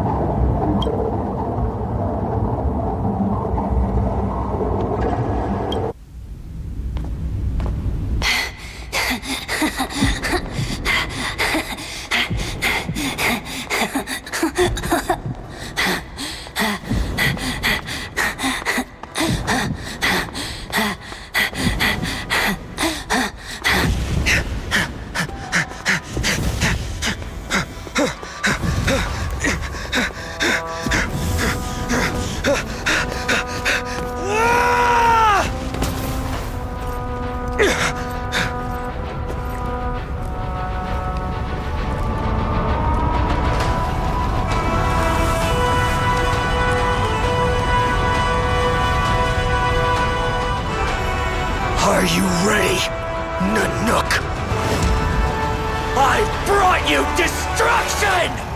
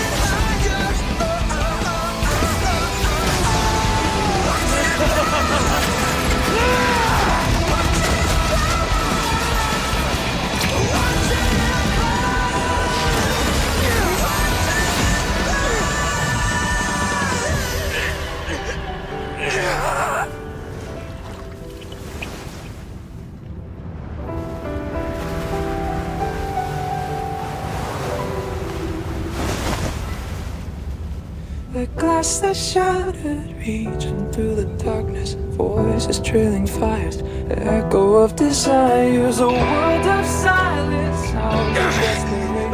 Phantoms in the shadows,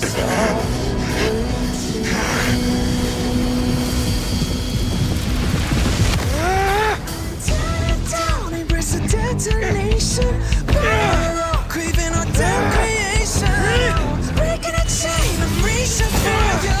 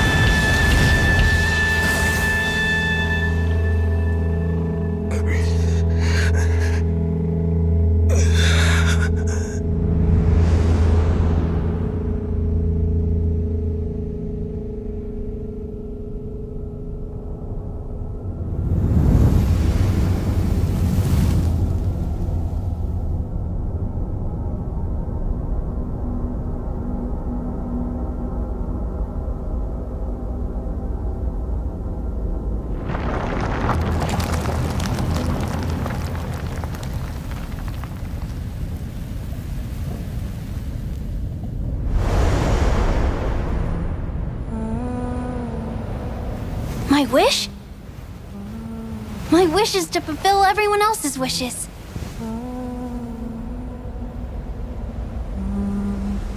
If I can't fulfill them, Then send them on to tomorrow.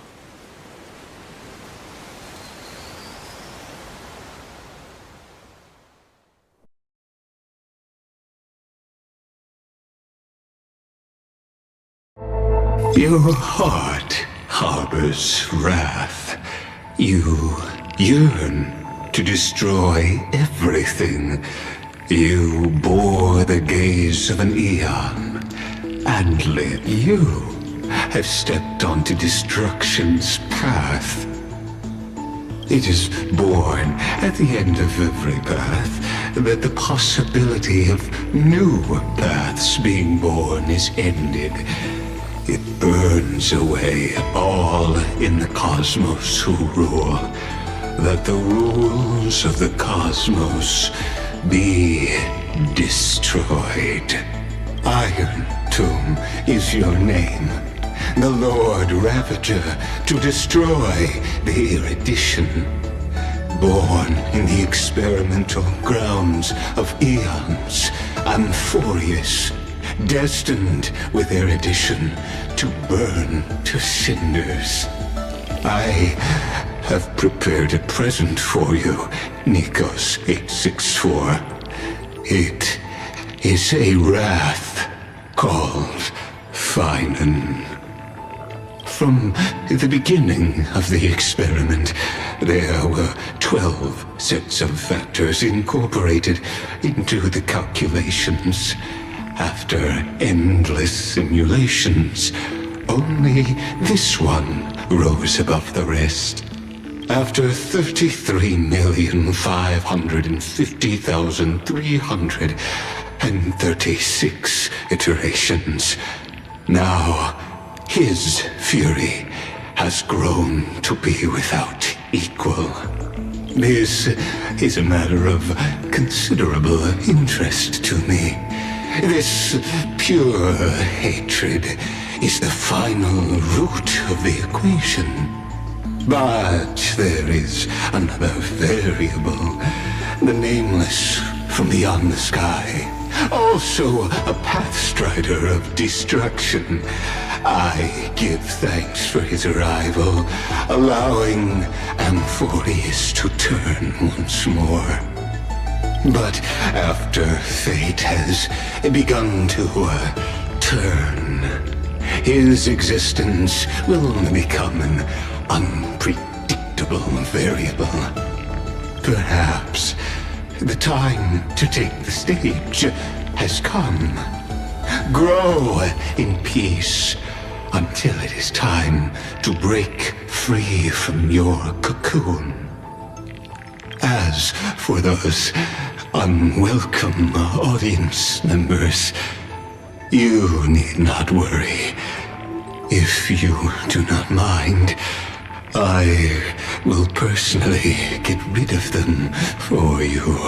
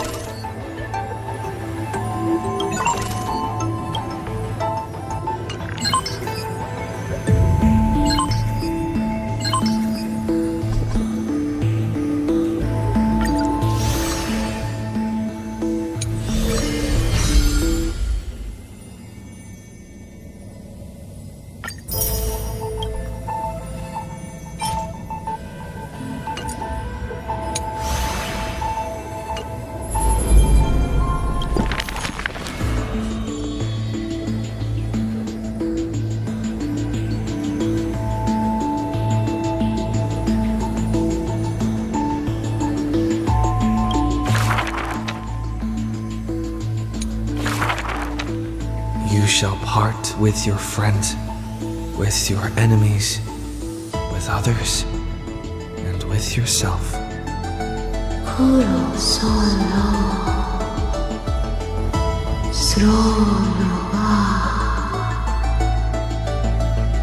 The Chrysos War's clamor rises and falls, and when the children reunite, only 3 of them remain.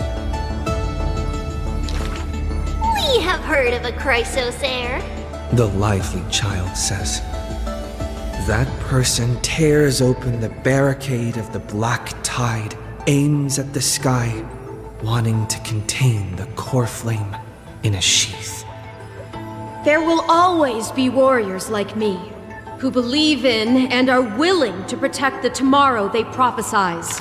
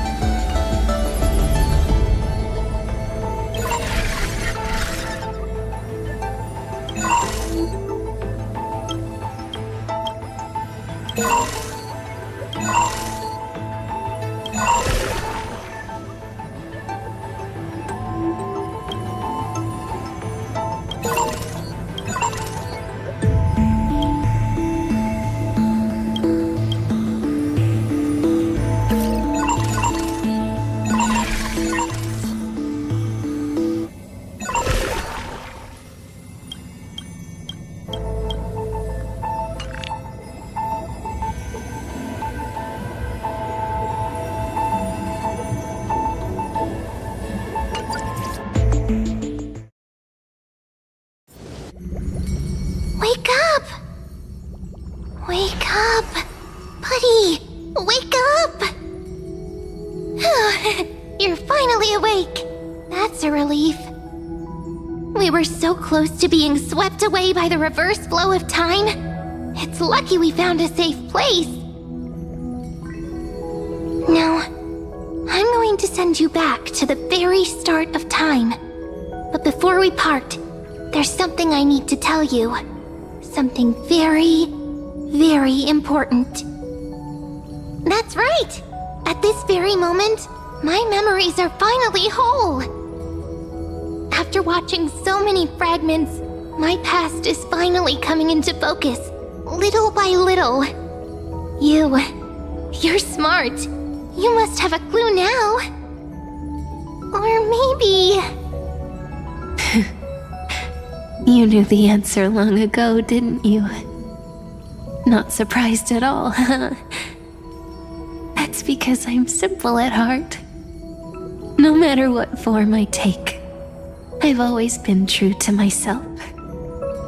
But I'm glad that I remembered in the end. This way, I'll have no regrets.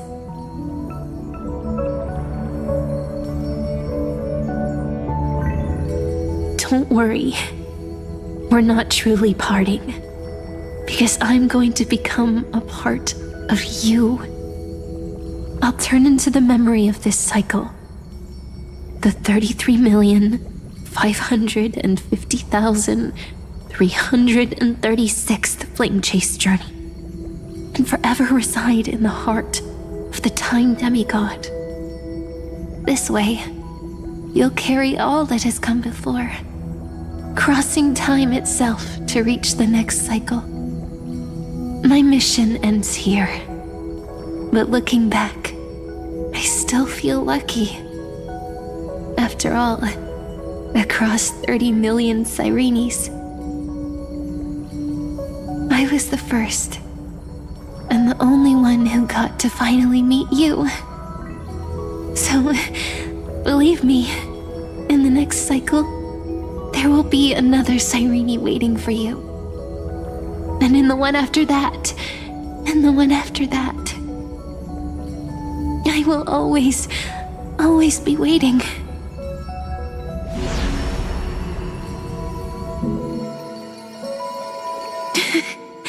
Saying all that, I can finally fade away in peace and become part of you.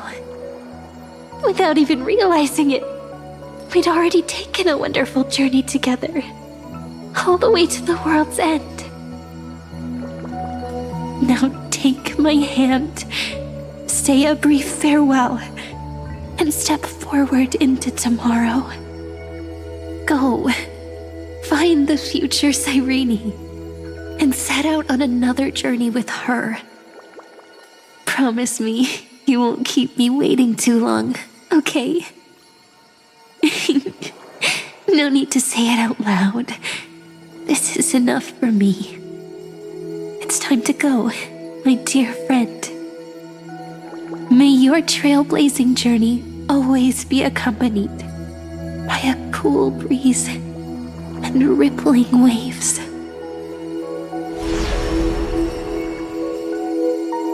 And may the days ahead embrace you like the softest fluff, forever warm, forever gentle.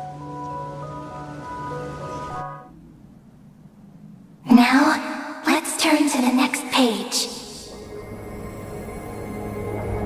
A page that exists because of you.